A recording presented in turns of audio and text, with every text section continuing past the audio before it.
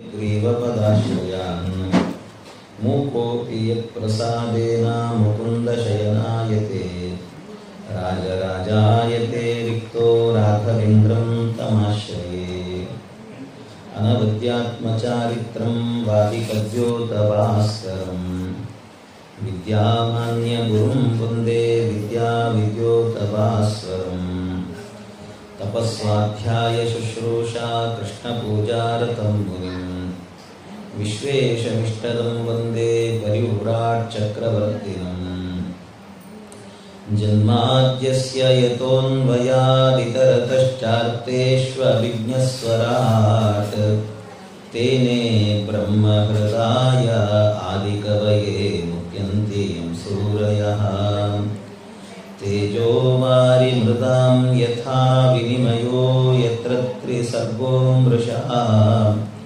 धाम्ना स्वेन सदा निरस्तकुहकं सत्यं परं धीमहि यं प्रौरजन्तमनुपेतमपेतकृत्यं द्वैपायनो विरहकातर आजुहाव पुत्रेति तन्मयतया तरवोऽभिनेदुः तं सर्वभूतहृदयं मुनिमानतोऽस्मि निगमकल्पतरोर्गलितं पदं शुकमुखादमृतद्रवसंयुतं पिबत भागवतं रसमालयं मुहुरहो रसिका भुवि भावुका ಹರಿಕಥಾಮೃತಸಾರ ಗುರುಗಳ ಕರುಣದಿಂದಾಪನಿತು ಪೇಳುವೆ ಪರಮ ಭಗವದ್ಭಕ್ತರಿದನಾದರಿ ಕೇಳುವುದು.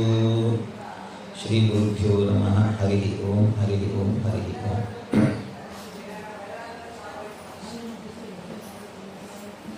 ಭಗವಂತ ಅವನ ಕೃಷ್ಣಾವತಾರದಿಂದಾಗಿ ಅವನ ಸಂಸಾರವೆಲ್ಲ ಸೊಬಗುಮಯ ಪರಮ ಸುಂದರವಾಗಿತ್ತು ಅಂತ ವರ್ಣನೆ ಮಾಡಿದ್ದಾರೆ.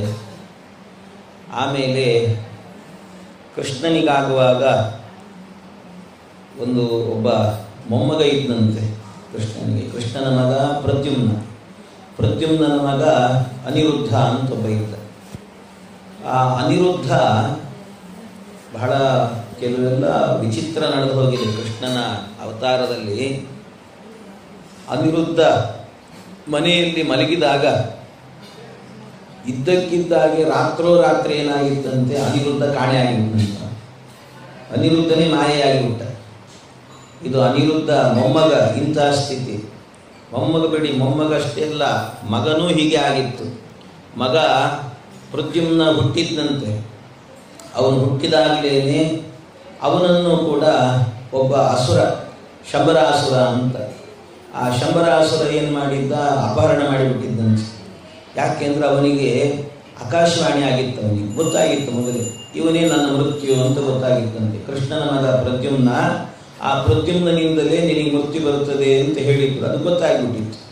ಅದಕ್ಕೆ ಮತ್ತು ದೊಡ್ಡವನಾದ್ಮೇಲೆ ಕೊಲ್ತಾನ ನನ್ನ, ಅದಕ್ಕೆ ಏನಾದರೂ ಮಾಡಿ ಈಗಲೇ ಕೊಂದುಬಿಡೋಣ ಅವನನ್ನ ಅಂತ ಹುಟ್ಟಿದ ಕೂಸನಿ ಎತ್ಕೊಂಡು ಹೋಗಿಬಿಟ್ಟಿದ್ದಂತ.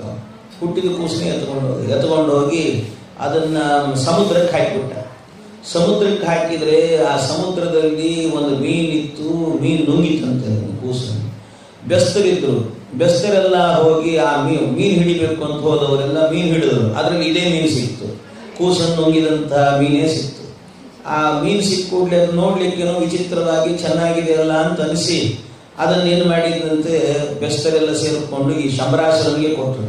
ಸ್ವಾಮಿ ನೋಡಿ, ಇದು ಯಾವುದೋ ಒಂದು ಮೀನು ಸಿಕ್ಕಿದೆ, ಬಹಳ ಚೆನ್ನಾಗಿದೆ, ಇದನ್ನು ತಗೊಳ್ರಿ, ನಿಮಗೆ ಇರಲಿ ಅಂತೆಲ್ಲ ಕೊಟ್ಟರು. ಸರಿ ಅಂತ ಅದನ್ನು ಅವನು ಒಳಗಡೆ ಅಡಿಗೆ ಮಾಡಿಸ್ಕೊಳ್ಬೇಕು ಅಂತ ಹೋಗುವಾಗ ಒಳಗೆ ತೆಗೆದು ನೋಡಿದರೆ ಕೂಸು, ಅಲ್ಲೇ ಒಂದು ಕೂಸು ಹುಟ್ಟಿತ್ತು. ಅದೇ ಕೂಸು ಅಂತ ಇವನಿಗೆ ಗೊತ್ತಾಗಲಿಲ್ಲ, ಗಡ್ಡನಿಗೆ ಗೊತ್ತಾಗಲಿಲ್ಲ. ಕಡೆಗೆ ಅದು ದೊಡ್ಡದಾಗಿ ಆಮೇಲೆ ಇವನನ್ನೇ ಕೊಂದು ಹಾಕಿತ್ತಂತೆ. ಹೀಗೆ ಪ್ರದ್ಯುಮ್ನನು ಕೂಡ ಹುಟ್ಟಿದಾಗಲೇ ಮಾಯೆಯಾಗಿದ್ದ ಪ್ರದ್ಯುಮ್ನನ ಕಥೆ. ಅದೇ ರೀತಿ ಏನಾಯ್ತಂತೆ, ಪ್ರದ್ಯುಮ್ನನ ಮಗ ಅನಿರುದ್ಧ ಅವನು ಮಾಯೆಯಾಗಿತ್ತಂತೆ. ಹುಟ್ಟಿದ ಕೂಡಲೇ ಮಾಯ. ಅವನು ಮಾಯೆ ಆದ್ನಲ್ಲ, ಅದಕ್ಕೆ ಯಾಕೆ ಮಾಯೆಯಾದ, ಏನದರ ಹಿನ್ನೆಲೆ ಅಂತ ಹೇಳಿದರೆ ಅದು ಹೇಳ್ತಾರೆ. ಒಬ್ಬಳು ಈ ಬಾಣಾಸುರ ಅಂತಿದ್ದ. ಬಾಣಾಸುರ ಅಂತಂದ್ರೆ ಬಲಿಚಕ್ರವರ್ತಿಯ ಮೊಮ್ಮಗ, ಇವನು ಯಾರು ಪ್ರಹ್ಲಾದರಾಜರ ಮೊಮ್ಮಗ ಬಲಿಚಕ್ರವರ್ತಿಯ ಮಗ ಬಾಣಾಸುರ ಅಂತ. ಆ ಬಾಣಾಸುರನಿಗೆ ಒಬ್ಬ ಮಗಳಿದ್ಲು, ಉಷಾದೇವಿ ಅಂತ ಅವಳ ಹೆಸರು. ಆ ಉಷಾದೇವಿಗೆ ಏನಾಗಿತ್ತಂತೆ, ಒಂದು ರಾತ್ರಿ ಕಾಲದಲ್ಲಿ ಅವಳಿಗೇನೋ ಒಂದು ಸ್ವಪ್ನ ಆಯಿತು, ಕನಸು ಬಿತ್ತು. ಸ್ವಪ್ನದಲ್ಲಿ ಅವಳಿಗೇನಾಯಿತು, ಯಾರೋ ಒಬ್ಬ ಹುಡುಗ, ಸುಂದರವಾದ ಹುಡುಗ, ಆ ಸುಂದರವಾದಂಥ ಹುಡುಗ ಬಂದು ಅವಳನ್ನು ವಿವಾಹ ಮಾಡಿಕೊಂಡಂತೆ ಕನಸು ಬಿತ್ತಂತ. ವಿವಾಹ ಮಾಡಿಕೊಂಡಂತೆ ಕನಸು ಬಿದ್ದು ಕೂಡಲೇನೆ ಆಗ ಅವಳಿಗೆ ಬಹಳ ಆಶ್ಚರ್ಯ ಆಯಿತು, ನಿದ್ದೆ ಹೋಗಿಬಿಡುತ್ತಂತೆ ಅವಳಿಗೆ. ಸ್ವಪ್ನ ಬಿದ್ದಾದ್ಮೇಲೆ ನಿದ್ದೆನೇ ಹೋಯ್ತು. ನಿದ್ದೆ ಹೋದ ನಂತರ ಮತ್ತೆ ನಿದ್ದೆ ಮಾಡಲಿಕ್ಕೆ ನಿದ್ದೆನೇ ಬರಲಿಲ್ಲ. ಮತ್ತೆ ಇನ್ನೇನು ಇಂಥ ಕನಸು ಬಿದ್ದರೆ ಇನ್ನೆಲ್ಲಿ ಬರ್ತದೆ ನಿದ್ದೆ? ಒಬ್ಬ ಹುಡುಗನೇ ಬಂದು ಮದುವೆ ಮಾಡ್ಕೊಂಡ್ಬಿಟ್ಟಿದ್ದಾನೆ ಅಂತ ಕನಸು ಬಿದ್ದರೆ ಎಲ್ಲಿ ನಿದ್ದೆ ಬರುತ್ತೆ? ನಿದ್ದೆನೇ ಬರಲಿಲ್ಲ. ಕಡೆಗೆ ಏನು ಮಾಡಿದ್ರು, ಈ ನಿದ್ದೆ ಬರದೇ ಇರೋದು ಒಂದು ಗೋಳು ಏನು ಅಂದರೆ, ಅವ್ರು ನಿದ್ದೆ ಮಾಡಲಿ ಪಕ್ಕದಲ್ಲಿ ಅವ್ರನ್ನ ಎಬ್ಬಿಸ್ತಿರ್ತಾರೆ. ಅದಕ್ಕೆ ಅವಳಿಗೊಬ್ಬ ಸ್ನೇಹಿತೆ ಇದ್ದಂತೆ, ಅವಳ ಹೆಸರು ಚಿತ್ರಲೇಖ ಅಂತ. ಅವಳನ್ನು ಬಡದು ಎಬ್ಬಿಸಿದ್ದಂತೆ. ಅವಳನ್ನು ಎಬ್ಬಿಸಿದ್ದು ಏನು ಯಾಕೆ ಎಬ್ಬಿಸ್ತಿದ್ದೆ ಅಂತ ಕೇಳಿದ್ರು. ಆ ಚಿತ್ರಲೇಖಿಗೆ ಹೇಳಿದ್ದಂತೆ, ಏನಿಲ್ಲ, ನನಗೊಂದು ಕನಸು ಬಿದ್ದಿತ್ತು, ಸ್ವಪ್ನ ಆಯಿತು. ಆ ಸ್ವಪ್ನದಲ್ಲಿ ಒಬ್ಬ ಹುಡುಗ ಕಾಣಿಸಿದ ನನಗೆ, ಅವನು ಬಂದು ನನ್ನ ಮದುವೆನೇ ಮಾಡ್ಕೊಂಡ್ಬಿಟ್ಟ ಅವನು ಅಂತ ಹೇಳಿ. ಹೌದಾ, ಯಾರು ಹುಡುಗ, ಅಡ್ರೆಸ್ ಹೇಳು ಅಂತ. ಅಡ್ರೆಸ್ ಗೊತ್ತಿಲ್ಲ ಅಂತಂದ್ರು. ಅಡ್ರೆಸ್ ಗೊತ್ತಿಲ್ಲ, ನನಗೆ ಯಾರಂತಲೇ ಗೊತ್ತಿಲ್ಲ. ಇವು ಹೋಗ್ಲಿ, ಹೇಗಿರ್ತಾನೆ ಅದು ಹೋಗ್ಲಿ, ಅದನ್ನಾದ್ರೂ ಹೇಳೋನು. ಇವಳು ಏನೇನೋ ಹೇಳಿದ್ದಂತೆ. ಮೊದಲೇ ಅವಳು ಚಿತ್ರಲೇಖ ಅಂತ ಹೆಸರಿಗೆ ಸರಿಯಾಗಿದ್ಲು. ಅವಳು ಇವಳೇ ಚಿತ್ರ ಬಿಡಿಸ್ಲಿಕ್ಕೆ ಶುರು ಮಾಡಿದ್ದಂತೆ. ಎಲ್ಲ ಚಿತ್ರಲೇಖನೇ ಚಿತ್ರ ಬಿಡಿಸಿದ್ರು. ಆ ಚಿತ್ರ ಇವಳು ಹೇಳಿದಂತೆ ಬಿಡಿಸ್ತಿದ್ರು. ಅನೇಕ ಚಿತ್ರಗಳು ಬಿಡಿಸಿದ್ರು. ಕೊನೆಗೆ ನೋಡುವಾಗ ಈ ಅನಿರುದ್ಧಂದೇ ಚಿತ್ರ ಬಿಡಿಸಿಬಿಟ್ಟಂತೆ. ಅನಿರುದ್ಧನ್ ಇವನೇ ಅಂತ ಹೇಳಿಲ್ಲ ಅವರು, ಆ ಹುಷಾರಿ ಇವನೇ ನೋಡೋನು ಅಂತ. ಇವನೇ ಅಂತ ಹೇಳುವಾಗ ಸರಿ ಆಯಿತು ಅಂತ ನಾನು ವ್ಯವಸ್ಥೆ ಮಾಡ್ತೀನಿ ಅಂತ ಹೇಳಿ ಅವಳನ್ನು ಹುಡುಕಿ ಮಾಡಿ ರಾತ್ರಿನೇ ಮಾಯಾರೂಪದಿಂದಾಗಿ ಚಿತ್ರಲೇಖೆ ಹೋಗಿ ಆ ಮನೆಯಲ್ಲಿದ್ದಂಥ ಅನಿರುದ್ಧನನ್ನ ಅಪಹರಣ ಮಾಡ್ಕೊಂಡು ಬಂದ್ಬಿಟ್ಟ. ಅನಿರುದ್ಧನನ್ನು ಎಂಥ ವಿಚಿತ್ರ, ಕೃಷ್ಣನ ಮನೆಯಲ್ಲಿ ಕೃಷ್ಣನ ಮೊಮ್ಮಗನ ಮನೆಯಲ್ಲೇ ಹೋಗಿ ಅನಿರುದ್ಧನ ಅಪಹರಣ ಮಾಡ್ಕೊಂಬರೋದು ಅಂದರೆ ಏನು ಅಷ್ಟು ಸುಲಭದ ಕೆಲಸವೇ? ಅದೇನಾದ್ರು ಹೇಳಿದ್ರೆ ಯಾರೋ ಒಬ್ಬ ಇನ್ಸ್ಪೆಕ್ಟರ್ ಮನೆಗೆ ಕಳ್ಳರು ಹೋಗ್ಕಂದ್ರೆ ಆಗಿರ್ತದೆ. ಅಂಥ ಆ ಸ್ಥಿತಿ. ಇವನು ಹೋದಂತೆ ಚಿತ್ರಲೇಖೆ ಹೋಗಿ ಅವಳ ಮನೆಯಲ್ಲಿ ಕದಿಬೇಕಾದ್ರೆ ಹೋಗುವಾಗ ದಾರಿಯಲ್ಲಿ ನಾರದ ಮಹರ್ಷಿಗಳು ಕಂಡ್ರಂತೆ. ನಾರದರು ಕಂಡು ಕೂಡಲೇ ನಾರದರಿಗೆ ಕೇಳಿದ್ಲಂತೆ, ಸ್ವಾಮಿ ಈ ಥರ ನಾನು ಕದಿಲಿಕ್ಕೆ ಹೋಗ್ತಿದ್ದೀನಿ, ಆದರೂ ಕೃಷ್ಣನ ಮನೆ ಆದ್ರಿಂದ ಸ್ವಲ್ಪ ಹೆದರಿಕೆ, ಯಾರ ಕೈಗಾದ್ರೂ ಸಿಕ್ಕಾಕೊಂಡ್ರೆ ಆಮೇಲೆ ಚೆನ್ನಾಗಿ ಜಡದ್ಬಿಟ್ರೆ ನನಗೆ ಕಷ್ಟ ಇದೆ, ಏನು ಮಾಡೋದು? ಅದಕ್ಕೆ ಸಿಗಾಕೊಳ್ಬಾರ್ದು, ನಾನು ಹಾಕಿ ಕರ್ಕೊಂಡು ಬರಬೇಕು ಅವನನ್ನು, ಏನೋ ಒಂದು ಉಪಾಯ ಹೇಳ್ರಿ, ಅನುಗ್ರಹ ಮಾಡ್ರಿ. ಆಯ್ತಾಯ್ತು ಹೋಗಿ, ನಿನಗೇನಾಗೋದಿಲ್ಲ ಅಂತ ಹೇಳಿದ್ರಂತೆ ನಾರದರು. ಆಯಿತು, ಇವಳು ಹೋದ್ಲು, ಅಪಹರಣ ಮಾಡ್ಕೊಂಡು ಬಂದ್ಬಿಟ್ಟು. ಆಮೇಲೆ ಇಷ್ಟಾಗಿ ಹೋಗಿದ್ದಾಳೆ, ನಾರದರು ಸಿಕ್ಕರು ಅಂತ ಇನ್ನೆಲ್ಲ ವಿಚಾರ ನಾರದರಿಗೆ ಯಾಕೆ ಹೇಳಬೇಕಿತ್ತು? ತನ್ನಷ್ಟೇ ತಾನು ಹೋದ್ಲೇನೋ, ಕಳತನ ಮಾಡ್ಕೊಂಡು ಬಂದೇನೋ ಅಂತ ಇರಬೇಕಿತ್ತು. ನಾರದರಿಗೆ ಬೇರೆ ಹೇಳೋದು. ಬೆಳಿಗ್ಗೆ ನೋಡ್ತಾರೆ ಕೃಷ್ಣನ ಮನೆಯಲ್ಲಿ ಅನಿರುದ್ಧನೇ ಇಲ್ಲ. ಕಡೆಗೆ ಬೆಳಿಗ್ಗೆ ಆಗುವಾಗ ಅನಿರುದ್ಧ ಎಲ್ಲಿ ಅಂತೆಲ್ಲ ಹುಡುಕ್ಬೇಕಾದ್ರೆ ನಾರದರೇ ಬಂದ್ರಂತ ಅವ್ರ ಮನೆಗೆ. ನಿಮ್ಮ ಅನಿರುದ್ಧನ ತಗೊಂಡು ಹೋಗಿದ್ದಾರೆ, ಬಾಣಾಸುರನ ಇದಕ್ಕೆ ಕರ್ಕೊಂಡು ಹೋಗಿದ್ದಾರೆ, ಹೀಗೆ ನಡೆದಿದ್ದು, ಕಳತನ ಮಾಡಿದ್ದಾರೆ ನೋಡಿ. ಅಷ್ಟೇ ಅಲ್ಲ, ಬಾಣಾಸುರ ಏನು ಮಾಡಿಬಿಟ್ಟಿದ್ದ, ಇವನು ಹೋದ ಕೂಡಲೇನೆ ಈ ಅನಿರುದ್ಧನೇ ನನ್ನ ಮಗಳನ್ನು ಅಪಹರಣ ಮಾಡ್ಲಿಕ್ಕೆ ಬಂದಿದ್ದಾನೆ ಅಂತ ತಿಳ್ಕೊಂಡು ಅವನನ್ನೇ ಸರಿ ಮನೆಗೆ ಹಾಕಿಬಿಟ್ಟಿದ್ದಂತೆ. ಅನಿರುದ್ಧನೇ ಸರಿ. ಕಡೆಗೆ ಕೃಷ್ಣನಿಗೆ, ಬಲರಾಮನಿಗೆ ಎಲ್ರಿಗೂ ಗೊತ್ತಾಯ್ತು. ಎಲ್ಲರಿಗೂ ಕೂಡ ಗೊತ್ತಾಗಿ, ಇಲ್ಲ ಇದನ್ನೇನಾದ್ರೂ ಮಾಡಿ ಬಿಡಿಸ್ಕೊಂಡ್ಬರಬೇಕು ಅಂತ ಹೋದ್ರಂತೆ. ಹೋಗಿ ಅದು ಬಾಣಾಸುರ, ಕೃಷ್ಣ ಮತ್ತು ಬಲರಾಮ ಎಲ್ಲ ಬರ್ತಿದ್ದಾರೆ ಅಂತ ಗೊತ್ತಾದ ಕೂಡಲೇ ಯುದ್ಧಕ್ಕೆ ಅದಕ್ಕೇನಾಯ್ತಂತೆ, ಇವನು ಬಾಣಾಸುರ ಯುದ್ಧಕ್ಕೆ ಬರಬೇಕಾದ್ರೆ ರುದ್ರದೇವರು ಅವನಿಗೆ ಸಪೋರ್ಟ್ ಆಗಿ ಬಂದ್ರಂತೆ. ರುದ್ರದೇವರು ಕೂಡ ಬಂದು ಅವರು ಯುದ್ಧ ಮಾಡ್ಲಿಕ್ಕೆ ಶುರು ಮಾಡಿದ್ರು. ಅವರ ಜೊತೆಗೆ ಯುದ್ಧ ಮಾಡಿದ್ರು. ಅಲ್ಲೊಂದು ವಿಚಿತ್ರ ನಡೀತಂತೆ. ಆ ಯುದ್ಧದಲ್ಲೇ ಒಂದು ವಿಚಾರ ಏನು ಅಂದ್ರೆ, ಆ ಯುದ್ಧ ನಡೆಯುವಾಗ ರುದ್ರದೇವರಿಗೂ ಬಲರಾಮ ದೇವರಿಗೂ ಯುದ್ಧ ನಡೀತಂತೆ. ರುದ್ರದೇವರಿಗೂ ಬಲರಾಮ ದೇವರಿಗೂ ಯುದ್ಧ ನಡೀತು. ಘೋರವಾದ ಯುದ್ಧ ನಡೀತಾ ಇತ್ತು. ಆಗ ರುದ್ರದೇವರು ಏನು ಮಾಡಿಬಿಟ್ರಂತೆ, ಒಂದು ಸರ್ತಿ ಇದು ಯಾಕೋ ಜಾಸ್ತಿ ಬೆಳೀತಾ ಇದೆಯಲ್ಲ ಅಂತ ತಿಳಿದು ಕಡೆಗೆ ಕೈಯಲ್ಲಿ ಒಂದಷ್ಟು ಬೂದಿ ಹಿಡ್ಕೊಂಡಿದ್ರಂತ ರುದ್ರದೇವರು. ಆ ಬೂದಿ ತಗೊಂಡು ಬಲರಾಮ ದೇವರ ಮೇಲೆ ಹಾಕಿಬಿಟ್ರು. ಬಲರಾಮ ದೇವರ ಮೇಲೆ ಹಾಕಿದ ತಕ್ಷಣನೇ ಏನಾಯಿತು, ಬಲರಾಮ ದೇವರಿಗೆ ಏನಾಯ್ತು ಗೊತ್ತಿಲ್ಲ, ಬೂದಿ ಮೈ ಮೇಲೆ ಬಿದ್ದದ್ದು ಒಂದು ಸರ್ತಿ ಅವರೇ ಕೆಳಗೆ ಬಿದ್ದಂತೆ. ಬಲರಾಮ ದೇವರಿಗೆ ಮೈಯೆಲ್ಲ ಕುಸುಬಾಯ್ತು, ಅವರಿಗೆ ಏನು ಬೂದಿ ಹಾಕಿದ್ರು ಏನೋ ಅಂತ ಅನ್ಕೊಂಡು ಕೆಳಗೆ ಕುಸುಲು ಬಿದ್ರು.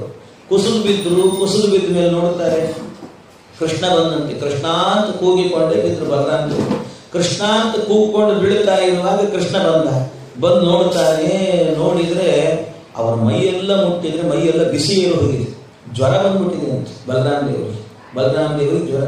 ಇವ್ರು ಏನು ಬೂದಿ ಹಾಕಿದ್ರೋ ಏನೋ ಜ್ವರ ಬಂದ್ಬಿಡುತ್ತಂತವ್ರು. ಬಲರಾಮ ದೇವರಿಗೆ ಜ್ವರ ಬಂತು. ಅದನ್ನ ಶೈವ ಜ್ವರ ಅಂತ ಕರೀತಾರೆ. ಶೈವ ಜ್ವರ ಅಂತ ಒಂದು ಜ್ವರ ಬಂತಂತೆ. ಇಂಥ ಒಂದು ಜ್ವರ ಬಂತು. ಆ ಜ್ವರದಿಂದ ಬಳಲಿಕ್ಕೆ ಶುರು ಮಾಡಿದ್ರು. ಕಡೆಗೇನು ಮಾಡೋದು, ಮತ್ತೆ ಕೃಷ್ಣ ಏನು ಮಾಡಿದ್ನಂತೆ, ಭಗವಂತ ಆಗ್ಲೇನೆ ಆ ಜ್ವರ ಏನಿತ್ತು, ಜ್ವರ ಹೋಗ್ಲಾಡಿಸ್ಬೇಕು ಅಂತ ಕೃಷ್ಣನು ಒಂದಷ್ಟು ಬೂದಿ ಹಿಡ್ಕೊಂಡು ಹಾಕಿದ್ನಂತ ಅದ್ರ ಮೇಲೆ. ಆ ಜ್ವರದ ಮೇಲೆ ಹಾಕಿದ. ಜ್ವರದ ಮೇಲೆ ಕೃಷ್ಣ ಹಾಕಿದ ಕೂಡಲೇ ಆ ಜ್ವರಕ್ಕೆ ಜ್ವರ ಬಂತಂತ. ಜ್ವರ ಬಂದದ್ದು ಶೈವ ಜ್ವರ ಇವರಿಗೆ ಬಂತು.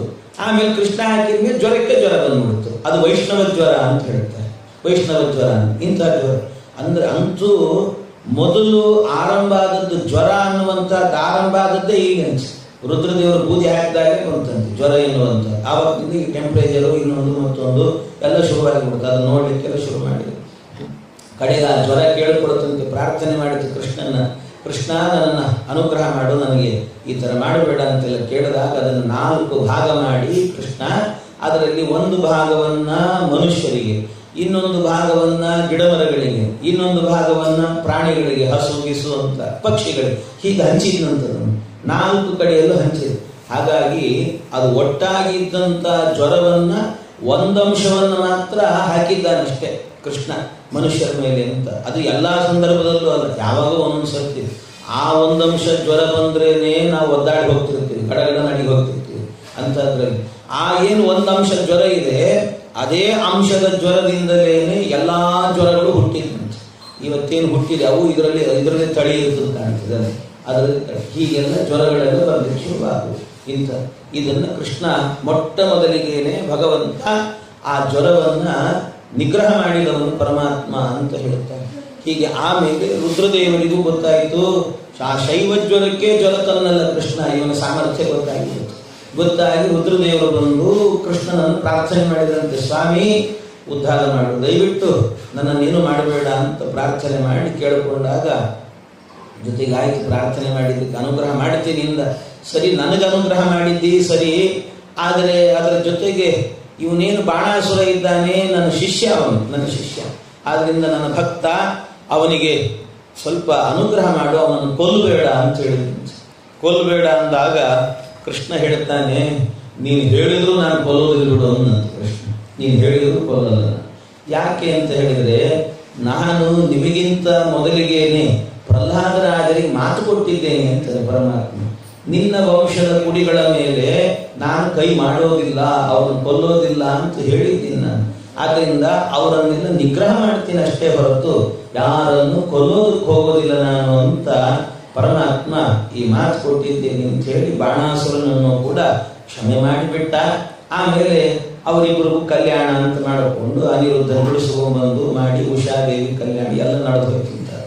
ಹೀಗೆ ಇದೆಲ್ಲ ಇದು ಬಂದಿರುವಂತಹದ್ದು ದಶಮ ಸ್ಕಂದದ ಕೊನೆ ಭಾಗದಲ್ಲಿ. ಆಮೇಲೆ ಇದು ಒಂದು ಲೀಲೆ ತೋರಿಸಿದ ಪರಮಾತ್ಮ. ಇದಾದ ಮೇಲೆ ಕೊನೆಯಲ್ಲಿ ಬಂದಿರುವಂತಹದ್ದು ಅಂದ್ರೆ ಕುಚೇಲೋಪಾಖ್ಯಾನ ಅಂತ.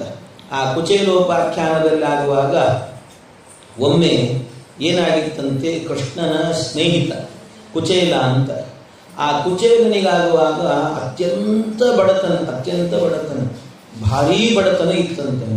ಆ ಬಡತನ ಎಷ್ಟು ಅಂದ್ರೆ ಕಿತ್ತು ತಿನ್ನುವಷ್ಟು ಬಡತನ ಅವನಿಗೆ. ಅವನು ಸಣ್ಣವನಿದ್ದಾಗಲಿಂದಲೂ ಇದೇ ಸ್ಥಿತಿ ಅವನಿಗೆ. ಪಾಪ ಸಣ್ಣವನಿದ್ದಾಗ ಕೃಷ್ಣನ ಸ್ನೇಹಿತ, ಅವರಿಬ್ಬರು ಕೂಡ ಕೃಷ್ಣನಿಗೆ ಅವನಿಗೂ ಬಹಳ ಸಖ್ಯ ಇತ್ತಂತೆ.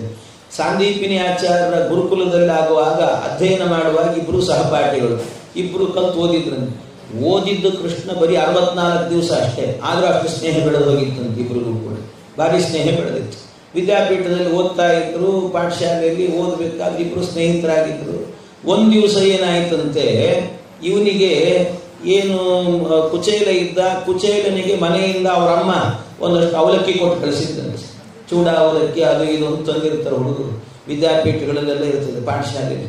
ಅದು ತಿನ್ನಬೇಕು ಅಂದ್ರೆ ಅವ್ರಿಗೆ ಹೆದರಿಕೆ. ಒಂದು ಸರ್ತಿ ಹೊರಗೆ ತೆಗೆದ್ರಂದ್ರೆ ಒಬ್ಬರಲ್ಲ ಇಬ್ಬರಲ್ಲ 16 ಜನ ಸೇರಿಬಿಡ್ತಾರೆ ಹುಡುಗರು. ಸೇರಿದ್ರೆ ಒಬ್ಬೊಬ್ಬರೊಂದೊಂದು ಕೈ ಹಾಕಿದ್ರೆ ಒಂದೇ ಕೈ ಮುಗಿದು ಹೋಗಿಬಿಡ್ತದೆ. ಕೊಟ್ಟಿದ್ದೇ ಸ್ವಲ್ಪ ಕೊಟ್ಟಿರ್ತಾರೆ, ಎಲ್ರಿಗೂ ಎಲ್ಲ ಆಗ್ತದೆ ಪಾಪ. ಅಂತೂ ಇಂಥದ್ದನ್ನು ಕೊಟ್ಟರು. ಅದನ್ನು ಕೊಟ್ಟಿದ್ದನ್ನು ತಗೊಂಡು ಬಂದಿದ್ದ ಇವನು ವಿದ್ಯಾಪೀಠಕ್ಕೆ. ತಂದುಕೊಂಡು ಇವನೇನು ಮಾಡ್ತಿದ್ದ, ಎಲ್ಲರೆದುರಿಗೆ ತೆಗೆದು ಬಿಟ್ರೆ ಎಲ್ಲಿ ಎಲ್ಲ ಹುಡುಗರು ಕೈ ಹಾಕಿ ಖಾಲಿ ಮಾಡಿಬಿಡ್ತಾರೋ ಏನೋ ಅಂತ ಅವನೇ ಒಂದು ಟ್ರಂಕ್ ಇಟ್ಕೊಂಡಿದ್ದಂತೆ. ಆ ಟ್ರಂಕ್ ಒಳಗೆ ಬಚ್ಚಿಟ್ಟು ನಿಧಾನ ಹೀಗೆ ತೆಗೆಯೋದು, ಅಲ್ಲೇ ಕೈ ಹಾಕೋದು, ಬಾಯಿ ಹಾಕೊಂಡು ಹೊಡೋದು, ಹೀಗೆ ಮಾಡ್ತಿದ್ದ. ಆದ್ರೆ ಸಮಾಧಾನ ಇಲ್ಲ ಅವನಿಗೆ, ಸಮಾಧಾನ ಇಲ್ಲ. ಯಾಕೆ ಅಂತಂದ್ರೆ ಅವನಿಗೆ ಒಂದೇ ಒಂದು ಸರ್ತಿ ಬಾಯಿ ಹಾಕೋಬೇಕು, ಹಾಕೊಂಡ ನಂತರ ಮತ್ತೆ ಯಾರು ನೋಡ್ತಾರೆ ಅಂತ ಓಡೋಗ್ಬಿಡೋದು. ಒಂದೇ ತುತ್ತು ತಿನ್ನೆಲ್ಲ ಇನ್ನೊಂದು 4 ತಿನ್ನಬೇಕಿತ್ತು ಅಂತ ಅನಿಸೋದು ಅವನಿಗೆ ಯಾವಾಗ. ಅದಕ್ಕೆ ಎಲ್ಲಾದ್ರೂ ಏಕಾಂತ ಸಿಗಲಿ ಅಂತ ಕಾಯ್ತಾ ಇದ್ದಂತೆ. ಯಾವುದಾದ್ರೂ ಒಂದು ಏಕಾಂತ ಸಿಕ್ಕರೆ ಅಲ್ಲಿ ಹೋಗಿ ಅವಲಕ್ಕಿ ತಿಂದ್ಬಿಡೋಣ ಅಂತ ಅನ್ಕೊಳ್ತಿದ್ದ. ಸರಿಯಾಗಿ ಏನಾಯಿತು, ಸಾಂದೀಪನಿಯಾಚಾರ್ಯರ ಹೆಂಡತಿ ಒಂದ್ಸರ್ತಿ ಏನ್ ಮಾಡಿದ್ದು, ಮನೆಯಲ್ಲಿ ಸಮಿತಿಗಳು ಖಾಲಿ ಆಗಿದ್ದಾವೆ, ಕಟ್ಟಿಗೆ ಎಲ್ಲ ಖಾಲಿ ಆಗಿದ್ದಾವೆ, ಒಂದ್ ಸ್ವಲ್ಪ ಕಾಡಿಗೆ ಹೋಗಿ ಕಟ್ಟಿಗೆ ತಗೊಂಡು ಬಾ ಅಂತ ಅದು ಕುಚೇಲನಿಗೆ ಹೇಳಿದಂತೆ. ಕಾಡಿಗೆ ಹೋಗಿ ಕಟ್ಟಿಗೆ ತಗೊಂಡು ಬಾ ನೀನು ಅಂತ ಹೇಳಿದ್ರು. ಸಂತೋಷ ಆಗಿಬಿಡ್ತಾನೆ, ಪರಮ ಸಂತೋಷ. ಇದ್ರ ಮೂಲಕವಾದರೂ ಕೂಡ ಅವಲಕ್ಕಿ ತಗೊಂಡು ಹೋಗಿ ಎಲ್ಲೋ ಕಾಡಿಗೆ ಹೋಗಿ ಅಲ್ಲೆಲ್ಲೋ ಒಂದ್ ಕಡೆಯಿಂದಾಗ ಅವಲಕ್ಕಿ ತಿನ್ಕೊಂಡು ಬರ್ಬೋದಲ್ಲ ನಾನು ಅಂತ ಸಂತೋಷ ಆಗಿಬಿಡ್ತು. ಒಬ್ಬನೇ ಹೋಗ್ಬೋದಿನ್ನ ಖುಷಿಯಾಗಿದೆ ಅಂತ ಕುಣಿತಾ ಹೋದಂತೆ. ಹೋಗ್ಬೇಕಾದ್ರೆ ಮತ್ತೆ ಈ ಹೆಂಡತಿ, ಸಾಂದೀಪನಾಚಾರ್ಯ ಹೆಂಡತಿ ಹೇಳಿದಂತೆ, ಕುಚೇಲ ಅಷ್ಟು ದೂರ ಕಾಡಿನ ತನಕ ಒಬ್ಬನೇ ಹೋಗಬೇಡ, ನಿನ್ ಜೊತೆಗೆ ಒಬ್ಬನ ಜೊತೆಗಾರ ಇರಲಿ ಅಂತ ಹೇಳಿಬಿಟ್ಟು, ಕೃಷ್ಣ ನೀನು ಹೋಗು ಅಂತ ಅಂದ್ಬಿಟ್ರು. ಮತ್ತೆ ಥಸ್ ಅಂತ ಅನ್ಸರ್ತಿ. ಯಾಕೆ ಏನು ಅನ್ಕೊಂಡು ಅವಲಕ್ಕಿ ತಿನ್ಬೋದು ಅಂತ ಅನ್ಕೊಂಡಿದ್ದ ಪಾಪ ಒಬ್ಬನೇ. ಈ ಕೃಷ್ಣ ಬೇರೆ ಬಂದ್ಬಿಟ್ನಲ್ಲ ಅಂತ ಇವ್ ಮನಸ್ಸಲ್ಲಿ ಅನ್ಕೊಂಡ. ಕೃಷ್ಣ ಬರಲ್ಲ ಅಂತ ಹೇಳಿದ್ರೆ ಹೇಳು ಅಂತ ಅನ್ಕೊಂಡ. ಈ ಕೃಷ್ಣ ನೋಡಿದ್ರೆ ಬಿಟ್ಟಿಲ್ಲ. ಆಯ್ತಾಯ್ತು ನಾನು ಹೋಗ್ತೀನಿ ಅಂತ ಅವನು ಕುಣಿತ ಹೋಗ್ಬಿಟ್ಟ ಕೃಷ್ಣ ಹೋಗಿಬಿಟ್ಟ ಜೊತೆಗೇನೆ.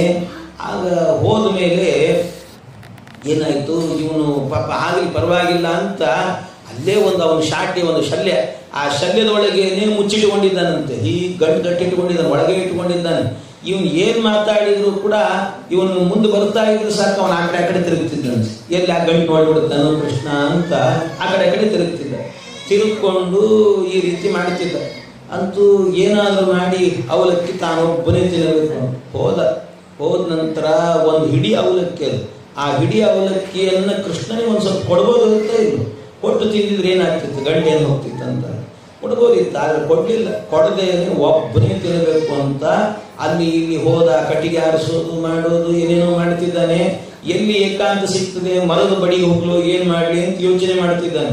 ಎಲ್ಲಿ ಕೃಷ್ಣ ನೋಡಿಬಿಡ್ತಾನೋ ಏನೋ ಅಂತ, ಅವನಿಗೆ ಕೊಡಬೇಕಾಗ್ತದಲ್ಲ ಅಂತ ಬಹಳ ವಿಚಾರ ಮಾಡಿ ಕಡೆಗೆ ಏನ್ ಮಾಡಿದ್ದಂತೆ, ಅವನು ಹೇಳಿದಂತೆ ಕೃಷ್ಣನಿಗೆ ಹೇಳಿದ, ಕೃಷ್ಣ ಏನಿಲ್ಲ, ನೀನೊಂದು ಸ್ವಲ್ಪ ಕಟ್ಟಿಗೆ ಆರಿಸ್ತಾ ಇರು, ನನಗಿಲ್ಲೇ ಒಂದು ಸ್ವಲ್ಪ ಸಣ್ಣ ಕೆಲಸ ಇದೆ, ನಾನು ಹೋಗಿ ಬರ್ತೀನಂತೆ, ಆ ಕೆಲಸ ಮುಗಿಸ್ಕೊಂಡು ಬರ್ತೀನಂತೆ, ನೀನು ಕಟ್ಟಿಗೆ ಆರಿಸ್ತಾ ಇರು, ನಾನು ಬರ್ತೀನಿ ಅಂತ ಹೇಳಿದ್ದೀನಿ.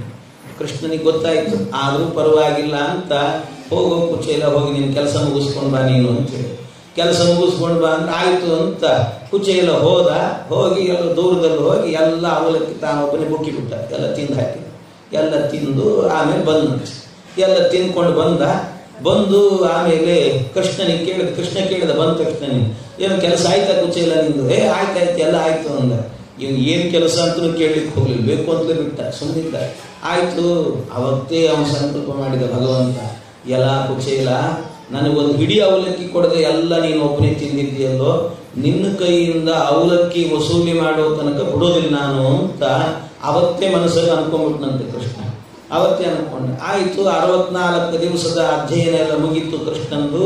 ಮುಗಿದ ತಕ್ಷಣ ವಿದ್ಯಾಭ್ಯಾಸ ಮುಗಿಸಿ ಹೊರಟೇ ಬಿಟ್ಟ. ಹೊರಟ ನಂತರ ಆಮೇಲೆ ಮುಗೀತು, ಇಬ್ರು ದೊಡ್ಡವರಾದ್ರು, ಮದುವೆ ಆಗಿತ್ತು, ಎಲ್ಲ ಆಗಿತ್ತು.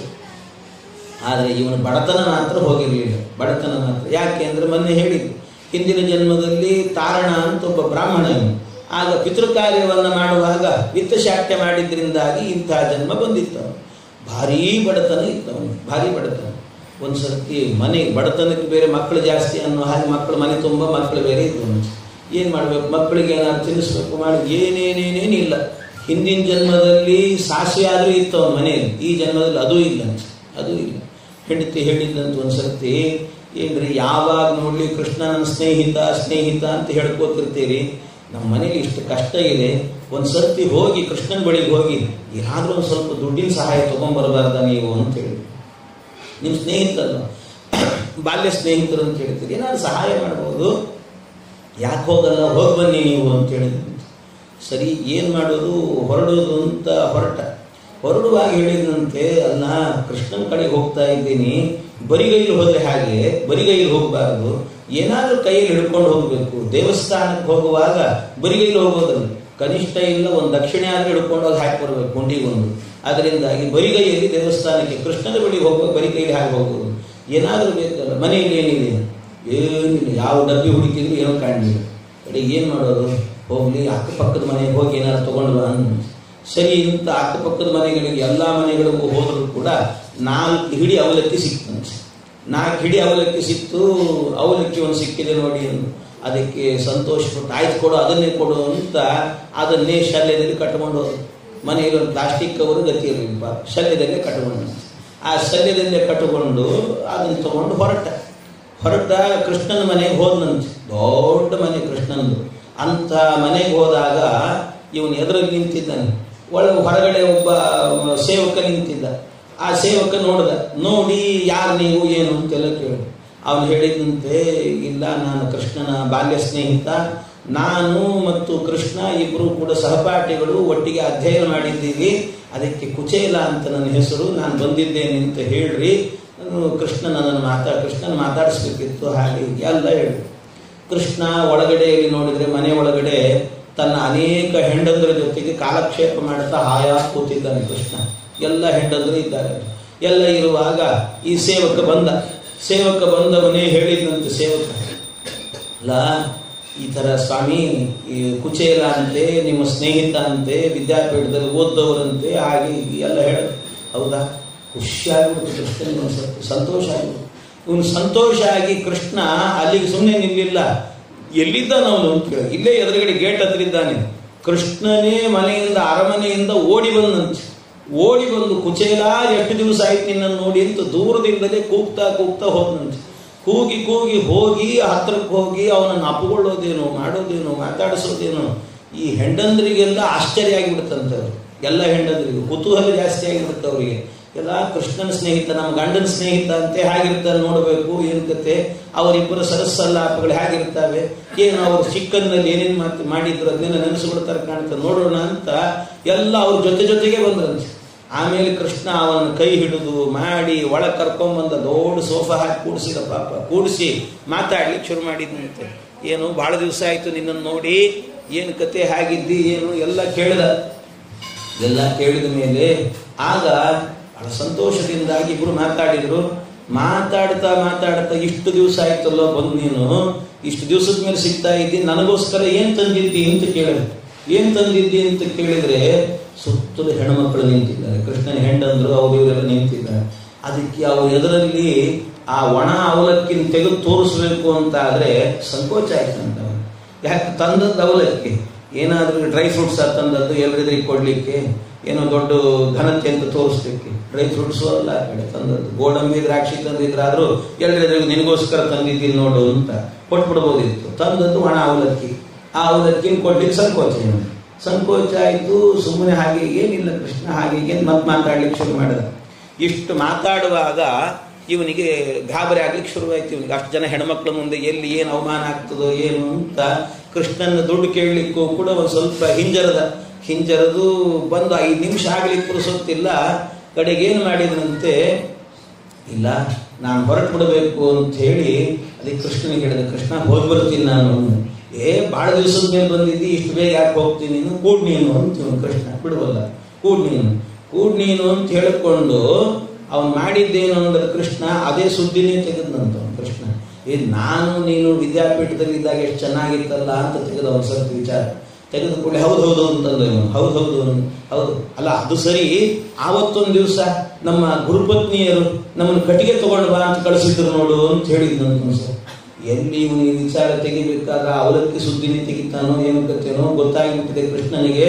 ಅವಲಕ್ಕಿ ಕೊಟ್ಟಿಲ್ಲ ಅಂತ ಎಲ್ಲರೆದುರಿಗೆ ಹೇಳಿ ನನಗೆ ಅವಮಾನ ಮಾಡ್ತಾನೆ ಅಂತ ಅನಿಸ್ತಾನೆ. ನಾನು ನೀನು ಹೋಗಿದ್ವಿ ನೋಡು ಅಂತಂದ ಕೃಷ್ಣ. ಹೌದು ಅಂತಂದು ಒಳಗೆ ಡವಡವ ಅಂತ ಇದೆ ಅವನಿಗೆ. ಹೌದು ಅಂದ.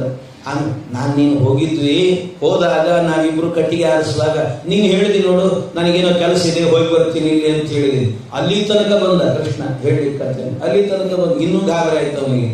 ಆಮೇಲೆ ಒಂದು 10 ನಿಮಿಷ ಎಲ್ಲ ಕೆಲಸ ಆಯ್ತು ಮಾಡಿತು ಅಂತ ಹೇಳಿಬಿಟ್ಟು ಆಮೇಲೆ ನೀನು ಬಂದು ಬರೋ ಹೊತ್ತಿಗೆ ಏನಾಗಿತ್ತು, ಜೋರು ಮಳೆ ಬಂತು. ಜೋರು ಮಳೆ ಬಂದಾಗ ಗಾಬರಿ ಆಗ್ತಿದೆ ಅವನಿಗೆ. ಜೋರು ಮಳೆ ಬಂತು, ಆಗ ನಾವಿಬ್ರು ಬಂದಿದ್ವಿ ಅಂತ ಹೇಳಿಬಿಟ್ಟು ನಮ್ಮ ಗುರುಗಳು ಸಂದೀಪಿನಿ ಆಚಾರ್ಯ ಛತ್ರಿ ಹಿಡ್ಕೊಂಡು ಬಂದು ಇದು ನಮ್ಮನ್ನ ಮಳೆಯಲ್ಲಿ ನೆಂದು ಹೋಗ್ತೀರಿ ನೀವು ಅಂತ ಛತ್ರಿಯಲ್ಲಿ ನಮ್ಮನ್ನು ಕರ್ಕೊಂಡು ಹೋದ್ರು ನಮ್ಮ ಗುರುಗಳು. ಎಷ್ಟು ಕರುನಾಡುಗಳಲ್ವಾ ನಮ್ಮ ಗುರುಗಳು ಅಂತೀನಿ, ಎಂಥ ಕಾರುಣ್ಯ ತೋರಿಸಿದ್ರು ನಮ್ಮ ಮೇಲೆ ಅಂತ. ಇಷ್ಟು ಹೇಳುವಾಗ ಕುಚೇಲನೆ ಅನ್ಕೊಂಡ, ಅವರೆಷ್ಟು ಕರುನಾಡು ಅನ್ನೋದಿರ್ಲಿ, ನೀನೆಂಥ ಕರುನಾಡು ಹೇಳು ಅಂತ ಅನ್ಕೊಂಡು. ಅಲ್ಲಿ ತನಕ ಬಂದಿದ್ದೆ ಅವಲಕ್ಕಿ ಕಥೆ ಹೇಳಲಿಕ್ಕೆ ಅಂತ. ಅವಲಕ್ಕಿ ನೀನು ಒಬ್ಬನೇ ತಿಂದಿ ಅನ್ನೋದನ್ನ ಬಿಟ್ಟು ಉಳಿದದ್ದೆಲ್ಲ ಹೇಳಿ ಅಲ್ಲ, ನೀನೆಂಥ ಕರುನಾಡು, ನನ್ನ ಮಾನ ಉಳಿಸಿದೆಲ್ಲೋ ನೀನು. ಶ್ರೀಪತಿಯರು ಮಾನದೋನಃ ಅಂತ ಹೇಳ್ತಾರಲ್ಲ, ನನ್ನ ಮಾನ ಉಳಿಸಿದೆಲ್ಲೋ ಎಲ್ಲ ಹೆಣ್ಮಕ್ಳೆದುರಿಗೆ ಅಂತ ಮನಸ್ಸಲ್ಲಿ ಅಂದ್ಕೊಂಡಂತೆ. ಆದ್ರೂ ಏನ್ ತಂದಿದ್ದಿ ಅಂತ ಕೇಳಿ ಭಗವಂತ ಬಿಡ್ಲಿಲ್ಲ. ಅವನ ಏನು ಶರೀರೊಳಗೆ ಕಟ್ಕೊಂಡ್ ಬಂದಿದ್ನೋ ಆ ಅವಲಕ್ಕಿನೇ ಕಿತ್ಕೊಂಡು ತಿನ್ನಂತೆ ಭಗವಂತನೇ ತಗೊಂಡು. ಆ ಹಿಡಿ ಅವಲಕ್ಕಿ, ಹಿಪ್ಪಿಡಿ ಅವಲಕ್ಕಿಗೆ ಅಂತ ಹೇಳ್ತಾರೆ ಜಗನ್ನಾಥದಾಸರು. ಆ ಒಂದು ಹಿಡಿ ಅವಲಕ್ಕಿಯನ್ನು ಸ್ವೀಕಾರ ಮಾಡಿ ಪರಮಾತ್ಮ ಕೊಟ್ಟದ್ದೇನು ಅಂತ ಹೇಳಿದರೆ ಭಗವಂತ ದೊಡ್ಡ ಬಂಗಲೆ ಮಾಡಿಟ್ಬಿಟ್ಟಂತೆ. ಇವನಿಗೆ ಕುಚೇಲ ತಾನು ಪುನಃ ಅವನ ಮನೆಗೆ ಹೋಗಬೇಕು ಅಂದಾಗ ತನ್ನ ಮನೆಗೆ ತಾನು ಹೋಗಬೇಕು ಅಂತ ಹೊರಟಿದ್ದಾನಷ್ಟೇ, ಹೊರಟು ನೋಡುತ್ತಾನೆ ಅವನ ಮನೆನೇ ಅಲ್ಲ ಅಂತ ಅನಿಸ್ಬಿಡ್ತವನಿಗೆ. ದೊಡ್ಡ ಬಂಗಲೆ ಮಾಡಿಟ್ಬಿಟ್ಟಿದ್ದಾನೆ, ಮನೆಯಲ್ಲಿ ಬೇಕಾದಷ್ಟು ಸಂಪತ್ತು ತುಂಬಿ ತೊಳುತ್ತಾ ಇದೆ ಅಂತವನಿಗೆ. ಕೃಷ್ಣನ ಅನುಗ್ರಹ ಆದರೆ ಹೀಗಿರುತ್ತೆ ಅಂತ ಹೇಳ್ತಾರೆ. ಪರಮಾತ್ಮ ಕೊಟ್ರೆ ನಮಗೆ 2 ಕೈಯಲ್ಲಿ ಎಷ್ಟು ಕೈ ಕೊಟ್ಟರು ಅವನು ಕೊಟ್ಟದನ್ನು ತಗೊಳ್ಳಿಕ್ಕೆ ಸಾಧ್ಯ ಇಲ್ಲ. ಈ ರೀತಿ ಕೊಡ್ತಾನೆ ಭಗವಂತ ಅನ್ನೋದು. ತಗೊಳ್ಳೋದೇನು ಭಗವಂತ ನಮ್ಮಿಂದ, ಇಡೀ ಅವಲಕ್ಕಿ ತಗೊಳ್ತಾನೆ. ಮಹಾ ಕರುಣಾಳು ಭಗವಂತ, ಕರುಣಾಮಯಿ ಪರಮಾತ್ಮ ಅಂತ ಹೇಳಿದ್ರೆ ಕರುಣಾಮಯಿ. ಅವನ ಕಾರುಣ್ಯಕ್ಕೆ ಎಣೆಯುಂಟೆ ಅಂತ ಹೇಳ್ತಾರಲ್ಲ. ಯಾಕೆ ಅಂದ್ರೆ ಎಷ್ಟು ಜನ ಹೇಳಿ ಇವತ್ತಿನ ದಿವಸ ದೇವರಿಲ್ಲ ಅಂತ ಹೇಳುವವರು ಎಷ್ಟು ಮಂದಿ ಇದ್ದಾರೆ, ದೇವರೇ ಇಲ್ಲ ಅಂತ ಹೇಳ್ತಾರೆ, ದೇವರನ್ನು ಬೈಯೋರು ಇದ್ದಾರೆ, ಇವನು ದೇವರು ಹಾಗೆ ಹೀಗೆ ಅಂತ ಬೈಯೋರು ಇದ್ದಾರೆ, ದೇವರಿಲ್ಲ ಅಂತ ಹೇಳೋರಿದ್ದಾರೆ. ಆದ್ರೆ ಇಷ್ಟೆಲ್ಲ ಮಾಡಿದ್ರು ಕೂಡ ವಾಯುದೇವರನ್ನು ಎಷ್ಟು ಜನ ಬೈಲಿಕ್ಕೆ ಶುರು ಮಾಡಿದ್ದಾರೆ. ಈಗಾಗಲೇ ವಾಯುದೇವರನ್ನು ಬೈತಿದ್ದಾರೆ, ಅವರಿಲ್ಲ ಹಾಗೆ ಹೀಗೆ ಜೀವೋತ್ತಮರಲ್ಲ ಅದು ಇದು ಅಂತ ಎಲ್ಲ ಹೇಳಿದ್ರು ಕೂಡ ಭಗವಂತ ಮಹಾಕರುಣಾಮಯಿ. ಬಿಡ್ರಿ, ವಾಯುದೇವರು ಅಷ್ಟೇ ಕರುಣಾಮಯಿ. ಎಂತ ಕಾರುಣ್ಯ ಅಂದ್ರೆ ಈ ಬೈಯುವಂತ ಅಯೋಗ್ಯರಿದ್ದಾರಲ್ಲ ಅಂಥವ್ರ ಕೈಯಿಂದಲೂ ಕೂಡ ಉಸಿರಾಡಿಸ್ತಿದ್ದಾರಲ್ಲ ಅವರು. ಕಾರುಣ್ಯ ಅಲ್ವ? ಬೈತಿದ್ರು ಕೂಡ ಅವ್ರನ್ನ ನೀವು ಇನ್ನೂ ಉಸಿರಾಡ್ಕೊಂಡು ಬದುಕ್ರಿ ಅಂತ ಬಿಟ್ಟಿದ್ದಾರಲ್ಲ ವಾಯುದೇವರು. ಒಂದು ಕ್ಷಣದಲ್ಲಿ ಹೋಗಿಬಿಡ್ಬೋದಿತ್ತು. ಆದ್ರೂ ಅವ್ರ ಮೇಲೆ ಕಾರುಣ್ಯದಿಂದ ಇನ್ನೂ ಉಸಿರಾಡಿಸ್ಕೊಂಡಿದ್ದಾರೆ ಅಂದ್ರೆ ಅವರಂಥ ಕರುಣಾಮಯಿ ಯಾರಿದ್ದಾರೆ. ಅದಕ್ಕೆ ಭಗವಂತ ಮಹಾ ಕರುಣಾಮಯಿ. ಸ್ವಲ್ಪ ಕೊಟ್ಟರು ಕೂಡ ಭಗವಂತ ಕೊಟ್ಟದ್ದು ಎತ್ತರದ ಬಂಗಲೆಯನ್ನೇ ಕೊಟ್ಟ ಭಗವಂತ. ಹೀಗೆ ಅವನಿಗೆ ಕುಚೇಲನಿಗೆ ಅನುಗ್ರಹ ಮಾಡಿರುವಂತಹದ್ದು ಅಂತ ಕುಚೇಲಾನುಗ್ರಹವನ್ನ ಕೊನೆಯಲ್ಲಿ ದಶಮ ಸ್ಕಂದದಲ್ಲಿ ಕೊನೆಯ ಭಾಗದಲ್ಲಿ ನಿರೂಪಣೆ ಮಾಡಿದ್ದಾರೆ. ಇದು ಆದ ಮೇಲೆ ಮುಂದೆ ಪೂರ್ಣ ಭಗವಂತ ಇಷ್ಟೆಲ್ಲ ಮುಗಿದಿದೆ, ಮುಗಿದ ಮೇಲೆ ಏನು ಯೋಚನೆ ಮಾಡಿದ ದೇವರು ಅಂತ ಹೇಳಿದರೆ ಪರಮಾತ್ಮ ಯೋಚನೆ ಮಾಡಿದಂತೆ ಭಗವಂತ ಎಲ್ಲ ಭೂಭಾರ ಹರಣಗಳನ್ನೆಲ್ಲ ಮಾಡ್ತಾ ಬಂದಿದ್ದೀನಿ, ಎಲ್ಲರೂ ಕೂಡ ಹೋದರು, ಎಲ್ಲರೂ ಸತ್ತಿದ್ದಾರೆ, ಇನ್ನು ಎಲ್ಲರೂ ಸತ್ತಾದ ಅಷ್ಟರಲ್ಲಿ ಪಾಂಡವರ ಯುದ್ಧ ಎಲ್ಲ ಮುಗಿದಿತ್ತು, ಎಲ್ಲ ಮುಗಿದಿದೆಯಲ್ಲ, ಇನ್ನ ಸರಿ ಇನ್ನು ನಾನು ಕೂಡ ಪರಂಧಾಮಕ್ಕೆ ತೆರಳಬೇಕು ಅಂತ ಪರಮಾತ್ಮ ವಿಚಾರ ಮಾಡಿದಂತೆ ದೇವರು. ಆದರೆ ಪರಂಧಾಮಕ್ಕೆ ಹೋಗ್ತೀನಿ ನಾನು ಪರಂಧಾಮಕ್ಕೆ ತೆರಳಿದ ನಂತರ ಇನ್ನೂ ನನ್ನ ಯಾದವರೆಲ್ಲ ಇದ್ದಾರಲ್ಲ ಯದುವಂಶದವರು, ಅವರೆಲ್ಲರೂ ಕೂಡ ದೇವತೆಗಳಿದ್ದಂತೆ. ಯಾದವರು ಅಂತಂದ್ರೆ ಕೃಷ್ಣನ ವಂಶದಲ್ಲಿ ಹುಟ್ಟಿದವರು ದೇವತೆಗಳು. ಆದ್ರಿಂದ ಅವ್ರು ಇನ್ನೂ ಇದ್ರು ಅಂತ ಆದ್ರೆ ಕಲಿಯುಗ ಆರಂಭ ಆಗೋದಿಲ್ಲ, ಅದರಿಂದ ದೇವತೆಗಳಿದ್ರು ಅಂತ ಆದ್ರೆ ಆಗೋದಿಲ್ಲ ಅಂತ ತಿಳಿದು ಭಗವಂತ ಏನು ಮಾಡಿದಂತೆ, ನೈವಾನ್ಯತ ಪರಿಭವೋಸ್ಯ ಭವೇತ್ ಕಥಂಚಿತ್ ಮತ್ಸಂಶ್ರಯಸ್ಯ ವಿಭವೋನ್ನಹನಸ್ಯ ನಿತ್ಯಂ ಅಂತಃಕಲಿಂ ಯದುಕುಲಸ್ಯ ವಿದಾಯ ವೇಣು ಸಂಘಸ್ಯ ವನ್ನಿಮಿವ ಶಾಂತಿಮುಪೈಮಿ ಧಾಮ. ಇವ್ರನ್ನೆಲ್ಲ ಒಂದ್ಸತಿ ಮುಗಿಸಿಯೇ ನಾನು ಹೋಗಬೇಕು, ಈ ಏನು ಪರಂಧಾಮಕ್ಕೆ ತೆರಳಬೇಕು ಅಂತ ವಿಚಾರ ಮಾಡಿದ ದೇವರು. ಅವನು ವಿಚಾರ ಮಾಡಿದ್ನಲ್ಲ, ಅದಕ್ಕೆ ಸರಿಯಾಗಿ ವಿಚಾರ ಮಾಡ್ಲಿಕ್ಕೆ ಪುರುಸೊತ್ತಿಲ್ಲ. ಕೂಡಲೇ ಏನಾಯ್ತಂತೆ, ಒಂದು ಸರ್ತಿ ಇದಕ್ಕೆ ಬೇಕಾದ ವ್ಯವಸ್ಥೆಯನ್ನ ಮಾಡಿ ಭಗವಂತ ಬ್ರಾಹ್ಮಣರಿಂದಾಗಿ ಯದುಕುಲಕ್ಕೆ ಶಾಪ ಬರುವಂತೆ ಮಾಡಿದಂತೆ ಭಗವಂತ.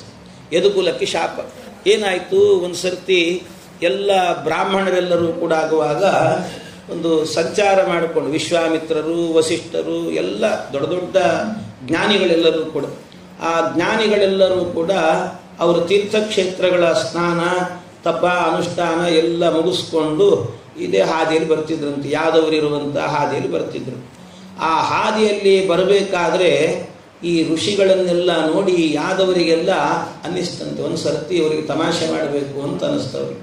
ತಮಾಷೆ ಮಾಡಬೇಕು ಅಂತ ಅನಿಸಿ ಇವರೇನು ಮಾಡಿದ್ರಂತೆ, ಈ ಸಾಂಬ ಅಂತ ಒಬ್ಬ ಇದ್ದ, ಆ ಸಾಂಬನಿಗೆ ಏನು ಮಾಡಿದ್ರಂತೆ, ಒಂದು ಒಳಗಡೆ ಹೊಟ್ಟೆ ಒಳಗಡೆ ಒಂದು ಬಟ್ಟೆ ತುರುಕಿ ಮಾಡಿ ಏನೇನೋ ಮಾಡಿ ಗರ್ಭಿಣಿ ವೇಷ ಹಾಕಿ ಹೆಣ್ಣಿನ ವೇಷ ಹಾಕಿ ಮಾಡಿ ಗರ್ಭಿಣಿ ಅಂತೆಲ್ಲ ಮಾಡಿ ಅವನನ್ನು ಕರ್ಕೊಂಡು ಹೋಗಿ ಏನು ಮಾಡಿದ್ರು, ಋಷಿಗಳ ಎದುರಲ್ಲಿ ನಿಲ್ಲಿಸಿದ್ರಂತೆ. ಆ ಜ್ಞಾನಿಗಳ ಎದುರಲ್ಲಿ ನಿಲ್ಲಿಸಿ ಆಗ ಋಷಿಗಳಿಗೆಲ್ಲ ಕೇಳಿದ್ರಂತೆ, ಅದು ಜಾಂಬವತಿ ಪುತ್ರ ಸಾಂಬ, ಅವನು ತೋರಿಸಿ ಇವಳಿಗೆ ಗಂಡು ಮಗು ಬೇಕು ಅಂತ ಬಹಳ ಬಯಕೆ ಇದೆ, ಆದರೆ ನೀವೆಲ್ಲ ಜ್ಞಾನಿಗಳು ಋಷಿಗಳು, ಆದ್ದರಿಂದ ನೀವು ಹೇಳ್ರಿ ಇವನಿಗೆ ಹುಟ್ಟೋದು ಗಂಡು ಅಥವಾ ಹೆಣ್ಣು ನೀವು ಹೇಳ್ರಿ ಅಂತಂದ್ರು. ಅವರೆಲ್ಲ ನೋಡಿದ್ರು. ನೋಡುವಾಗ ಇವರೆಲ್ಲ ನಮಗೆ ತಮಾಷೆ ಮಾಡ್ಲಿಕ್ಕೆ ಬಂದಿದ್ದಾರೆ ಅಂತ ಅರ್ಥ ಆಯ್ತು. ಅರ್ಥ ಆಗಿ ಕೂಡಲೇ ಏನು ಮಾಡಿದ್ರಂತೆ, ಅವ್ರು ಹೇಳಿದ್ರು, ಶಾಪನೇ ಹಾಕಿದ್ರಂತೆ ಅವರಿಗೆ. ಈ ಗರ್ಭದಲ್ಲಿ ಹುಟ್ಟುವಂತಹದ್ದು ಗಂಡು ಅಲ್ಲ ಹೆಣ್ಣು ಅಲ್ಲ, ಒಂದು ಒಣಕೆ ಹುಟ್ಟುತ್ತದೆ, ಅದು ನಿಮ್ಮ ಕುಲ ನಾಶ ಮಾಡುತ್ತದೆ ಅಂತ ಹೇಳಿದ್ರಂತೆ. ನಿಮ್ಮ ಕುಲವನ್ನೇ ನಾಶ ಮಾಡಿಬಿಡ್ತದೆ ಅದು ಅಂತ, ಹೊಡೆದಾಡಿಕೊಂಡು ಸಾಯ್ತೀರಿ ನೀವೆಲ್ಲರೂ ಕೂಡ ಅಂತ ಶಾಪ ಹಾಕಿದ್ರು. ಇದು ಬೇಕಿತ್ತು ಕೃಷ್ಣನಿಗೆ. ಅದಕ್ಕೋಸ್ಕರ ಈ ರೀತಿ ಋಷಿಗಳಿಂದಾಗಿ ಶಾಪದ ವ್ಯವಸ್ಥೆಯನ್ನು ಮಾಡಿದಂತೆ ಭಗವಂತ. ಇಂಥ ಶಾಪದ ವ್ಯವಸ್ಥೆ ಮಾಡಿ ಅಂದರೆ ದೇವರು ಯಾರನ್ನಾದರೂ ರಕ್ಷಣೆ ಮಾಡಬೇಕು ಅಂತಾದರೆ ಅವನು ರಕ್ಷಣೆ ಮಾಡ್ತಾರೆ. ಯಾಕೆ ದೇವತೆಗಳನ್ನ ರಕ್ಷಣೆ ಮಾಡಬೇಕು ಅನ್ನೋದೇ ಭಗವಂತನ ಉದ್ದೇಶ, ಅವನ ಉದ್ದೇಶವೇ ಅದು. ಯಾಕೆ ದೇವತೆಗಳು ಇಲ್ಲೇ ಇದ್ರು ಅಂತ ಆದರೆ ಮತ್ತೆ ಮೋಕ್ಷಕ್ಕೆ ಬರ್ಲಿಕ್ಕೆ ಕಷ್ಟ ಆಗ್ತದೆ. ಅದಕ್ಕೆ ದೇವರು ಹೇಳಿದ, ನಾನು ಹೋಗುವಾಗ ನನ್ನ ಜೊತೆಗೆ ಬಂದುಬಿಟ್ರೆ ಸುಲಭವಾಗಿ ಬಂದ್ಬಿಡುತ್ತೆ. ನಾವೆಲ್ಲ ಅದರ ತಿರುಪತಿಗೆ ಹೋಗುವಾಗ ಯಾರಾದರೂ ಸ್ವಾಮಿಗಳ ಜೊತೆಗೆ ಹೋದ್ವಿ ಅಂದರೆ ಮಹಾದ್ವಾರದಲ್ಲೇ ಬಿಟ್ಬಿಡ್ತಾರೆ ನಮ್ಮನ್ನು. ನೀವೇ ಹೋಗ್ರಿ ಬಿಡ್ತೀನಿ, ಬಿಡೋದೇ ಇಲ್ಲ, ಯಾರು ಬಿಡೋದಿಲ್ಲ. ಆದ್ದರಿಂದ ಅಷ್ಟು ಸುಲಭ ಅಲ್ಲ. ಅದಕ್ಕೆ ದೊಡ್ಡವ್ರ ಜೊತೆಗೆ ಹೋಗಿಬಿಡಬೇಕು. ಹಾಗೆ ಪರಮಾತ್ಮ ವಿಚಾರ ಮಾಡಿ ನನ್ನ ಜೊತೆಗೆ ಬಂದ್ಬಿಟ್ರೆ ಬಹಳ ಸುಲಭವಾಗಿ ಬಂದ್ಬಿಡ್ತಾರೆ ಇವರೆಲ್ಲರೂ ಕೂಡ ಅಂತ ಅದಕ್ಕೆ ಪರಮಾತ್ಮ ವಿಚಾರ ಮಾಡಿದ್ದ. ಅದರಿಂದ ಇವ್ರನ್ನ ಶಾಪ ಸಿಗುವಂತೆ ಮಾಡಿ ಪರಮಾತ್ಮ ಅದಕ್ಕೆ ಇದರ ಎರಡೆರಡು ಸಂದೇಶ. ಒಂದು, ದೇವರು ಮಾಡಿರುವಂತಹದ್ದು ನನ್ನ ಜೊತೆಗೆ ಬಂದರೆ ಅನಾಯಾಸವಾಗಿ ಬರ್ತೀರಿ, ನಿಮ್ಮನ್ನು ಕರ್ಕೊಂಡು ಹೋಗ್ತೀನಿ ಅಂತ. ಇನ್ನೊಂದೇನು, ಜೀವನದಲ್ಲಿ ಯಾರ ತಂಟೆಗೆ ಹೋದರೂ ಕೂಡ ಬ್ರಾಹ್ಮಣರ ತಂಟೆಗೆ ಹೋಗಬೇಡ್ರಿ ಅಂತ ಪರಮಾತ್ಮ. ಏನಾದ್ರು ಹೋದ್ರಿ ಅಂದ್ರೆ ಅವ್ರು ಶಾಪ ಹಾಕಿದ್ರೆ ಮುಗೀತು ಅಂತ ಅರ್ಥ. ಒಂದಲ್ಲ ಒಂದು ದಿವಸ ತಡ್ತದೆ ಅಂತ ಅರ್ಥ. ಬ್ರಾಹ್ಮಣರ ಶಾಪ ಅಂದರೆ ದೊಡ್ಡ ಶಾಪ ಅಂತ ಅರ್ಥ. ಅದರಿಂದ ಅಂಥವ್ರು ಮಾಡ್ಲಿಕ್ಕೆ ಹೋಗಬಾರದು ಅಂತ ಪರಮಾತ್ಮ ಇದನ್ನ ಎಲ್ಲ ತೋರಿಸಿದ ಭಗವಂತ. ತೋರಿಸಿ ಅವರನ್ನ ರಕ್ಷಣೆ, ದೇವತೆಗಳ ನಿಜವಾಗಲೂ ರಕ್ಷಣೆ ಇದೆ ಪರಮಾತ್ಮನಿಗೆ. ಯಾರನ್ನ ರಕ್ಷಣೆ ಮಾಡಬೇಕು ಅಂತ ಹೇಳ್ತಾನೋ ಅವರಿಗೊಂದು ಪ್ರೇರಣೆ ಮಾಡ್ತಾನೆ. ಇಂಥ ಪ್ರೇರಣೆಗಳೆಲ್ಲ ಅವರಿಗೇನೆ ಸಾಂಬನಿಗೆ ಇಂಥ ವೇಷ ಹಾಕೋ ಪ್ರೇರಣೆ, ಎಂತೂ ರಕ್ಷತು ಮಿಚ್ಚಂತಿ ಬುದ್ಧ್ಯಾ ಸಂಪ್ರೇರಯಂತಿ ತಮ್ಮಂತ ಹೇಳ್ತಾರಲ್ಲ, ಹಾಗೆ ಅವನನ್ನು ಪ್ರೇರಣೆ ಮಾಡ್ತಾನಂತೆ ಭಗವಂತ. ಇದೆಲ್ಲ ಪ್ರೇರಣೆ ಮಾಡಿದ. ಅವರಿಗೂ ಕೂಡ ಇಂಥ ಶಾಪ ಏನೋ ಬಂದ ನಂತರ ಇಷ್ಟು ನಡೀತಾ ಇರುವಾಗ ಈ ವಸುದೇವ ಇದ್ನಲ್ಲ, ವಸುದೇವನಾಗಬೇಕಾದ್ರೆ ಅವನು ಕೊನೆ ಕಾಲ, ಅವನಿಗೂ ಕೂಡ ಕೊನೆಯ ದಿನಗಳು. ಆ ದಿನಗಳಲ್ಲಿ ತಾನು ಒಂದಷ್ಟು ತತ್ವಜ್ಞಾನವನ್ನು ಪಡೆಯಬೇಕು ಅಂತ ಕೂತ್ಕೊಂಡಿದ್ದ. ಅಲ್ಲಿಗೆ ನಾರದ ಮಹರ್ಷಿಗಳು ಬಂದ್ರಂತೆ. ಆ ನಾರದ ಮಹರ್ಷಿಗಳು ಬಂದಾಗ ನಾರದರನ್ನೇ ಕೇಳಿದ, ಒಳ್ಳೆ ತತ್ವಜ್ಞಾನ ಬೋಧನೆ ಮಾಡಿ ನನಗೆ ಪರಮಾತ್ಮನ ತತ್ವವನ್ನು ಹೇಳ್ರಿ, ಮಗನೇ ತತ್ವ, ಅವನೇ ತತ್ವವಾಗಿ ನಿಂತಿರುವಾಗ ಇನ್ನೇನು ಬೇಕು, ಆದರೂ ಅವನಿಗೂ ಹೇಳ್ತೇನೆ ಅಂತ ನಾರದ ಮಹರ್ಷಿಗಳು ಹೇಳಿದ್ರಂತೆ. ಆ ನಾರದ ಮಹರ್ಷಿಗಳು ಹೇಳಿರುವಂತಹದ್ದೇನು ಅಂದರೆ ಕಥೆ, ಅವರು ಹಿಂದೆ ಆಗಬೇಕಾದ್ರೆ ಋಷಭನಾಮಕ ಪರಮಾತ್ಮ ಇದ್ದ ಭಗವಂತ. ಆ ಭಗವಂತನಿಗೆ 100 ಜನ ಮಕ್ಕಳಿದ್ರು, 100 ಜನ ಭರತಾದಿಗಳು ಮಕ್ಕಳು. ಆ 100 ಜನ ಮಕ್ಕಳಲ್ಲಾಗಬೇಕಾದ್ರೆ ಅನೇಕರೆಲ್ಲರೂ ಕೂಡ ಮೊದಲನೇ ಮಗ ಏನಿದ್ದ ಆ ಮಗ ಅವನು ಭರತ, ಅವನು ಚೆನ್ನಾಗಿ ದೇಶವನ್ನೇ ಆಳಿದ. ದೇಶವನ್ನ ಆಳಿ ಕೊನೆಗೆ ಅವನು ಕೂಡ ವಾನಪ್ರಸ್ಥಕ್ಕೆ ಹೋಗ್ತೀನಿ ಅಂತ ಹೋಗಿ ಏನೇನೋ ಮಾಡಿದ. ಅಂತೂ ಜಿಂಕೆ ಜನ್ಮ ಪಡೆದ, ಮತ್ತೆ ಜಡಭರತನಾದ, ಇದೆಲ್ಲ ಆಗಿ ಮೋಕ್ಷಕ್ಕೆ ಹೋದ ಅಂತ ಅವನ ಕಥೆ ಎನ್ನುವಂತಹದ್ದು ಬಂದಿದೆ. ಇದು ಅವನ ಕಥೆ. ಆದರೆ ಇನ್ನು ಉಳಿದವರೆಲ್ಲ ಇದ್ರಲ್ಲ, ಬಹಳ ಜನ ಇದ್ರು ಅವನಿಗೆ ಮಕ್ಕಳು. ಅಷ್ಟು ಜನರಲ್ಲಾಗುವಾಗ ಅವನು ಮುಕ್ತಿ ಪಡೆದ. ಅದರಲ್ಲಿ 9 ಮಂದಿ ಆಗಬೇಕಾದ್ರೆ ಏನಾಗಿದ್ರಂತೆ, ಅವರು ಜಂಬೂ ದ್ವೀಪಕ್ಕೆ ಅಧಿಪತಿಗಳು. ಆ ಜಂಬೂ ದ್ವೀಪ ಅಲ್ಲಿ ಮತ್ತೆ ಉಪದ್ವೀಪಗಳಿದ್ದಾರೆ, ಅನೇಕ ಸಣ್ಣ ಸಣ್ಣ ದ್ವೀಪಗಳು ಅಂತ. 9 ಜನ ಆಯಾಯ ದ್ವೀಪಗಳಿಗೆ ಅಧಿಪತಿಗಳಾಗಿ ಅವರೆಲ್ಲ ನೋಡ್ಕೊಳ್ತಾ ಇದ್ರಂತೆ. ಅವರು ಹೀಗೆ ಅಧಿಪತಿಗಳಾಗಿ ಅವರಿದ್ದರು. ಇನ್ನು ಉಳಿದವರೇನು ಅಂತ ಹೇಳಿದರೆ, ಸುಮಾರು ಜನ ಆಗಬೇಕಾದ್ರೆ 81 ಮಂದಿ, ಅಂದರೆ ಇವನೊಬ್ಬ ಸೇರಿ 9 ಮಂದಿ ಅಂದರೆ 10, ಅದು ಎಷ್ಟಾಗಿ 10 ಮಂದಿ ಆಯಿತು. 10 ಮಂದಿಯಲ್ಲಿ ಮತ್ತಿನ್ನು 81 ಮಂದಿ ಏನಾದರು ಅಂತ ಹೇಳಿದರೆ, ಆ 81 ಮಂದಿಯೂ ಕೂಡ ಭಗವಂತನ ಆರಾಧನೆಯನ್ನು ಮಾಡ್ತಾ ಮಾಡ್ತಾ ಅವರೆಲ್ಲರೂ ಕೂಡ ಉಪಾಸನೆ ಮಾಡಿ ಬ್ರಾಹ್ಮಣರಾಗಿ ಹೋದರಂಥವರೆಲ್ಲ ದ್ವಿಜರಾಗಿ ಭಗವಂತನನ್ನು ಸೇರಿ. ಇನ್ನು ಹಾಗಾದ್ರೆ ಎಷ್ಟಾಯ್ತು ಅಲ್ಲಿಗೆ? 91 ಮಂದಿ ಆಯಿತು. ಭರತ ಒಬ್ಬ, 9 ಮಂದಿ ಜಂಬೂ ದ್ವೀಪಾದಿಗಳಿಗೆಲ್ಲ ಅಧಿಪತಿಗಳಾದರು, 81 ಮಂದಿ ಬ್ರಾಹ್ಮಣರಾದರು. ಇನ್ನು ಉಳಿದದ್ದೆಷ್ಟು ಅಂದರೆ 9 ಮಂದಿ. ಆ 9 ಮಂದಿ ಅವರೇನಾದರು ಅಂತ ಹೇಳಿದರೆ, ಅವರೆಲ್ಲ ಸನ್ಯಾಸಿಗಳಾಗಿಬಿಟ್ರಂತೆ. ದಿಗಂಬರ ಸನ್ಯಾಸಿಗಳು ಅಂತಾರಲ್ಲ ಕೆಲವರೆಲ್ಲ, ಅವ್ರ ಮೂಲಕವೇನೆ ಈ ಜೈನರೆಲ್ಲರೂ ಕೂಡ ಹೊರಟದ್ದು ಅಂತ ಹೇಳ್ತಾರೆ. ಅಂತೂ ದಿಗಂಬರ ಸನ್ಯಾಸಿಗಳಾದರು. ಆದರೆ ಮಹಾ ಸನ್ಯಾಸಿಗಳು ಅವರೆಲ್ಲರೂ ಕೂಡ. ಒಬ್ಬೊಬ್ಬರು ಇದ್ದಾರೆ, 9 ಜನರು ಕೂಡ. ಅವ್ರದ್ದು ಮೊದಲಿಗೆ ಆರಂಭದಲ್ಲೇ ಬಂದಿತ್ತು, ಋಷಭನಾಮಕ ಪರಮಾತ್ಮನ ಚರಿತ್ರೆ ಹೇಳುವಾಗಲೂ ಬಂದಿತ್ತು. ಒಬ್ಬೊಬ್ಬರು ಅವರು ಎಷ್ಟು ಚೆನ್ನಾಗಿದ್ದಾರೆ, ಅವ್ರ ಹೆಸರೇ ಬಹಳ ಸುಂದರ ಅಂತ ಹೇಳ್ತಾರೆ. ಕವಿರ್ ಹರಿರ್ ಅಂತರಿಕ್ಷ ಪ್ರಬುದ್ಧ ಪಿಪ್ಪಲಾಯನ ಆವಿರ್ಹೋತ್ರೋ ತದ್ರುಮಿಲ ಚಮಸಃ ಕರಭಾಜನ. ಈ 9 ಜನರು ಕೂಡ ಹೆಸರು ಒಬ್ಬೊಬ್ಬರದ್ದು ಹೇಗಿದೆ: ಕವಿ, ಹರಿ, ಅಂತರಿಕ್ಷ, ಪ್ರಬುದ್ಧ, ಪಿಪ್ಪಲಾಯನ, ಆವಿರ್ಹೋತ್ರ, ದ್ರುಮಿಲ, ಚಮಸ, ಕರಭಾಜನ ಅಂತ 9 ಜನ ಮಕ್ಕಳು. ಅವರ ಹೆಸರೇ ಒಂದೊಂದು ತತ್ವವನ್ನು ಹೇಳ್ತದಂತೆ. ಆ ಹೆಸರೇ ಒಂದೊಂದು ತತ್ವ. ನಾರದ ಮಹರ್ಷಿಗಳು ಹೇಳ್ತಿದ್ದಾರೆ ಇದನ್ನೆಲ್ಲವನ್ನು ಕೂಡ. ವಸುದೇವನು ಇಂಥ ಮಕ್ಕಳಿದ್ದರು, ಅವರೆಲ್ಲರೂ ಕೂಡ ಅನೇಕ ತತ್ವಜ್ಞಾನಗಳನ್ನು ಉಪದೇಶ ಮಾಡಿದ್ದಾರೆ. ಒಬ್ಬೊಬ್ಬರು ಕೂಡ ಅದನ್ನು ಜಾಯಂತೆಯ ಉಪಾಖ್ಯಾನ ಅಂತ ಹೇಳ್ತಾರೆ ಅಂತ ಅದನ್ನೆಲ್ಲ ಹೇಳ್ತಿದ್ದಾರೆ ನಾರದರು. ಏನದು? ಮೊದಲಿಗೆ ಕವಿ ಅಂತಿದ್ದ. ಕವಿ ಅನ್ನೋ ಶಬ್ದಕ್ಕರ್ಥ ಏನು ಗೊತ್ತಾ? ಜ್ಞಾನಿ ಅಂತ ಅರ್ಥ. ಜ್ಞಾನಿ, ಎಲ್ಲ ತತ್ವಜ್ಞಾನವನ್ನು ಕೂಡ ಪಡೆದಂಥ ಮಹಾತ್ಮ ಅವನು. ಆದ್ದರಿಂದ ಅವನಿಗೆ ಕವಿ ಅಂತಲೇ ಹೆಸರಿಟ್ಟಿದ್ರಂತೆ ಅವನಿಗೆ. ಮತ್ತೊಬ್ಬ ಇದ್ದ ಹರಿ. ಹರಿ ಅಂತ ಹೇಳಿದರೆ, ಮತ್ತೊಬ್ಬರಲ್ಲಿ ಯಾರಾದರೂ ಹೋಗಿ ಅವನ ಎದುರಲ್ಲಿ ಕೂತ್ಕೊಂಡ್ರೆ ಪ್ರಶ್ನೆ ಕೇಳಬೇಕು ಅಂತ ಕೂತರೂ ಸಾಕಂತೆ. ಪ್ರಶ್ನೆ ಕೇಳಲಿಕ್ಕೆ ಅಂತ ಹೋಗಿ ಕೂತ್ಕೊಂಡ್ರು ಕೂಡ ಅವ್ರ ಮುಖ ನೋಡಿದ್ರೆ ಪರಿಹಾರ ಆಗಿಬಿಡ್ತಿತ್ತಂತ. ಪ್ರಶ್ನೆ ಕೇಳೋದು ಬೇಕಾಗಿಲ್ಲ. ಹಾಗೆ ಅಜ್ಞಾನವನ್ನ ಪರಿಹಾರ ಮಾಡ್ತಿದ್ರು. ಹರತೀತಿ ಹರಿಹಿ ಅಂತ ಅಜ್ಞಾನ ಪರಿಹಾರಕರಾಗಿದ್ರು. ಆದ್ರಿಂದಲೇನೆ ಅವರಿಗೆ ಹರಿ ಅಂತ ಹೆಸರಂತೆ. ಇನ್ನೊಬ್ಬರಿದ್ರು ಅಂತರಿಕ್ಷ ಅಂತ ಹೆಸರಂತವರಿಗೆ. ಅಂತರಿಕ್ಷ ಯಾಕೆ ಅವರಿಗೆ ಅಂತರಿಕ್ಷ ಅಂತ ಹೆಸರು ಅಂದ್ರೆ, ಅಂತರಂಗದಲ್ಲೇನೆ ಈಕ್ಷ ನೋಡ್ತಾ ಇದ್ರಂತೆ, ಪರಮಾತ್ಮನನ್ನ ಕಾಣ್ತಾ ಇದ್ರಂತೆ. ಅಂತರಂಗದಲ್ಲಿ ಭಗವಂತನನ್ನ ಯಾವಾಗಲೂ ನೋಡ್ತಾ ಇದ್ದ ಮಹಾತ್ಮ, ಆದ್ರಿಂದ ಅಂತರಿಕ್ಷ ಅಂತ ಹೆಸರು. ಮತ್ತೊಬ್ಬ ಪ್ರಬುದ್ಧ ಪಿಪ್ಪಲಾಯನ. ಪ್ರಬುದ್ಧ ಅಂತ ಹೆಸರಂತ ಇನ್ನೊಬ್ಬನಿಗೆ. ಅವನಿಗೆ ಪ್ರಬುದ್ಧ ಅಂತ ಯಾಕೆ ಹೆಸರು ಅಂತ ಹೇಳಿದ್ರೆ, ಅವನಿಗೆ ಎದ್ದವನು ಅಂತ ಅರ್ಥ. ಪ್ರಬುದ್ಧ ಅಂದ್ರೆ ಆಗ್ತಾನೆ ಎದ್ದವನು. ಎದ್ದವನಂದ್ರೆ ಏನರ್ಥ? ಅವನ ಜೀವನದಲ್ಲಿ ಮತ್ತೆ ಮಲಗದೇ ಇರುವಂತೆ ಎದ್ದಿದ್ನಂತೆ. ಯಾವುದು ಅಂದ್ರೆ ಎದ್ದದ್ದು ಅಂದ್ರೆ ಅಜ್ಞಾನವೆಂಬಂತ ನಿದ್ದೆಯಿಂದ ಮೇಲಕ್ಕೆ ಎದ್ದಿದ್ದಂತೆ, ಎಚ್ಚೆತ್ತುಕೊಂಡೇ ಇಲ್ಲ. ಅಂದ್ರೆ ಯಾವಾಗಲೂ ಜ್ಞಾನಿಯಾಗಿರ್ತಿದ್ದಂಥವನು. ಇನ್ನೊಬ್ಬ ಇದ್ದಾನೆ ಪಿಪ್ಪಲಾಯನ ಅಂತ. ಪಿಪ್ಪಲಾಯನ, ಅಯನ ಅಂದ್ರೆ ಆಶ್ರಯ ಅಂತ. ಪಿಪ್ಪಲ ಅಂದ್ರೆ ಒಂದು ಹಣ್ಣು, ಪಿಪ್ಪಲ ಅಂತ. ಆ ಹಣ್ಣು ಎಂಥ ಹಣ್ಣು ಅಂದ್ರೆ ಅದು ಪುಣ್ಯಕರ್ಮದ ಫಲ ಅಂತೆ.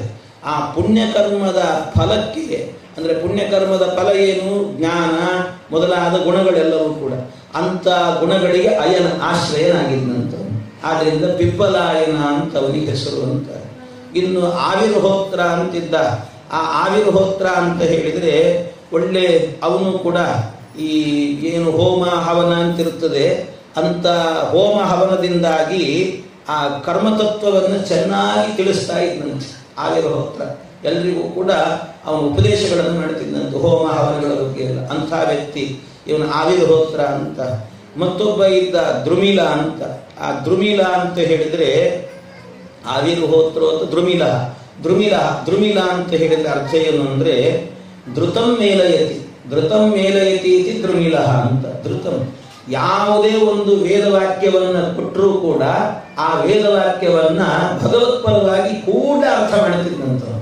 ಭಗವತ್ಪರವಾಗಿ. ಆದ್ದರಿಂದಾಗಿ ಅವನಿಗೆ ಧೃತಂ ಮೇಲಯತಿ, ಯಾವ ವಾಕ್ಯ ಕೊಟ್ಟರು ಕೂಡ ವೇಗದಿಂದಾಗಿ ಪರಮಾತ್ಮನಲ್ಲಿ ಸಮನ್ವಯ ಆಗ್ತದೆ ಅಂತ ಸಮನ್ವಯ ಮಾಡಿಕೊಡ್ತಿದ್ರು. ಆದ್ದರಿಂದ ಅವರಿಗೆ ದ್ರುಮಿಲ ಅಂತ ಹೆಸರಿತ್ತಂತೆ. ಮತ್ತೊಬ್ಬರು ಚಮಸ ಅಂತ.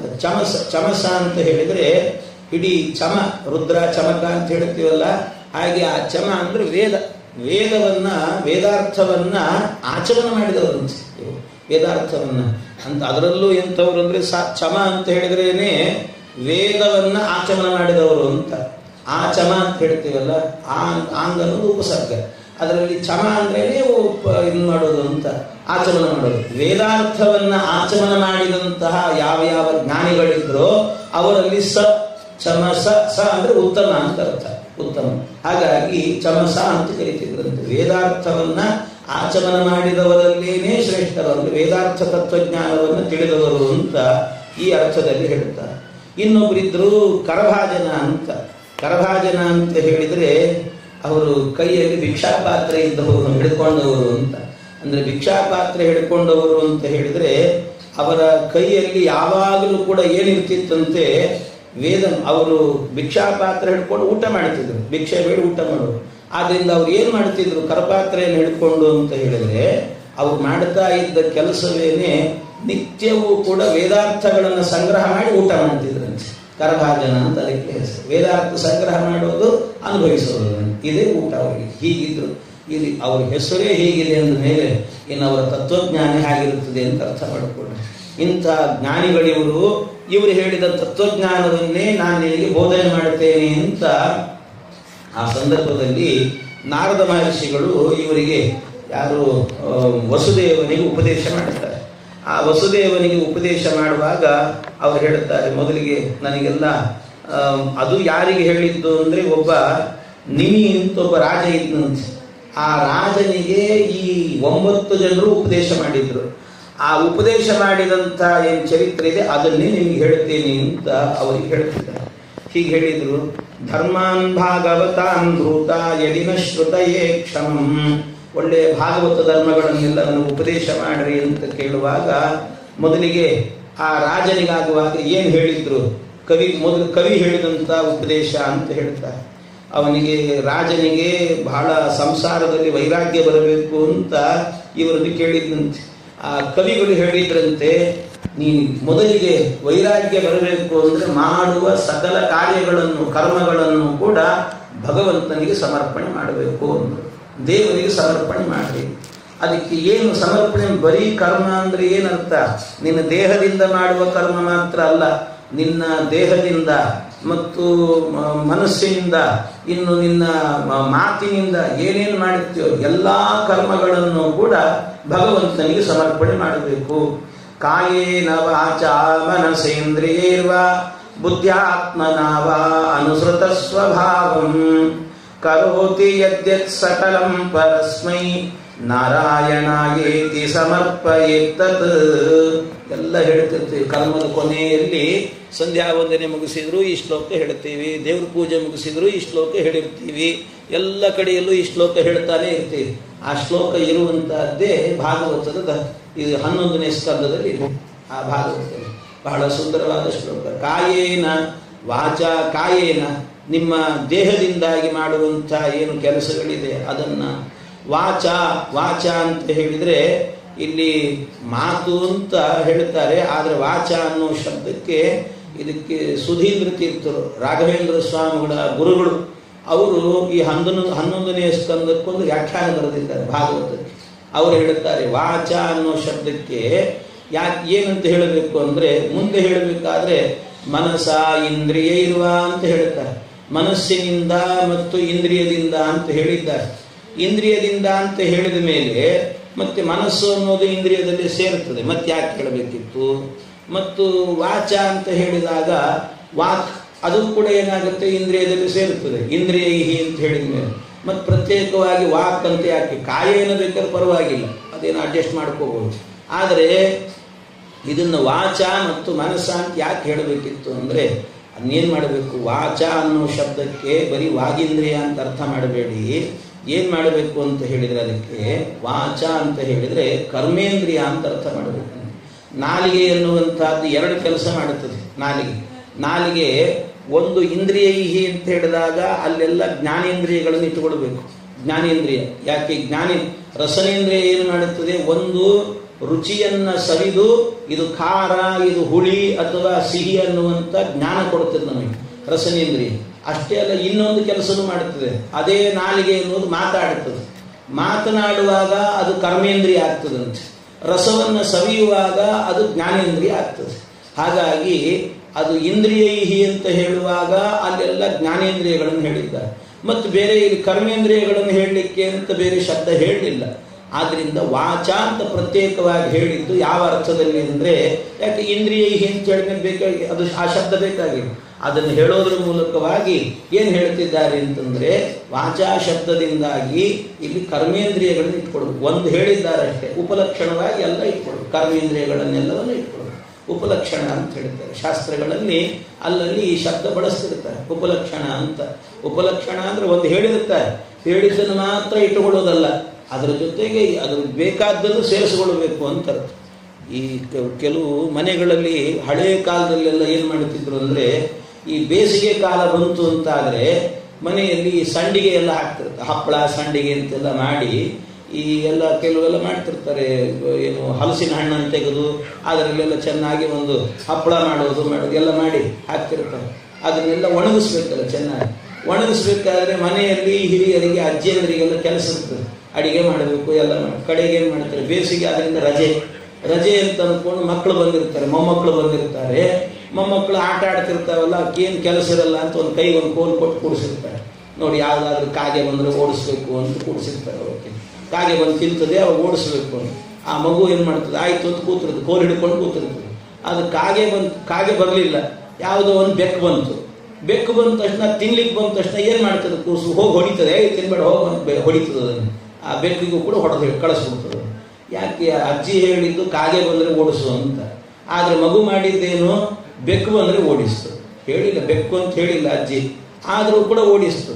ಅಂದ್ರೆ ಅರ್ಥ ಏನು ಅಂತ ಹೇಳಿದರೆ, ಇದರಿಂದ ಏನು ತಿಳ್ಕೋಬೇಕು ಅಂದರೆ, ಅಜ್ಜಿ ಹೇಳಿದ್ದು ಕಾಗೆ ಅಂತ ಹೇಳಿದ್ರು ಕೂಡ ಯಾವ್ದ್ಯಾವುದು ಸಂಡಿಗೆಗೆ ವಿಘ್ನ ಮಾಡುತ್ತದೋ, ತೊಂದರೆ ಮಾಡುತ್ತದೋ ಅದನ್ನೆಲ್ಲ ಓಡಿಸ್ಬೇಕು ಅಂತ ಮಗುವೇ ತಿಳ್ಕೊಂಡು ಓಡಿಸ್ಬಿಡ್ತದಂತೆ. ಹಾಗೆ ಒಂದನ್ನು ಹೇಳಿದಾಗ ಇನ್ನೂ ಒಂದನ್ನು ಇಟ್ಕೊಳ್ಬೇಕು ಅನ್ನೋದನ್ನ ಏನಂತಾರೆ, ಉಪಲಕ್ಷಣ ಅಂತ ಹೇಳ್ತಾರೆ ಸಾಮಾನ್ಯವಾಗಿ. ಹಾಗೆ ವಾಚ ಅಂತ ಹೇಳಿದಾಗ ಅದರ ಜೊತೆಗೆ ಕರ್ಮೇಂದ್ರಿಯ ಅಂತ ಇಟ್ಟುಕೊಳ್ಬೇಕಂತ. ಹೀಗೆ ಇದರಿಂದಾಗಿ ಎಲ್ಲ ಕರ್ಮೇಂದ್ರಿಯದಿಂದ ಮಾಡುವ ಕೆಲಸ, ಮನಸ್ಸು ಇಂದ್ರಿಯ ಎಲ್ಲದರಿಂದಲೂ ಕೂಡ ಮಾಡುವಂಥ ಏನೇನು ಕೆಲಸಗಳಿದ್ದಾವೆ ಅದರಲ್ಲಿ ಮನಸ ಅಂತ ಹೇಳಿದರೆ ಅದು ಏನಂತಾರೆ, ಮನಸ್ಸು ಅಂತ ಹೇಳಿದರೆ ಯಾವುದನ್ನು ಮನಸ್ಸು ಅಂತ ಕರೀತಾರೆ, ಸಂಕಲ್ಪ ವಿಕಲ್ಪಾತ್ಮಕಂ ಮನಃ ಅಂತ ಹೇಳ್ತಾರೆ. ಅದಕ್ಕೆ ನಿಶ್ಚಯ ಮಾಡಲಿಕ್ಕಾಗಿರೋದಿಲ್ಲಂತೆ. ಯಾವುದು ಮನಸ್ಸು ಆಗಬೇಕಾದ್ರೆ ನಿಶ್ಚಯ ಮಾಡೋದಿಲ್ಲ, ಸಂಕಲ್ಪ ವಿಕಲ್ಪಾತ್ಮಕವಾಗಿರುತ್ತದೆ. ಆದ್ದರಿಂದ ಅದನ್ನು ಕೂಡ ಅದರಿಂದ ಮಾಡುವಂತಹದ್ದು. ಮತ್ತು ಬುದ್ಧ್ಯ ಅಂದರೆ ನಿರ್ಧಾರ ಮಾಡುವಂತಹದ್ದು ಅಂತ ಬುದ್ಧ್ಯ. ಆಮೇಲೆ ಆತ್ಮನ ಅಂತ ಹೇಳಿದ್ರೆ ಈಶ್ವರ ಅಸ್ತೇವ ಇತಿ ನಿರ್ಧಾರಣಂ ತೇನಾಪಿ ಅಂತ ಅರ್ಥ. ಈಶ್ವರ ಇದ್ದಾನೆ ಅಂತ ನಿರ್ಧಾರಭೂತವಾದದ್ರಿಂದಾಗಿ ಮಾಡುವ ಒಂದೊಂದು ಕೆಲಸ ಏನಿದೆ ಅದು ನನ್ನ ಯೋಗ್ಯತೆಗೆ ಅನುಗುಣವಾಗಿ ಅನುಸೃತ ಸ್ವಭಾವಂ, ನನ್ನ ಸ್ವಭಾವ ಯೋಗ್ಯತೆಗಳಿಗೆ ಅನುಗುಣವಾಗಿ ಮಾಡುವಂಥ ಸಕಲ ಕರ್ಮಗಳು ಏನಿದ್ದಾವೆ, ಕರೋತಿ ಯದ್ಯತ್ ಸಕಲಂ ಕರೋಮಿ ಯದ್ಯತ್ ಸಕಲಂ ಪರಸ್ಮೈ ಅಂತ ಎಲ್ಲ ಸಕಲ ಕರ್ಮಗಳನ್ನು ಕೂಡ ಭಗವಂತನಿಗೆ ಅರ್ಪಣೆ ಮಾಡಬೇಕಂತ. ದೇವರಿಗೆ, ಭಾರತೀಯ ರಮಣ ಮುಖ್ಯ ಪ್ರಾಣಾಂತರ್ಗತನಾದ ಪರಮಾತ್ಮನಿಗೆ ಸಮರ್ಪಣೆ ಮಾಡಬೇಕು ಅಂತ. ಹೀಗೆ ದೇವರಿಗೆ ಸಮರ್ಪಣೆಯನ್ನು ಮಾಡಿದರೆ ಕರ್ಮ ಎನ್ನುವುದು ಶುದ್ಧ ಆಗ್ತದಂತೆ. ದೇವರಿಗೆ ಸಮರ್ಪಣೆ ಮಾಡಲಿಲ್ಲ ಅಂತಾದರೆ ಎಷ್ಟು ಕರ್ಮ ಮಾಡಿದರೂ ಕೂಡ ಅದು ನಮ್ಮ ಕರ್ಮ ಆಗ್ತದೆ ಅಷ್ಟೇ, ಇನ್ನೇನಾಗುವುದಿಲ್ಲ. ಅದು ಸಮರ್ಪಣೆ ಆದರೆ ಮಾತ್ರ, ದೇವರಿಗೆ ಸಮರ್ಪಿತವಾದಾಗ ಮಾತ್ರ ಅದು ಶುದ್ಧ ಕರ್ಮ ಅಂತ ಆಗ್ತದೆ. ಹೀಗೆ ಈ ರೀತಿ ಕರ್ಮವನ್ನು ಮಾಡೋದು ಅಂತಾದರೆ ಈ ರೀತಿ ಮಾಡಿದಾಗ ಇದೆಲ್ಲವೂ ಕೂಡ ಮೋಕ್ಷ ಸಾಧನವಾಗುತ್ತೆ ಅಂತ ಕವಿ ಎನ್ನುವಂಥ ಋಷಿಗಳು ಅವರು ಉಪದೇಶವನ್ನು ಮಾಡುತ್ತಾರೆ. ಇನ್ನು ಕವಿ ಆದ ನಂತರ ಹರಿ ಎನ್ನುವಂಥ ಜ್ಞಾನಿಗಳು ಕೂಡ ಉಪದೇಶವನ್ನು ಮಾಡುತ್ತಾರೆ. ಏನು, ಈಶ್ವರೇ ತದಧೀನೇಶು ಬಾಲಿಶೇಷು ದ್ವಿಷತ್ಸು ಚ ಪ್ರೇಮ ಮೈತ್ರಿ ಕೃಪೋಪೇಕ್ಷ ಯಕ್ಕರೋತಿ ಸಮಧ್ಯಮ. ಅವರು ಉತ್ತಮರು ಮಧ್ಯಮರು ಅಂತೆಲ್ಲ ಋಷಿಗಳು ಗಂಧರ್ವರು ಇವ್ರನ್ನೆಲ್ಲ ಮಧ್ಯಮರು ಅಂತ ಹೇಳ್ತಾ, ಭಕ್ತರಲ್ಲೂ ಕೂಡ ಒಬ್ಬೊಬ್ಬರು ಒಂದೊಂದು ರೀತಿ ಇದ್ದಾರೆ ಅಂತ. ಯಾವುದನ್ನು ಕೂಡ ಹಚ್ಚಿಕೊಳ್ಳದೇನೆ ಪರಮಾತ್ಮನಲ್ಲೇ ಇದ್ದಂಥ ಏನು ಮನಸ್ಸು ದೃಷ್ಟಿ ಎಲ್ಲ ದೇವರಲ್ಲಿ, ಅವರೆಲ್ಲ ಉತ್ತಮರು. ಇನ್ನು ಕೆಲವರಿರ್ತಾರೆ ಈಶ್ವರೇ ತದದೀನೇಶು, ಈಶ್ವರನಲ್ಲಿ ಪ್ರೀತಿ ಪ್ರೇಮ ಅಂತಾರೆ. ಈಶ್ವರೇ ಪ್ರೇಮ ಮೈತ್ರಿ ಕೃಪೋಪೇಕ್ಷ ಅಂತೇಳಿ ಈಶ್ವರನಲ್ಲಿ ಪ್ರೀತಿ ಅಂದರೆ ಸ್ನೇಹವನ್ನಿಟ್ಟಿರೋರು. ತದದೀನೇಶು ಮೈತ್ರಿ, ಯಾರು ಭಗವಂತನ ಅಧೀನರಾಗಿರುತ್ತಾರೋ ಅವರಲ್ಲಿ ಒಳ್ಳೆ ಮಿತ್ರತ್ವದಿಂದಾಗಿ ವ್ಯವಹಾರ ಮಾಡುವಂಥವರು. ಮತ್ತು ದೀನೇಶು ಕೃಪಾ, ಯಾರು ದೀನ ಜನರು ಅಂತಿರ್ತಾರೆ ಅವರಲ್ಲಾಗಬೇಕು. ದೀನೇಶು ಬಾಲಿಶೇಷು ಅಂತ ಅವರಲ್ಲಿ ಕೃಪೆಯನ್ನು ತೋರಿಸೋದಂತೆ. ದ್ವಿಷತ್ಸು, ಇನ್ನು ಯಾರು ದ್ವೇಷ ಮಾಡ್ತಿರ್ತಾರಲ್ಲ ಅವರಲ್ಲಿ ಉಪೇಕ್ಷೆ, ಹೀಗೆ ನಮಗೆ ಸಂಬಂಧ ಇಲ್ಲ ಅಂತ ಹೇಳ್ಕೊಂಡು ಓಡಾಡೋದು. ಹಾಗೆ ಆ ರೀತಿ ಇರುವಂತಹದ್ದು ಇವರೆಲ್ಲ ಈ ರೀತಿ ಬದುಕುವವರೆಲ್ಲ ಮಧ್ಯಮರು ಅಂತ ಹೇಳುತ್ತಾ, ನೀವೆಲ್ಲ ಉತ್ತಮರಾಗಬೇಕು ಅಂತ ಪರಮಾತ್ಮನಲ್ಲಿ ಶ್ರೇಷ್ಠವಾದಂಥ ಭಕ್ತಿಯನ್ನು ಮಾಡೋದನ್ನೇ ಅಂತಾರೆ. ಅದನ್ನು ಉತ್ತಮರು ಅಂತ ಕರೀತಾರೆ. ಯಾವ ಅಪೇಕ್ಷೆಯೂ ಕೂಡ ಇಲ್ಲದೇನೆ ಅರ್ಚಾಯಾಮೇವ ಹರಯೇ ಪೂಜಾಂಯ ಶ್ರದ್ಧಯೇತ ಏಹತೆ ನ ತದ್ಭಕ್ತೇಶು ಚಾನ್ಯೇಶು ಸಭಕ್ತ ಪ್ರಾಕೃತ ಸ್ಮೃತಃ ಅಂತ ಪ್ರಾಕೃತ ಭಕ್ತರ ಅನೇಕ ಉಪದೇಶಗಳು, ಒಂದೊಂದು ವಿಷಯಗಳು ಕೂಡ ಬಹಳ ವಿಸ್ತಾರವಾಗಿರುವಂತಹದ್ದು. ಇಂಥ ತತ್ವಗಳನ್ನೆಲ್ಲ ಉಪದೇಶ ಮಾಡುತ್ತಾರೆ. ಇನ್ನು ಇದೇ ರೀತಿಯಲ್ಲಿ ಪ್ರಬುದ್ಧ ಮುನಿಗಳು ಮತ್ತು ಅಂತರಿಕ್ಷ ಮುನಿಗಳು ಇವರೆಲ್ಲ ಆವಿರ್ಹೋತ್ರರು, ಅವರೆಲ್ಲರೂ ಕೂಡ ತತ್ವಜ್ಞಾನಗಳ ಉಪದೇಶಗಳನ್ನೆಲ್ಲ ಮಾಡ್ತಾರೆ. ದೊಡ್ಡ ದೊಡ್ಡ ತತ್ವಜ್ಞಾನಗಳನ್ನು ಹೇಳುತ್ತಾರೆ.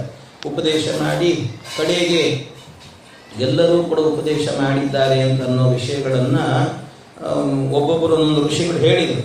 ಹೇಳಿದ ಮೇಲೆ ಕಡೆಗೆ ನಾರದರಿಷ್ಟೆಲ್ಲ ಹೇಳಿಕೊಂಡು ಅವನಿಗೆ ನಿನಗೆ ತತ್ವಜ್ಞಾನದ ಉಪದೇಶ ಆಯಿತು, ಹೋಗು ಸಾಧನೆ ಮಾಡ್ಕೊ ನೀನು ಅಂತ ಅವನಿಗೆ ಹೇಳಿ ಕಳಿಸಿದ್ರಂತೆ. ಅವನಿಗೆ ಹೇಳಿ ಕಳಿಸಿದಾಗ ಆಯಿತು ಅಂತ ಅವನು ಸಂತುಷ್ಟನಾಗಿ ಎಲ್ಲ ಕರಭಾಜನಾದಿ ಋಷಿಗಳ ತತ್ವಜ್ಞಾನವನ್ನು ಕೇಳಿ ಹೋದ. ಇಷ್ಟು ಹೋಗಿದ್ದಾನೆ ಅಂತ ಆದ ಕೂಡಲೇ ಆಮೇಲೆ ಏನಾಯಿತಂತೆ, ಮುಂದೆ ಆಗಬೇಕಾದ್ರೆ ಭಗವಂತ ವಿಚಾರ ಮಾಡಿದಂತೆ. ಆಯಿತು, ಇನ್ನು ನಾನು ಪರಂಧಾಮಕ್ಕೆ ತೆರಳಬಹುದು ಅಂತ ಆ ಪರಮಾತ್ಮ ವಿಚಾರ ಮಾಡ್ತಾ ಇದ್ದಾನಂತೆ. ಪರಂಧಾಮಕ್ಕೆ ಹೋಗೋಣ ಅಂತ. ಪರಂಧಾಮಕ್ಕೆ ಹೋಗೋದು ಅಂತ ದೇವರು ವಿಚಾರ ಮಾಡುವ ಕಾಲದಲ್ಲಾಗುವಾಗ ಉದ್ಧವ ಎಲ್ಲಿದ್ನೋ ಏನೋ ಪರಮಾತ್ಮನ ಬಳಿಗೆ ಬಂದ ಉದ್ಧವ ಬಂದು ಕೇಳ್ತಾ ಇದ್ದಾನಂತೆ, ದೇವರೇ ನೀನಿಲ್ಲದಂತಹ ಆ ದಿನಗಳನ್ನು ಯೋಚನೆ ಮಾಡಲಿಕ್ಕೂ ಸಾಧ್ಯ ಇಲ್ಲ ನಾನು, ಅಂಥದ್ರಲ್ಲಿ ನಮ್ಮನ್ನೆಲ್ಲ ಬಿಟ್ಟು ಹೋಗ್ತೇನೆ ಅಂತ ವಿಚಾರ ಮಾಡ್ತಿದ್ದೀಯಲ್ಲೋ ಕೃಷ್ಣ, ಆದ್ರಿಂದ ಬೇಡ, ನೀನು ಹೋಗಬೇಡ, ನೀನು ಇಲ್ಲೇ ಬದುಕಲಿಕ್ಕಾಗೋದಿಲ್ಲ ನನಗೆ ಅಂತ ಬಹಳ ಕೇಳ್ಕೊಂಡಂತೆ, ಪ್ರಾರ್ಥನೆ ಮಾಡಿದಂತೆ, ನೀನು ಪರಂಧಾಮಕ್ಕೆ ತೆರಳಬೇಡ ಅಂತ ಎಲ್ಲ ಪ್ರಾರ್ಥನೆ ಮಾಡುವಾಗ ಭಗವಂತ ಹೇಳ್ತಾನೆ, ಒಂದೊಂದು ಕಾಲಕ್ಕೆ ಏನೇನು ನಡೀಬೇಕು ಅದೆಲ್ಲ ನನ್ನ ಸಂಕಲ್ಪದಂತೆ ನಡೀತದೆ, ಅದರಿಂದ ಹೋಗಲೇಬೇಕು ಅಂತ ಪರಮಾತ್ಮ ಹೇಳಿದಾಗ, ಮತ್ತು ನೀನು ಇಲ್ಲಿ ಹೇಗೆ ಬದುಕಬೇಕು ಅಂದಾಗ ಭಗವಂತ ಹೇಳ್ತಾನೆ, ನಾನು ಎಲ್ಲೋ ಹೋಗಿದ್ದೇನೆ ಅಂತ ಯಾಕೆ ತಿಳ್ಕೊಳ್ತೇನೆ, ಭಾಗವತ ಗ್ರಂಥದ ರೂಪದಲ್ಲೇ ನಾನಿದ್ದೇನೆ. ಕೃಷ್ಣ ಹೇಳಿದ ಮಾತು, ನಾನು ಹೋದೆ ಅಂತ ತಿಳ್ಕೊಬೇಡ್ರಿ, ನಾನು ಪ್ರತ್ಯಕ್ಷ ಕೃಷ್ಣ ದೇವತ, ಶ್ರೀಮದ್ ಭಾಗವತ. ಆ ಭಾಗವತ ಅನ್ನೋದೇನಿದೆ ಕೃಷ್ಣನೇ, ನಾನೇ ಅದರಲ್ಲಿದ್ದೀನಿ, ಒಂದು ರೂಪದಿಂದ ಭಾಗವತ ಗ್ರಂಥದಲ್ಲೇ ಕುಳಿತಿದ್ದೇನೆ, ಅದರಿಂದ ನಾನು ಹೋದೆ ಅಂತ ತಿಳಿಬೇಡ ಅಂತ. ಆಗ ಅವನು ಕೇಳ್ತಾನೆ, ನನಗೆ ತತ್ವಜ್ಞಾನಗಳ ಉಪದೇಶಗಳನ್ನು ಮಾಡು ಅಂತ ಹೇಳಿದಾಗ ಭಗವಂತನು ಕೂಡ ಅವನಿಗೆ ತತ್ವಜ್ಞಾನದ ಉಪದೇಶ ಮಾಡ್ತಾನೆ. ಈ ತತ್ವಜ್ಞಾನವನ್ನು ಯಾರು ಅಂದರೆ ಈ ಯದುರಾಜ ಆಗಬೇಕಾದ್ರೆ ಅವನು ಸಂಸಾರದಲ್ಲಿ ಬೇಸರ ಬಂದು ಕಾಡಿಗೆ ಹೋಗಿದ್ದಂತೆ. ಅವನು ಕಾಡಿಗೆ ಹೋದಾಗ ಅಲ್ಲಿ ಒಬ್ಬ ಅವಧೂತರು ಸಿಕ್ಕು ಅವರು ಉಪದೇಶ ಮಾಡಿದಂತೆ. ಆ ಉಪದೇಶ ಮಾಡಿದಂಥ ಭಾಗವನ್ನೇ ಇಲ್ಲಿ ನಿರೂಪಣೆ ಮಾಡ್ತಾರೆ. ಬಹಳ ದೊಡ್ಡ ವಿಸ್ತಾರವಾಗಿರುವಂಥ ತತ್ವಜ್ಞಾನದ ಉಪದೇಶ ಅದು ಒಂದು. ಅದು ಏನು ಅಂದರೆ ಅವರು ಹೇಳೋದು, ಅವಧೂತನ ಬಳಿಗೆ ಹೋದಾಗ ಅವಧೂತ ಹೇಳಿದ್ದಂತೆ, ಪ್ರಾಯೇಣ ಮನುಜಾ ಲೋಕೆ ಲೋಕತತ್ವ ವಿಚಕ್ಷಣಾ ಸಮುದ್ಧರಂತಿ ಆತ್ಮಾನಂ ಆತ್ಮನೈವಾಶುಭಾಷಯಾತ್. ಬುದ್ಧಿವಂತನಾಗಿರುವಂಥ ಮನುಷ್ಯ ಈ ಲೋಕದಲ್ಲಿ ಉಪದೇಶ ಇಲ್ಲದೇನೆ ತನ್ನ ಬುದ್ಧಿಶಕ್ತಿಯಿಂದಲೇ ತತ್ವ ವಿಷಯಗಳನ್ನು ಚೆನ್ನಾಗಿ ತಿಳ್ಕೊಳ್ಳಬಹುದು. ಯಾವ ಜ್ಞಾನಿಗಳು ಉಪದೇಶ ಮಾಡಬೇಕು ಅಂತಿಲ್ಲ, ಅದರಿಂದಲೇ ಹಾಗೆ ತಾನೇ.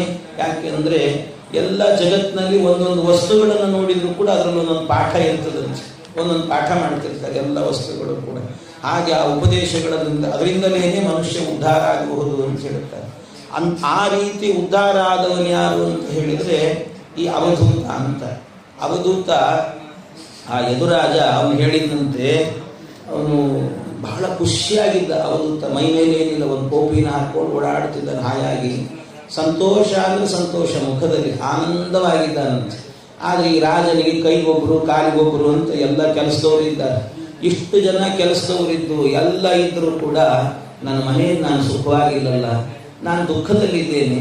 ಆದರೆ ಇವನಿಗೇನೂ ಇಲ್ಲ, ಯಾವ ತಲೆಬಿಸಿ ಇಲ್ಲ. ಇವನು ತಲೆಬಿಸಿ ಇಲ್ಲದೆ ಇದ್ದರೂ ಕೂಡ ಎಷ್ಟು ಸುಖವಾಗಿದ್ದಾನಲ್ಲ ಇವನು ಅಂತ ಅನಿಸಿ ಆ ಅವಧೂತನ ಬಳಿಗೆ ಹೋಗಿ ಕೇಳಿದಂತೆ, ಅವಧೂತರೇ ನೀವು ಹ್ಯಾಕೆ ಸಂತೋಷದಿಂದ ಹೇಗಿದ್ದೀರಿ ನೀವು ಅಂತ ಕೇಳುವಾಗ ಆಗ ಅವರು ಅವಧೂತರು ಹೇಳ್ತಾರೆ. ಅವರು ಹೇಳಿದಂತೆ, ನಾನು ನನ್ನ ಜೀವನದಲ್ಲಿ ನನ್ನ ಗುರುಗಳಿಂದಾಗಿ ಉಪದೇಶ ಪಡೆದಿದ್ದೇನೆ, ಆ ಉಪದೇಶದಿಂದಲೇ ಹೀಗೆ ಬದುಕ್ತಾ ಇದ್ದೇನೆ ಅಂತ ಹೇಳ್ತಾರೆ. ಯಾರು ನಿನ್ನ ಗುರುಗಳು ಯಾರು ಅಂದರೆ 24 ಮಂದಿ ನನ್ನ ಗುರುಗಳಿದ್ದಾರೆ ಅಂತೇಳಿ ತನ್ನನ್ನು ಸೇರಿಸ್ಕೊಂಡು 25 ಅಂತಾನೆ. ಅಂತೂ ಸಂತಿಮೇ ಗುರವೋ ರಾಜನ್ ಬಹವೋ ಬುದ್ಧಿಪಾಶ್ರಿತಾ ಯಥೋ ಬುದ್ಧಿಮುಪಾದಾಯ ಮುಕ್ತೋಟಾಮೀಹ ಕಾನ್ಫಣು. ನಾನು 24 ಗುರುಗಳಿದ್ದಾರೆ ನನಗೆ, ಬಹಳ ಜನ. ಅವ್ರನ್ನೆಲ್ಲ ಹೇಳ್ತೀನಿ, ಪರಿಚಯ ಮಾಡಿಕೊಡ್ತೀನಿ ನಿನಗೆ. ಪೃಥಿವೀ ವಾಯುರಾಕಾಶ ಆಪೋಗ್ನಿಶ್ಚಂದ್ರಮಾ ರವಿಃ ಕಪೋತೋ ಅಜಗರ ಸಿಂಧು ಪತಂಗೋ ಮಧುಕೃದ್ಗಜ ಮಧುಹಾ ಹರಿಣೋ ಮೀನಃ ಪಿಂಗಲಾ ಕುರರೋರ್ಬಕಃ ಕುಮಾರಿ ಶರಕತ್ ಸರ್ಪಃ ಊರ್ಣನಾವಿಸ್ಸುಪೇಶಕೃತ್ ಏತೇ ಮೇ ಗುರವೋ ರಾಜನ್ ಚತುರ್ವಿಂಶತಿರಾಶ್ರಿತಾಃ. 24 ಜನ ಗುರುಗಳು ಅಂತ ಹೇಳಿದ್ರು. ಏನು ಯಾರ್ಯಾರು? ಪೃಥಿವಿ ಒಂದು, ಭೂಮಿಯೇ ನನ್ನ ಗುರು ಅಂತ ಹೇಳ್ತಾರೆ. ಇನ್ನೊಂದು ಆಕಾಶ, ಆಕಾಶವೇ ನನಗೆ ಗುರು ಅಂತಂದು. ವಾಯು, ವಾಯುದೇವರು, ವಾಯುವು ನನ್ನ ಗುರು. ಆಪಹ, ಆಮೇಲೆ ನೀರು ಗುರು ಆಗಿತ್ತು. ಅಗ್ನಿಹಿ, ಅಗ್ನಿ ಗುರು ಆಗಿದೆ. ಚಂದ್ರಮಾಹ, ಚಂದ್ರಗುರು. ರವಿ, ಕಪೋತ ಅಂತ ಒಂದು ಪಾರಿವಾಳ. ಅಜಗರ ಅಂದರೆ ಹಾವು, ಹೆಬ್ಬಾವು ಗುರುವಾಗಿದೆ ನನಗೆ ಅಂತ ಹೇಳ್ತಾರೆ. ಸಿಂಧು ಅಂದರೆ ಸಮುದ್ರವೂ ಗುರುವಾಗಿದೆ ನನಗೆ. ಪತಂಗ, ಈ ಚಿಟ್ಟೆ ಹುಳ ಅಂತಾರೆ, ಅಂತ ಹುಳ. ಇನ್ನು ಮಧುಕೃತ್, ಯಾವ ಜೇನು ಎನ್ನುವಂಥದ್ದು. ಆಮೇಲೆ ಗಜಹ, ಆನೆ, ಇಂಥದ್ದೆಲ್ಲವೂ ಕೂಡ. ಮಧುಹ, ಇನ್ನೊಂದು ಈ ಜೇನುಗಾರ, ಜೇನನ್ನು ಸಂಗ್ರಹ ಮಾಡುವವನು ಅವನಿಂದ. ಜಿಂಕೆಯಿಂದ, ಮೀನಿನಿಂದ, ಮತ್ತು ಇನ್ನೊಂದು ಅನೇಕ ಪಕ್ಷಿ, ಕುರರ ಅನ್ನುವಂಥ ಒಂದು ಮಿಂಚುಳ್ಳಿ ಅಂತ ಹೇಳ್ತಾರೆ, ಅಂಥ ಒಂದು ಇದರಿಂದಲೂ ಕೂಡ. ಆಮೇಲೆ ಪಿಂಗಳ ಅಂತನ್ನುವಂಥ ಒಬ್ಬ ವೇಶ್ಯೆಯಂತೆ, ಅವಳಿಂದ. ಇನ್ನು ಒಬ್ಬ ಕುಮಾರಿಯಿಂದ, ಇವರೆಲ್ಲರಿಂದಲೂ ಕೂಡ ನಾನು ಪಾಠವನ್ನು. ಆಮೇಲೆ ಶರಕೃತ್ ಅಂತ ಹೇಳಿದರೆ ಬಾಣ ಹೂಡುವವನು, ಅವನಿಂದ ಒಂದು ಪಾಠ ಕಲಿತೆ. ಆಮೇಲೆ ಸರ್ಪಃ, ಒಂದು ಹಾವಿನಿಂದ. ಊರ್ಣನಾಭಿಹಿ, ಜೇಡ್ರು ಹುಳ, ಆ ಜೇಡ್ರು ಹುಳದಿಂದ. ಆಮೇಲೆ ಸುಪೇಶಕೃತ್, ಈ ಕಣಜದ ಹುಳ, ಅದರಿಂದಲೂ ಕೂಡ. ಹೀಗೆಲ್ಲ ಎಲ್ಲರಿಂದಲೂ ಒಂದೊಂದು ಪಾಠ ಕಲಿತಿದ್ದೀನಿ ನಾನು ಅಂತ ಹೇಳ್ತಾರೆ. ಎಲ್ಲ ಬಹಳ ವಿಸ್ತಾರವಾದದ್ದು. ಅದರಲ್ಲಿ ಕೆಲವು ಗುರುಗಳ ಪಾಠವನ್ನು ಹೇಳ್ತೇನೆ. ಏನು ಅಂದರೆ, ಮೊದಲನೇದಾಗಿ ಹೇಳಬೇಕಾದ್ರೆ ಪೃಥಿವಿ ವಾಯುರಾಕಾಶ ಅಂದರು. ಪೃಥಿವಿ, ಭೂಮಿಯಿಂದ ನಾನು ಪಾಠ ಕಲಿತಿದ್ದೇನೆ ಅಂತ ಹೇಳ್ತಾನೆ. ಏನು ಭೂಮಿಯಿಂದ ಕಲಿತಂಥ ಪಾಠ ಏನು ಅಂದರೆ, ಒಂದು ಮುಖ್ಯವಾಗಿ ಕಲಿಬೇಕಾಗಿರುವಂಥದ್ದು ಜೀವನದಲ್ಲಿ ಸಹನಾಶಕ್ತಿ. ಆ ಸಹನೆಯನ್ನು ಭೂಮಿಯಿಂದ ಕಲಿಬೇಕಂತೆ. ಭೂತೈರಾಕ್ರಮ್ಯಮಾಣೋಪಿ ಧೀರೋ ದೈವವಶಾನುಗೈಃ ತದ್ವಿದಾಂ ನ ಚಲೇನ್ ಮಾರ್ಗಾತ್ ಅನುಶಿಕ್ಷನ್ ಕ್ಷಿತೇರ್ವ್ರತಂ. ಈ ಭೂಮಿ ಮೇಲೆ ಎಷ್ಟು ಜನ ಪ್ರಾಣಿಗಳು ಪ್ರತಿ ನಿತ್ಯವೂ ಕೂಡ ಎದ್ದು ಓಡಾಡ್ತವೆ, ತುಳಿತಾವೆ, ಏಳ್ತಾವೆ. ಮಾಡಬಾರದ ಕೆಲಸವನ್ನು ಭೂಮಿ ಮೇಲೆ ಮಾಡ್ತಿರ್ತಾರೆ. ಎಲ್ಲ ಗಲೀಜು ಅಲ್ಲೇ ಮಾಡ್ತವೆ, ಎಲ್ಲಿ ಬೇಕಾದಲ್ಲಿ ಮಾಡ್ತಿರ್ತಾರೆ. ಇಷ್ಟೆಲ್ಲ ಮಾಡ್ತಾರಲ್ಲ, ಇಷ್ಟು ಮಾಡಿದರೂ ಕೂಡ ಒಂದು ದಿವಸವೂ ಕೂಡ ಭೂದೇವಿ ಆಗುವಾಗ ಬೇಜಾರು ಮಾಡ್ಕೊಳ್ಳಿಲ್ಲಲ್ಲ ದೇವತೆ. ಏನು ನನ್ನ ಮೇಲೆ ಇಷ್ಟು ಗಲೀಜು ಮಾಡ್ತಾ ಇದ್ದೀರಿ ನೀವು ಅಂತ ಒಂದು ದಿವಸ ಆದರೂ ಬೇಸರ ಮಾಡ್ಕೊಳ್ಳಿಲ್ಲ. ಎಲ್ಲರನ್ನು ಕೂಡ ನೀವೇನು ಮಾಡಿದರೂ ಕೂಡ ಕ್ಷಮಾಗುಣದಿಂದ ನೋಡ್ತಾಳಲ್ಲ. ಆದ್ದರಿಂದ ಯಾರು ಎಷ್ಟೇ ದ್ವೇಷ ಮಾಡಿದರೂ ಕೂಡ ಜೀವನದಲ್ಲಿ ಕ್ಷಮ ಅನ್ನೋದನ್ನು ಅಳವಡಿಸ್ಕೊಳ್ಳೋದು. ಕ್ಷಮಾಗುಣ ಎನ್ನುವಂಥದ್ದು ಅದನ್ನು ನಾನು ಭೂಮಿಯಿಂದ ಕಲಿತಿದ್ದೇನೆ. ಇನ್ನೊಂದು ಶಶ್ವತ್ ಪರಾರ್ಥ ಸರ್ವೇಶಾಂ ಪರಾರ್ಥೈಕಾಂತ ಸಂಭವಂ ಸಾಧು ಶಿಕ್ಷೇತ ಭೂಮಿಷ್ಠ ಅನುಶಿಕ್ಷಂ ವ್ರತಾಂತರಂ. ಮತ್ತೊಂದೇನು ಅಂದರೆ, ಭೂಮಿ ಯಾವತ್ತೂ ಕೂಡ ತನ್ನ ಸ್ವಾರ್ಥಕ್ಕೋಸ್ಕರವಾಗಿ ಏನು ಮಾಡಿಕೊಳ್ಳಿಲ್ಲ. ಸ್ವಾರ್ಥಕ್ಕೋಸ್ಕರ ಈ ಭೂಮಿ ಎನ್ನುವಂಥದ್ದು ಎಂಥದ್ದು ಅಂತ ಹೇಳಿದ್ರೆ ಇನ್ನೊಬ್ಬರಿಗೋಸ್ಕರ, ಸಜ್ಜನರ ಲಾಭಕ್ಕೋಸ್ಕರವೇ ಇರೋದು ಭೂಮಿ. ನೀವು ಭೂಮಿ ನಗಿರಿ, ನೀರು ಕೊಡುತ್ತದೆ. ಭೂಮಿ ನಗಿರಿ, ಎಲ್ಲಾದರೂ ಚಿನ್ನ ಕೊಡುತ್ತದೆ. ನೀವು ಭೂಮಿಯಲ್ಲಿ ಏನಾದರೂ ಬಿತ್ತರಿ, ಫಲ ಕೊಡುತ್ತದೆ. ಅಂತೂ ಭೂಮಿ ಎನ್ನುವಂತಹದ್ದು ಯಾವತ್ತೂ ಕೂಡ ತನಗೋಸ್ಕರ ಅಂತ ತಾನೇನು ಮಾಡಿಕೊಳ್ಳಿಲ್ಲ, ಎಲ್ಲ ಪರಾರ್ಥ. ಆದ್ದರಿಂದ ಪರಾರ್ಥೈಕಾಂತ ಸಂಭವಂ, ಪರಾರ್ಥಕ್ಕೋಸ್ಕರವೇ ಇದ್ದಂತಹದ್ದು ಭೂಮಿ. ಇಂಥದ್ದು ಸಜ್ಜನರೆಲ್ಲರೂ ಕೂಡ ಈ ಪಾಠವನ್ನು ಕಲಿಬೇಕು ಅಂತ ಹೇಳ್ತಾರೆ. ವಾಯುವನ್ನು ಕೂಡ ನೋಡಿ ನಾನು ಪಾಠವನ್ನು ಕಲಿತಿದ್ದೇನೆ ಅಂತ ಹೇಳ್ತಾರೆ. ವಾಯುವಿನಿಂದ ಏನು ಪಾಠವನ್ನು ಕಲಿತೆ ಅಂತ ಹೇಳಿದರೆ, ಜೀವನದಲ್ಲಿ ಯಾವುದನ್ನು ಹಚ್ಚಿಕೊಳ್ಳಬಾರದು ಅನ್ನುವಂಥ ಪಾಠವನ್ನು ಕಲಿತೆ ಜೀವನದಲ್ಲಿ. ಯಾಕೆ? ವಾಯು ಆಗಬೇಕಾದ್ರೆ ಎಲ್ಲ ಕಡೆ ಸಂಚಾರ ಮಾಡುತ್ತದೆ, ಎಲ್ಲ ಕಡೆ ಸಂಚಾರ ಮಾಡುತ್ತದೆ. ಎಲ್ಲ ಕಡೆ ಹೋಗೋದಂದ್ರೆ ಏನು? ಎಲ್ಲಿ ಸುಗಂಧ ಇರುತ್ತದೋ ಅಲ್ಲೂ ಸಂಚಾರ ಮಾಡುತ್ತದೆ, ದುರ್ಗಂಧ ಇದ್ದಲ್ಲೂ ಕೂಡ ಸಂಚಾರ ಮಾಡುತ್ತದೆ. ಸುಗಂಧ ದುರ್ಗ ಯಾವುದು ಲೆಕ್ಕ ಮಾಡೋದಿಲ್ಲ. ಅಯ್ಯೋ ಈ ದುರ್ಗಂಧ ಇದೆ, ನಾನು ಹೋಗಬಾರ್ದು ಅಂತ ಅಂದ್ಕೊಳ್ಳೋದಿಲ್ಲ. ಇಲ್ಲಿ ಸುಗಂಧ ಇದೆ, ಇಲ್ಲಿ ಮಾತ್ರ ಹೋಗಬೇಕು ಅಂತ ಅಂದ್ಕೊಳ್ಳೋದಿಲ್ಲ. ನೀವು ತಿಪ್ಪೆ ಇಟ್ಟಿದ್ರು ಕೂಡ ಅಲ್ಲೂ ಗಾಡಿ ಓಡಾಡ್ತಿರ್ತದೆ. ಸದಾಗತಿ, ಸರ್ವತ್ರ ಗತಿ, ಎಲ್ಲ ಕಡೆಯಲ್ಲೂ ಕೂಡ ಓಡಾಡ್ತಿರ್ತದೆ. ಹಾಗೆ ಆ ರೀತಿಯಲ್ಲಿ ಇರುವಂತಹದ್ದು ಗಾಳಿ. ಆದ್ರಿಂದ ಅದು ಏನು ಮಾಡುತ್ತಾರೆ, ಓಡಾಡಿದ್ರು ಕೂಡ ಅದು ಯಾವುದು ನನಗೆ ಅಂಟುತ್ತೆ ಅಂತ ಅಂದ್ಕೊಳ್ಳೋದಿಲ್ಲಲ್ಲ. ಹಾಗೆ ನಾನು ನನ್ನ ಜೀವನದಲ್ಲಿ ಆಗಬೇಕಾದ್ರೆ ಇದರಿಂದ ಪಾಠ ಕಲಿತದ್ದು ಯಾವುದನ್ನು ಹಚ್ಚಿಕೊಳ್ಳಬಾರದು ಅಂತ ಅನ್ನೋದನ್ನು ವಾಯುವಿನಿಂದಾಗಿ ನಾವೇನು ಮಾಡ್ತೇವೆ ಅಂದರೆ, ಸುಗಂಧ ಬಂತು ಅಂದರೆ ಘಮಘಮ ಅಂತ ಪರಿಮಳ ಇದೆ ಅಂತ ಮೂಗು ಏರಿಸ್ತಿರ್ತೀವಿ. ಆದರೆ ಅದೇ ದುರ್ಗಂಧ ಬಂತು ಅಂದರೆ ಕೆಟ್ಟ ನಾತ ಅಂತ ಮೂಗು ಮುಚ್ಕೊಂಡ್ಬಿಡ್ತೀವಿ. ಹೀಗೆಲ್ಲ ಮಾಡಿ ಇದು ನಮಗಾಗುತ್ತೆ. ಯಾವಾಗ? ಯಾಕೆ ಅಂತ ಹೇಳಿದರೆ, ಇದು ಸುಗಂಧ, ಇದು ದುರ್ಗಂಧ ಎನ್ನುವಂತಹ ಭಾವನೆ ನಮಗೆ ಬರ್ತಾ ಇದೆ. ಅದು ಬರದೇ ಇರುವಷ್ಟು ಎತ್ತರಕ್ಕೆ ಹೋಗಬೇಕಂತ. ಅದು ಬರದೇ ಇರುವ ಅಂದರೆ ಎಲ್ಲ ಕಡೆಗೂ ದೇವರ ಚಿಂತನೆಯಲ್ಲಿದ್ದರೆ ಇಹದಲ್ಲಿ ಏನು ನಡೀತದೆ ಗೊತ್ತಾಗೋದಿಲ್ಲ ಅಂತ, ಅಂತಹ ಸ್ಥಿತಿ ಒಂದಿದೆ ಅಂತ ಹೇಳ್ತಾರೆ. ಆ ಸ್ಥಿತಿಗೆ ಹೋಗುವುದು ಅದೆಲ್ಲ ಬಹಳ ಕಷ್ಟ ಅಂತೂ ಇದನ್ನೆಲ್ಲ ಹೇಳ್ತಾರೆ. ಇನ್ನು ಮತ್ತೊಂದಾಗುವಾಗ ಆಕಾಶದಿಂದಲೂ ಕೂಡ ನಾನು ಪಾಠ ಕಲಿತಿದ್ದೇನೆ ಅಂತ ಹೇಳ್ತಾರೆ. ಆ ಆಕಾಶದಲ್ಲಿ ಆಗಬೇಕಾದ್ರೆ ಏನಾಗುತ್ತೆ? ತೇಜೋಪನ್ನಮಯೈರ್ಭಾವೈ ಮೇಘಾದ್ಯೈ ವಾಯುನೇರಿತೈ. ಆಕಾಶದಲ್ಲಿ ಏನಾಗುವುದಿಲ್ಲ ಹೇಳಿ, ಎಲ್ಲ ನಡೆಯೋದು ಅಲ್ಲೇ ನಡೀತಿರ್ತದಂತೆ. ಆಕಾಶದಲ್ಲಿ ಇದ್ದಕ್ಕಿದ್ದಾಗೇನೆ ಮಿಂಚು ಬರುತ್ತದೆ, ಒಂದ್ಸರ್ತಿ ಮಿಂಚು ಬರುತ್ತದೆ. ಮಿಂಚು ನಾವಿಲ್ಲಿ ಕೂತ್ಕೊಂಡು ಕೆಳಗೆ ಕೂತ್ಕೊಂಡು ನೋಡ್ತಾ ಇದ್ರೇನೆ ಗಾಬರಿ ಆಗ್ತದೆ, ಎದೆ ಹೊಡಿತಿರ್ತದೆ. ಒಂದ್ಸರ್ತಿ ಜೋರಾಗಿ ಮಳೆ ಬರ್ತಾ ಇರುತ್ತೆ, ಮಳೆ ಬರುವಾಗ ಗುಡುಗಿನ ಶಬ್ದ ಆಗ್ತದೆ. ಆ ಗುಡುಗಿನ ಶಬ್ದ ಎನ್ನುವಂತಹದ್ದು ಜೋರು ಧ್ವನಿ ಮಾಡುವಾಗ ಒಂದೊಂದು ಸರ್ತಿ ಮನೆ ಒಳಗೆ ಕೂತ್ಕೊಂಡು ಅರ್ಜುನ ಫಲ್ಗುಣ ತಿಳ್ಕೊಂಡು ಕೂತಿರ್ತೀವಿ. ಒಳಗೆ ಗಾಬರಿ ಆಗ್ತಿದೆ ನಮಗೆ ಅಂತ ಹೇಳಿ ಎದೆ ಒಡೆದೋಗ್ತದೆ ಒಂದು ಸರ್ತಿ.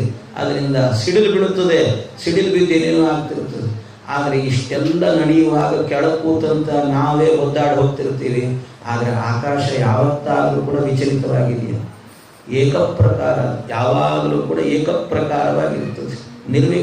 ನಿರ್ವಿಕಾರವಾಗಿರುತ್ತಲ್ಲ, ಅದನ್ನು ನೋಡಿ ಜೀವನದಲ್ಲಿ ಏನೇ ಆದರೂ ಕೂಡ ವಿಕಾರಕ್ಕೊಳಗಾಗಬಾರದು ಅನ್ನೋದನ್ನು ಆಕಾಶವನ್ನು ನೋಡಿ ಕಲಿತಿದ್ದೇನೆ ಅಂತ ಇದು ಇನ್ನೊಬ್ಬ ಗುರುಗಳು ನನಗೆ ಅಂತ ಹೇಳ್ತಾರೆ. ಇನ್ನೊಂದು ಆಕಾಶ ಆದ ಮೇಲೆ ನೀರಿನಿಂದ ಪಾಠ ಕಲಿತೆ ಅಂತ. ಸ್ವಚ್ಛ ಪ್ರಕೃತಿ ತಸ್ನಿಗ್ಧ ಮಧುರಸ್ತೀರ್ಥವಂದ್ರಣಾಂ ಮುನಿ ಪುನಾತ್ಯಗಾನ್ ಮಿತ್ರಂ ಈ ಕ್ಷಣ ಸ್ಪರ್ಶ ಕೀರ್ತನೈ. ಈ ನೀರು ಅನ್ನುವಂಥದ್ದು ಎಷ್ಟು ಅದ್ಭುತ ಅಂತ ಹೇಳಿದರೆ, ನೀರು ಅನ್ನೋದು ಪರಮಾದ್ಭುತ. ಯಾವಾಗಲೂ ಸ್ವಚ್ಛವಾಗಿರ್ತದಂತೆ ನೀರು ಅನ್ನೋದು. ನೀವೇನು ಗಲೀಜು ಮಾಡಿಕೊಂಡ್ರು ಕೂಡ ನೀವು ಸ್ವಚ್ಛ ಆಗಬೇಕು ಅಂದ್ರೂ ಮತ್ತೆ ನೀರೇ ಮುಟ್ಟಬೇಕು. ನೀರು ಮುಟ್ಟಿದ್ರೇ ಸ್ವಚ್ಛ. ಆದ್ದರಿಂದ ಅದು ಎಂಥ ಅದ್ಭುತ ಅಂತ ಹೇಳಿದರೆ, ಯಾರು ಬಂದು ಅದನ್ನು ಮುಟ್ಟಿದ್ರು ಕೂಡ ಸ್ವಚ್ಛ ಆಗಿಬಿಡ್ತಾರಂತ, ಎಲ್ಲ ಸ್ವಚ್ಛ. ಆದ್ದರಿಂದ ಸ್ವಚ್ಛ. ಹಾಗೆ ನಾನು ಕೂಡ ನನ್ನ ಜೀವನದಲ್ಲಿ ಕಲಿತದ್ದೇನು ಅಂತ ಹೇಳಿದ್ರೆ ಸ್ವಚ್ಛವಾಗಿರಬೇಕು ಅನ್ನೋದನ್ನು ಕಲಿತೆ. ಸ್ನಿಗ್ಧ, ಒಳ್ಳೆ ಸ್ನಿಗ್ಧ, ಯಾವಾಗಲೂ ಸ್ನೇಹಮಯವಾಗಿರುತ್ತದೆ. ನೀವು ನೀರನ್ನು ತಗೊಂಡು ಒಂದು ಹಿಟ್ಟಿಗೆ ಹಾಕಿದ್ರೆ ಅದು ಎಲ್ಲರನ್ನು ಬೆರೆಸಿಬಿಡ್ತದೆ. ಎಲ್ಲ ಹಿಟ್ಟುಗಳೆಲ್ಲ ಬೇರೆ ಬೇರೆ ಆಗಿದ್ದು ಒಂದಾಗಿಬಿಡ್ತದೆ, ಗಂಟಾಗಿಬಿಡ್ತದೆ. ಹಾಗೆ ಅದೇ ರೀತಿಯಲ್ಲಿ ನಾನು ಕೂಡ ಜೀವನದಲ್ಲಾಗಬೇಕಾದ್ರೆ ಎಲ್ಲರನ್ನು ಸೇರಿಸಿಕೊಂಡು ಬದುಕಬೇಕು ಅನ್ನೋದನ್ನು ಕಲಿತಿದ್ದೇನೆ. ಇದರಿಂದ ಪಾಠ ಕಲಿತದ್ದು ಅಂತ. ಒಳ್ಳೆ ಅದು ನೀರು ಕುಡಿದ್ರೆ ಮಾಧುರ್ಯದ ಅನುಭವ ಎನ್ನುವಂಥದ್ದು ಬರುತ್ತೆ. ಆ ಮಾಧುರ್ಯದ ಅನುಭವ ಪೂರ್ಣ ಬರಬೇಕು, ನೀರಿನ ಮಾಧುರ್ಯ ಗೊತ್ತಾಗಬೇಕು ಅಂದರೆ ಈ ನೆಲ್ಲಿಕಾಯಿ ಇರ್ತದೆ, ನೆಲ್ಲಿಕಾಯಿಯನ್ನು ತಿಂದು ಒಂದು ಸರ್ತಿ ನೀರು ಕುಡಿದ್ವಿ ಅಂತ ಆದರೆ ಸಿಹಿ ಅನಿಸ್ತದೆ, ನೀರಿನ ಮಾಧುರ್ಯದ ಅನುಭವ ಬರ್ತದೆ ನಮಗೆ. ಹಾಗೆ ಅದು ಮಧುರವಾಗಿರುತ್ತಲ್ಲ, ಹಾಗೆ ನಾನು ನನ್ನ ಹತ್ತಿರಕ್ಕೆ ಯಾರು ಬಂದರೂ ಕೂಡ ಮಧುರವಾಗಿರಬೇಕು, ಎಲ್ರಿಗೂ ಮಾಧುರ್ಯವನ್ನು ಕೊಡಬೇಕು ಅನ್ನೋದನ್ನು ನಾನು ನೀರಿನಿಂದ ಕಲಿತೆ ಅಂತ ನೀರಿನ ಪಾಠ ಹೇಳ್ತಾನೆ. ಇನ್ನು ಅಗ್ನಿ, ಆ ಬೆಂಕಿಯಿಂದ ನಾನು ಪಾಠ ಕಲಿತಿದ್ದೇನೆ ಅಂತ. ತೇಜಸ್ವಿ ತಪಸಾದೀಪ್ತ ದುರ್ದರ್ಶೋ ದೂರರಾಜನಃ. ತೇಜಸ್ವಿ ಅವನು ಎಂಥದ್ದು ಅಂದರೆ ಬೆಳಕು. ಅಗ್ನಿ ಅಂತ ಹೇಳಿದ್ದೇನೆ ಬೆಳಕಂತೆ. ಎಂಥ ಬೆಳಕು ಅಂದರೆ ಯಾರ್ಯಾರ ಹತ್ತಿರಕ್ಕೆ ಹೋದರೂ ಕೂಡ ಅವರಿಗೆಲ್ಲರಿಗೂ ಕೂಡ ಅವ್ರಿಗೆ ಬೆಳಕನ್ನು ಕೊಟ್ಟು ಜ್ಞಾನೋದಯವನ್ನು ಮಾಡುತ್ತದೆ. ಹಾಗೆ ನಾನು ನನ್ನ ಜೀವನದಲ್ಲಿ ಬೆಳಕಿನಂತೆ ನನ್ನ ಹತ್ತಿರಕ್ಕೆ ಯಾರು ಬಂದರೂ ಕೂಡ ಅವರಿಗೆಲ್ಲ ಬೆಳಕು ಕೊಡಬೇಕು ಅನ್ನೋದನ್ನು ಕಲಿತಿದ್ದೇನೆ. ಆಮೇಲೆ ಸರ್ವಭಕ್ಷೋಪಿ ಯುಕ್ತಾತ್ಮ, ಏನು ತಿಂದರೂ ಕೂಡ ಜೀರ್ಣ ಮಾಡಿಕೊಡುತ್ತಂತ. ಅಗ್ನಿಗೆ ಏನು ಹಾಕಿದ್ರೆ ಎಲ್ಲವನ್ನು ಭಸ್ಮ ಮಾಡ್ತದೆ ಅಗ್ನಿ, ಎಲ್ಲ ಭಸ್ಮ. ಹಾಗೆ ನಾನು ನನ್ನ ಜೀವನದಲ್ಲಿ ಏನೇ ಬರಲಿ ಅದನ್ನೆಲ್ಲ ಜೀರ್ಣ ಮಾಡಿಕೊಡಬೇಕು ಅಗ್ನಿಯಂತೆ ಅಂತ ನಾನು ಅದನ್ನು ಪಾಠವನ್ನು ಕಲಿತಿದ್ದೇನೆ ಅಂತ ಹೇಳ್ತಾರೆ. ಅಗ್ನಿ ಶುದ್ಧ, ಯಾವಾಗಲೂ ಶುದ್ಧ ಅಂತ. ತೀರ್ಥೋದ ಕಂಚವನ್ನಿಷ್ಟ ನಾಣ್ಯತ ಶುದ್ಧಿ ಮರಹತಿ ಅಂತ ಹೇಳ್ತಾರೆ ಬಹುಭುಕ್ತಿ ಹೇಳುವಾಗ. ಹಾಗೆ ಆ ವನ್ನಿ ಬೆಂಕಿ ಅನ್ನೋದು ಪರಮಶುದ್ಧ. ಏನು ಹಾಕಿದ್ರು ಅದೆಲ್ಲ ಸ್ವೀಕಾರ ಮಾಡುತ್ತದೆ, ಶುದ್ಧವಾಗಿರುತ್ತದೆ. ಅದನ್ನು ನೋಡಿ ನಾನು ಶುದ್ಧವಾಗಿರಬೇಕು ಅನ್ನೋದನ್ನು ಅದರಿಂದ ಕಲಿತೇನೆ ಅಂತ ಹೇಳ್ತಾರೆ. ಇನ್ನು ಚಂದ್ರನಿಂದ ನಾನೊಂದು ಪಾಠವನ್ನು ಕಲಿತಿದ್ದೇನೆ ಅಂತ. ವಿಸರ್ಗಾದ್ಯ ಸ್ಮಶಾನಾಂತ ಭಾವಾ ದೇಹಸ್ಯ ನಾತ್ಮನಃ ಕಲಾನಾಮಿವ ಚಂದ್ರಸ್ಯ ಕಾಲೇನ ಲಕ್ಷ್ಯವತ್ಮನಃ. ಈ ಚಂದ್ರನ ನೋಡಿ ಏನು ಕಲ್ತಿದ್ದು ಅಂತ ಹೇಳಿದರೆ, ಒಂದು ಸರ್ತಿ ಹುಣ್ಣಿಮೆ ಬರುವಾಗ ಕಳೆ ತುಂಬುತ್ತೆ, ಅದಕ್ಕೆ ಒಳ್ಳೆ ಕಳೆ ಬರ್ತದೆ, ಪೂರ್ಣ ಚಂದ್ರ ಅಂತ ಆಗ್ತಾನೆ. ಅದೇ ಅಮಾವಾಸ್ಯೆ ಬರೋ ಹೊತ್ತಿಗಾಗುವಾಗ ಚಂದ್ರನಲ್ಲಿ ಕಳೆಗಳೇ ಇಲ್ಲ, ಎಲ್ಲ ಕಳೆಗಳು ನಾಶ ಆಗಿ ಹೋಗಿರುತ್ತದೆ. ಆದ್ದರಿಂದ ಇದರಿಂದ ನಾನು ಕಲಿತ ಪಾಠ ಏನು ಅಂದರೆ, ಜೀವನದಲ್ಲಿ ಏಳು ಬೀಳು ಅನ್ನೋದು ಬರ್ತಾನೆ ಇರುತ್ತೆ. ಒಂದು ದಿವಸ ಚಂದ್ರ ತಲೆ ಕೆಡಿಸ್ಕೊಳ್ಳಿಲ್ಲ, ಅಯ್ಯೋ ಅಮಾವಾಸ್ಯೆ ಬಂತು ಅಂತ ಕೊಡೋ ಅಂತ ಕಣ್ಣೀರು ಹಾಕಲಿಲ್ಲ, ಹುಣ್ಣಿಮೆ ಬಂತು ಅಂತ ಖುಷಿನೂ ಆಗಲಿಲ್ಲ, ಎರಡೂ ಒಂದೇ ರೀತಿ.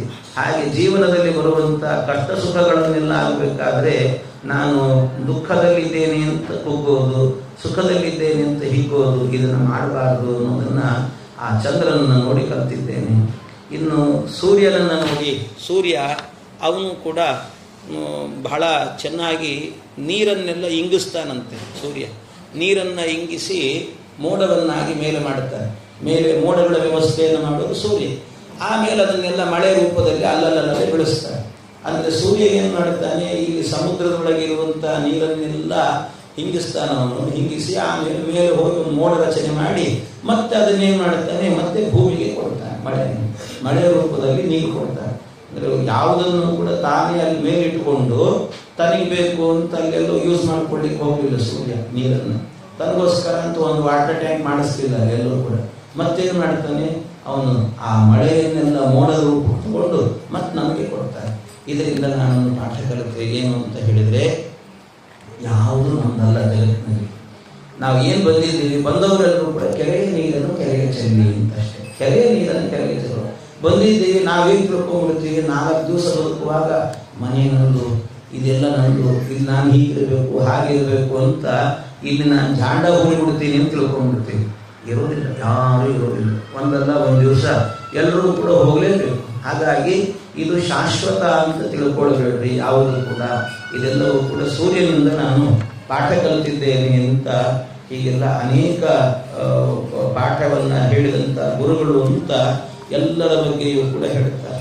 ಇನ್ನು ಅದೇ ರೀತಿಯಲ್ಲಿ ಕಪೋತದಿಂದ ಆಗಬೇಕಾದ್ರೆ ಅವನು ಹೇಳ್ತಾನೆ, ನಾನು ವ್ಯಾಮೋಹ ಇಟ್ಕೊಳ್ಬಾರ್ದು, ಗಂಡ ಹೆಂಡತಿ ಮಕ್ಕಳು ಅಂತೆಲ್ಲ ವ್ಯಾಮೋಹ ಇಟ್ಕೊಳ್ಬಾರ್ದು ಅಂತ ಕಪೋತದಿಂದಾಗಿ. ಯಾಕೆ ಅಂದರೆ ಒಂದು ಕಪೋತ, ಹೆಣ್ಣು ಕಪೋತ ಯಾರೋ ಒಬ್ಬ ಬಲೆ ಹಾಕಿದಾಗ ಅದರಲ್ಲಿ ಹೋಗಿ ಸಿಕ್ಕಾಕ್ಕೊಳ್ತು, ಮಗುಗೂ ಸಿಕ್ಕಾಕ್ಕೊಳ್ತು. ಅದನ್ನು ನೋಡಿ ಗಂಡು ಪಾರಿವಾಳವು ಕೂಡ ಅಯ್ಯೋ ನನ್ನ ಹೆಂಡತಿ ಮಕ್ಕಳಿಲ್ಲ ಅದನ್ನು ನಾನೇನು ಮಾಡೋದು ಅಂತ ಅದು ಹೋಗಿ ಸಿಕ್ಕಾಕ್ಕೊಳ್ತು, ಎಲ್ಲರೂ ಸತ್ತೋದು. ಇದರಿಂದ ನಾನೇನು ತಿಳಿದೆ ಅಂದರೆ, ಈ ವ್ಯಾಮೋಹ ಎನ್ನುವಂತಹದ್ದು ಜೀವನವನ್ನು ಹಾಳು ಮಾಡುತ್ತೆ. ಅದರಿಂದ ವ್ಯಾಮೋಹಕ್ಕೆ ಒಳಗಾಗಬಾರದು ಅನ್ನೋದನ್ನು ಇದರಿಂದ ನಾನು ಪಾಠ ಕಲಿತಿದ್ದೇನೆ ಅಂತ ಆ ಕಪೋತದ ಬಗ್ಗೆ ಎಲ್ಲ ಕಥೆಯನ್ನು ಹೇಳ್ತಾನೆ. ಇದೇ ರೀತಿಯಲ್ಲಿ ಮತ್ತೆ ಒಂದು ಜಿಂಕೆಯಿಂದಲೂ ಪಾಠ ಕಲಿತೆ.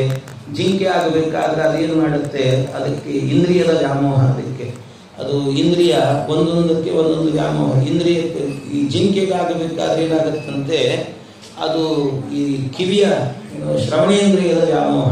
ಹಿಂದಿನ ಕಾಲದಲ್ಲೆಲ್ಲ ಜಿಂಕೆ ಹಿಡಿಬೇಕು ಅಂದರೆ ಸಂಗೀತ ಹಾಕಿಬಿಡೋದು. ಸಂಗೀತ ಯಾರನ್ನಾದ್ರೂ ಹಾಡ್ತಾ ಇದ್ರೆ ಆಗ ಹೋಗಿ ಜಿಂಕೆ ಅದು ಸಂಗೀತ ಕೇಳುತ್ತಿದ್ರೆ ನಿಂತು ಬಿಡುತ್ತೆ, ಮೈ ಮರೆತು ನಿಂತು ಬಿಡುತ್ತದೆ. ಅದು ಮೈ ಮರೆತು ನಿಂತುಕೊಳ್ತು ಅಂತ ಆದರೆ ಅದು ಸಂಗೀತದ ವ್ಯಾಮೋಹಕ್ಕೆ ಶ್ರವಣೇಂದ್ರಿಯದ ವ್ಯಾಮೋಹ ಜೀವನ ಕಳ್ಕೊಳ್ತದೆ. ಕೊಂದು ಅದರ ಚರ್ಮ ತಗೊಂಡು ಹೋಗಿಬಿಡ್ತಾರೆ. ಹಾಗಾಗಿ ಶ್ರವಣೇಂದ್ರಿಯದ ವ್ಯಾಮೋಹದಿಂದಾಗಿ ಜಿಂಕೆ ಪ್ರಾಣ ಕಳ್ಕೊಂಡಿದೆ. ಕುರಂಗ, ಮಾತಂಗ ಒಂದೊಂದು ಹೇಳ್ತಾರೆ ಅದಕ್ಕೆಲ್ಲ. ಇನ್ನು ಏನು ಆನೆ ಇದೆ.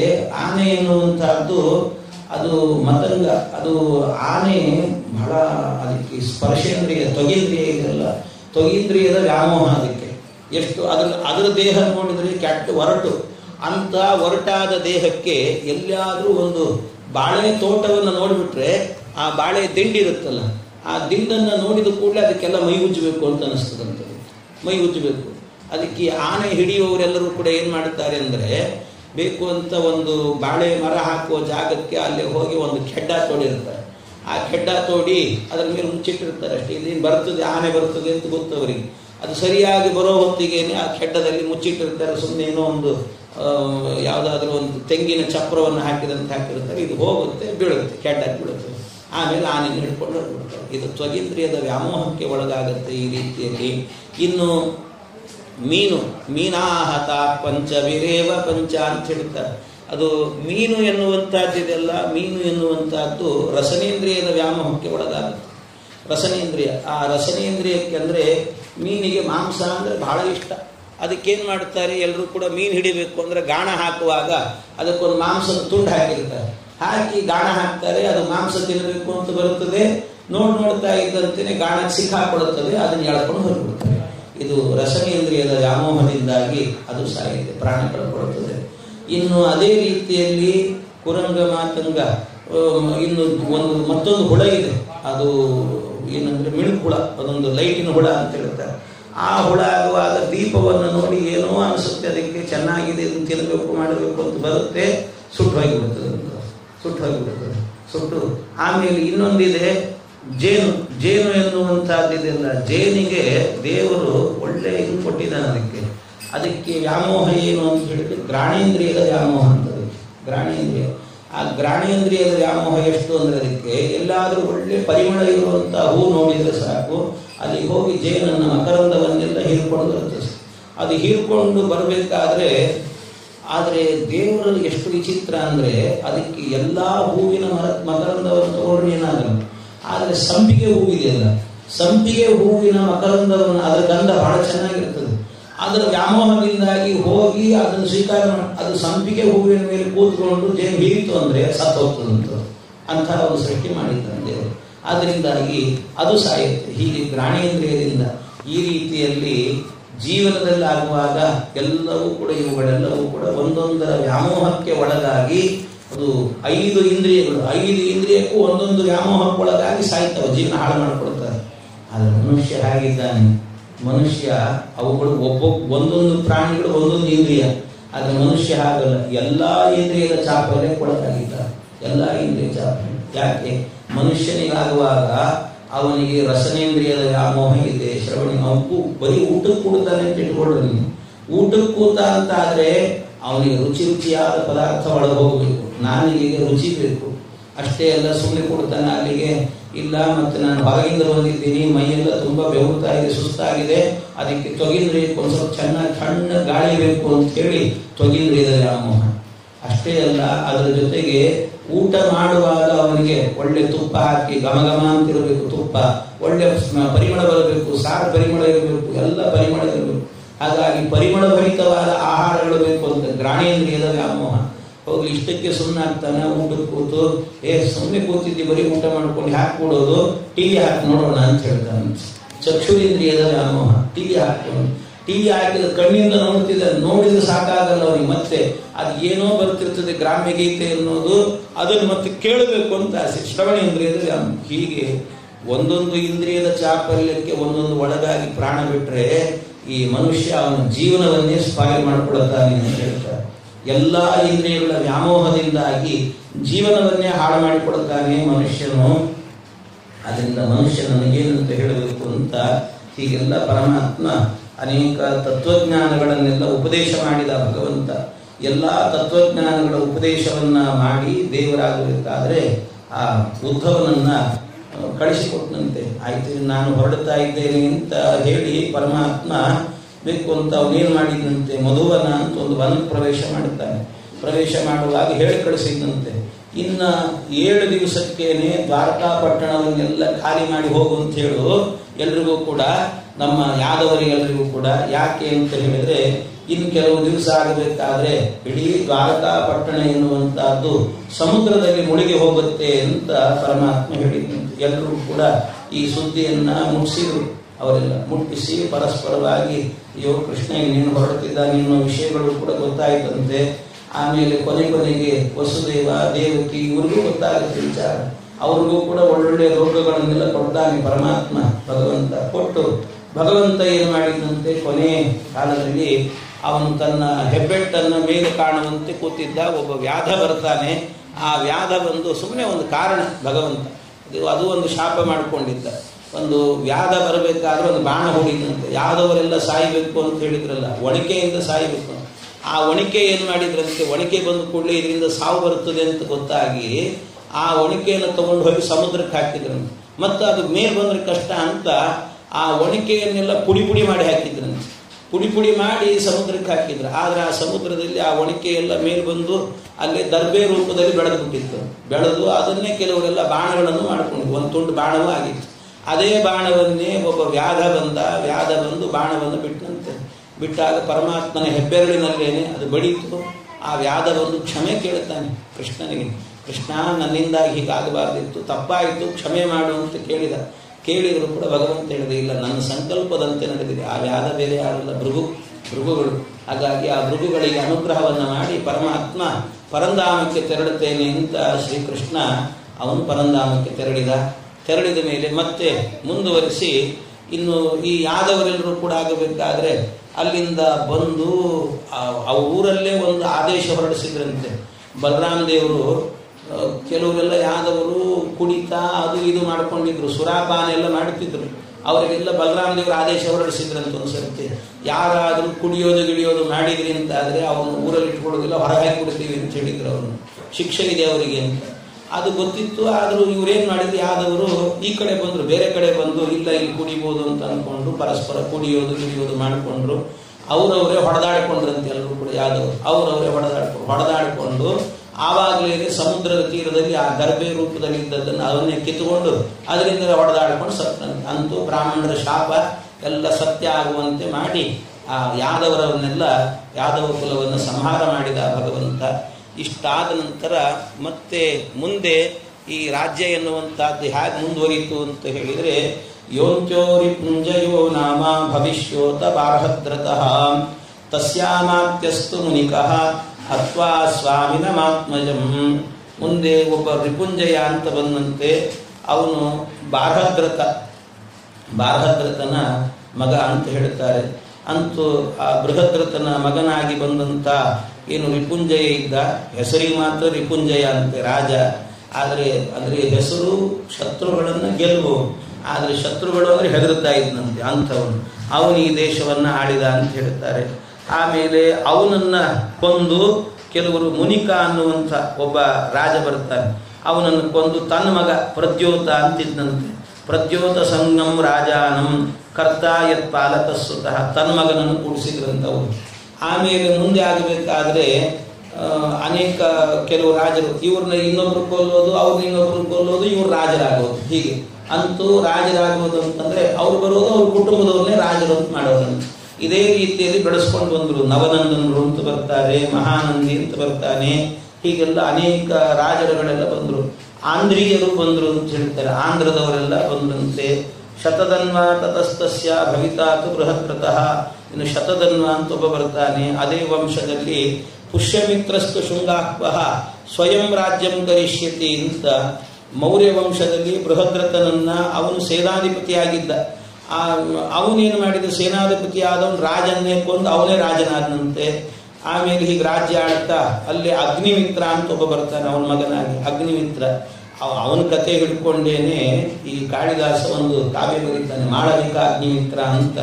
ಮಾಳವಿಕ ಅಂತ ಒಬ್ಬ ವೇಶ್ಯ, ಅವಳನ್ನು ನೋಡಿ, ಅವಳು ಭರತನಾಟ್ಯ ಮಾಡುತ್ತಾ ಇದ್ದವಳು, ಅವಳನ್ನು ನೋಡಿ ಮದುವೆ ಮಾಡಿಕೊಂಡಂತೆ. ಬರೀ ಅವಳ ಅವಯವವನ್ನು ನೋಡಿ ಮಾಡಿಕೊಂಡ ಅಂತ ಹೇಳ್ತಾರೆ. ಅಂತೂ ಇದ್ರ ಮೇಲೆ ಒಂದು ಕಥೆ. ಹೀಗೆ ಆ ರಾಜರೆಲ್ಲರೂ ಕೂಡ ಬರ್ತಾರೆ. ಅನೇಕ ರಾಜರು ಬಂದು ಈ ದೇಶವನ್ನು ಆಳ್ತಾ ಹೋಗ್ತಾರೆ ಅಂತೆಲ್ಲರೂ ಕೂಡ. ಎಲ್ಲರೂ ದೇಶವನ್ನು ಆಳ್ತಾ ಇದ್ದಾಗ ಕಡೆಗೆ ನಮ್ಮ ದೇಶ ಭಾರತ ವರ್ಷ ಬಹಳ ದೊಡ್ಡದಾಗಿರುವಂತಹ ದೇಶ. ಕೊನೆಗೆಲ್ಲ ಆಳ್ತಾ ಇರುವಾಗ ಒಬ್ಬೊಬ್ಬರು ರಾಜರ ಕಾಲದಲ್ಲಿ ಒಂದೊಂದೊಂದು ಕಳ್ಕೊಳ್ತಾ ಹೋಗ್ತೀವಿ ಅಂತ ನಮ್ಮ ದೇಶವನ್ನು ಎಲ್ಲ ಕಳ್ಕೊಳ್ತಾ ಹೋಗ್ತೀವಿ. ಎಲ್ಲ ಬರೆದಿಟ್ಬಿಟ್ಟಿದ್ದಾರೆ ಪಾಪ. ಸಿಂಧೋಸ್ತಟಂ ಚಂದ್ರಭಾಗಾಂ ಕಾಂಚೀಂ ಕಾಶ್ಮೀರ ಮಂಡಲಂ ಭೋಕ್ಷ್ಯಂತಿ ಶೂದ್ರಾವ್ರಾತ್ಯಾಶ್ಚ ಮ್ಲೇಚ್ಛ ಅಬ್ರಹ್ಮವರ್ಚಸಃ. ಯಾರಿಗೂ ಬ್ರಹ್ಮವರ್ಚಸ್ಸೇ ಇಲ್ಲದಂತ ಅಯೋಗ್ಯರು ಅವರೆಲ್ಲ ಬಂದು ಸಿಂಧೋಸ್ತಟಂ, ಈ ಪಂಜಾಬ್ ಆ ಕಡೆ ಹೋಗುವಾಗ, ಇವತ್ತೆಲ್ಲ ಪಾಕಿಸ್ತಾನ ಆಗೋಗಿದೆ, ಅದೆಲ್ಲ ಅವ್ರನ್ನೆಲ್ಲ ಅವರು ಅಲ್ಲಿ ಅಬ್ರಹ್ಮವರ್ಚಸಃ ಮ್ಲೇಚ್ಛ ಅವರು ಆಕ್ರಮಣ ಮಾಡ್ಕೊಂಡ್ಬಿಡ್ತಾರಂತೆ. ಈಗಾಗಲೇ ಮಾಡ್ಕೊಂಡಾಗಿದೆ. ಇನ್ನು ಅದೇ ರೀತಿಯಲ್ಲಿ ಕಾಂಚೀಂ ಅಂತ ಹೇಳಿದ್ದಾರೆ, ಬಹುಶಃ ಕೌಂತೀಂ ಅಂತಿದ್ರೆ ಒಳ್ಳೆಯದು, ಕುಂತಿ ದೇಶ ಅದು. ಮತ್ತು ಕಾಶ್ಮೀರ ಮಂಡಲ ಕಾಶ್ಮೀರವನ್ನು ಕೂಡ ವಶ ಪಡ್ಕೊಳ್ತಾರೆ. ಇದನ್ನೆಲ್ಲ ಆಗ ಎಲ್ಲರೂ ಕೂಡ ಬ್ರಹ್ಮವರ್ಚಸ್ಸೇ ಇಲ್ಲದಂತ ಅಯೋಗ್ಯರು ಯಾರ್ಯಾರು, ಇವರೆಲ್ಲ ಯವನರು, ತುರುಷ್ಕರು, ತುರುಂಡರು ಅಂತೆಲ್ಲ ಹೇಳ್ತಾರಲ್ಲ, ಇವರೆಲ್ಲರೂ ಕೂಡ ಈ ದೇಶವನ್ನು ಆಳ್ತಾರಂತೆ. ಹೀಗೆ ಆಳಿಕೊಂಡು ನಮ್ಮ ದೇಶ ಎನ್ನುವಂತಹದ್ದು ಬಹಳ ಚಿತ್ರವಾಗಿ ಹೋಗುತ್ತೆ ಅಂತ ಹೇಳ್ತಾರೆ. ಕಡೆಗೆ ಈ ದೇಶವನ್ನ ಮತ್ತೆ ರಕ್ಷಣೆ ಮಾಡಬೇಕು ಅಂದಾಗ ಕೊನೆಗೆ ಕಲಿಯುಗ ಎನ್ನುವಂತಹದ್ದು ಬಹಳ ವಿಚಿತ್ರವಾಗಿರ್ತದಂತೆ. ಕಲಿಯುಗದನ್ನ ಹೇಗಿರ್ತಾರೆ ಜನ, ಕಲಿಯುಗದ ಮಂದಿ ಅಂತ ಹೇಳ್ತಾರೆ. ಅಲ್ಲಿ ವಿತ್ತಮೇವ ಕಲವು ನೃಣ ಜನ್ಮಾಚಾರ ಗುಣೋದಯ ಅಂತ ಹೇಳ್ತಾರೆ. ದುಡ್ಡಿದ್ರೆ ಸಾಕು, ಏನ್ ಬೇಕಾದ್ರೂ ಮಾಡ್ತೀವಿ ಅಂತ ಕಲಿಯುಗದ ಮಂದಿ. ದುಡ್ಡೊಂದೇ ಮುಖ್ಯ, ಮತ್ಯಾವುದು ಅಲ್ಲ ಅಂತ ಕಲಿಯುಗದ ವ್ಯವಸ್ಥೆಗಳು ನಡೀತಾವಂತೆ. ಯಾರು ಕೂಡ ದುಡ್ಡಿದ್ರೆ ಸಾಕು, ಅವನು ಹೇಳಿದ್ದೇ ಧರ್ಮ, ಅವನು ಹೇಳಿದ್ದೇ ನ್ಯಾಯ ಅಂತ ಹೇಳ್ತಾರೆ. ದುಡ್ಡಿಗೆ ಎಲ್ಲರೂ ಕೂಡ ವಶರಾಗಿ ಬಿಡ್ತಾರೆ. ಇದು ನ್ಯಾಯ, ಇದು ಧರ್ಮ, ಇದು ಅಧರ್ಮ ಅಂತ ವ್ಯವಸ್ಥೆಗಳೇ ಇರೋದಿಲ್ಲ ಆ ಕಾಲದಲ್ಲಿ ಅಂತ. ಇನ್ನು ದಂಪತಿಗಳೇ ಹೇಗಿರ್ತಾರೆ, ದಾಂಪತ್ಯ ಅಭಿರುಚಿಗೆ ಹೇತು ಮಾಯೆ ಇವ ವ್ಯಾವಹಾರಿಕೆ. ಸತಿಪತಿಗಳೆಲ್ಲ ಜೊತೆಗಿರೋದು ಅಂದ್ರೆ ಕೇವಲ ಆಕರ್ಷಣೆಯಿಂದ ಇರ್ತಾರೆ ಅಷ್ಟೇ ಹೊರತು ಇವನಿಗೆ ಅವಳ ಮೇಲೆ ಆಕರ್ಷಣೆ, ಅವನಿಗೆ ಇವಳ ಮೇಲೆ, ಹೀಗೆ ಪರಸ್ಪರ ಆಕರ್ಷಣೆದಿಂದಲೇ ಇರೋದು. ಸ್ತ್ರೀತ್ವೇ ಪುಂಸ್ತ್ವೇ ಚಾತಿರತಿ ವಿಪ್ರತ್ವೇ ಸೂತ್ರಮೇವಹಿ. ನೀನು ಬ್ರಾಹ್ಮಣ ಅಂತ ಹೇಳಬೇಕು ಅಂದ್ರೆ ಅವಾಗೆಲ್ಲ ಏನ್ ಬೇಕು, ಒಂದು ಜನಿವಾರ ಹಾಕೊಂಡು ಓಡಾಡ್ಬಿಟ್ರೆ ಮುಗಿತಷ್ಟೇ, ಅವನೇ ಬ್ರಾಹ್ಮಣ ಅಂತ ಹೇಳ್ತಾರೆ. ಈಗಾಗಲೇ ನಡೆದ್ಬಿಟ್ಟಿದೆ ಅಲ್ಲ. ಇಂಥದ್ದು ಹೀಗೆಲ್ಲ ದೇಶ ಎನ್ನುವಂಥದ್ದು ಹಾಳಾಗಿ ಹೋಗುತ್ತಂತೆ. ಮುಂದೆ ಹೋಗ್ತಾ ಇದ್ದಾಗ ಮಹಾ ಅನಾವೃಷ್ಟಿ ಬರ್ತದೆ ಕಲಿಯುಗದಲ್ಲಿ ಅನಾವೃಷ್ಟ್ಯ ವಿನಕ್ಷಂತಿ, ಬಹಳ ಅನಾವೃಷ್ಟಿ ಬರ್ತದಂತೆ. ಎಷ್ಟು ಅಂತ ಹೇಳಿದ್ರೆ ಮಳೆ ಎನ್ನುವಂತಹದ್ದು ಬರುವಂತಹದ್ದೇ ಒಂದು 100 ವರ್ಷಕ್ಕೊಂದು ಸರ್ತಿ ಬರ್ತದಂತೆ ಮಳೆ. ಹೇಗಿರ್ಬೇಕು, ಹಾಹಾಕಾರ, 100 years ಒಂದು ಸರ್ತಿ ಮಳೆ ಅಂದ್ರೆ ಯಾವ ರೀತಿ ಇರುತ್ತೆ ಚಿಂತನೆ ಮಾಡಿ. ಅಂಥ ಮಳೆಗಳು ಬರ್ತಾವಂತೆ. ಮಧ್ಯದಲ್ಲಿ ಏನಾದರೂ ಬಂದ್ರೆ ಏನು ಬರೀ ಬಿಸಿಲಷ್ಟೇ, ಬಿಸಿಲಿರ್ತದಂತೆ. ದುರ್ಭಿಕ್ಷ ಕ್ಷರಪೀಡಿತಾ, ದುರ್ಭಿಕ್ಷೆ, ಮನುಷ್ಯರನ್ನೇ ಹೊಡ್ಕೊಂಡು ಮನುಷ್ಯರನ್ನೇ ತಿಂತಾರಂತೆ, ಅಂತಹ ಸ್ಥಿತಿ ಬಂದು ಹೋಗುತ್ತಂತೆ.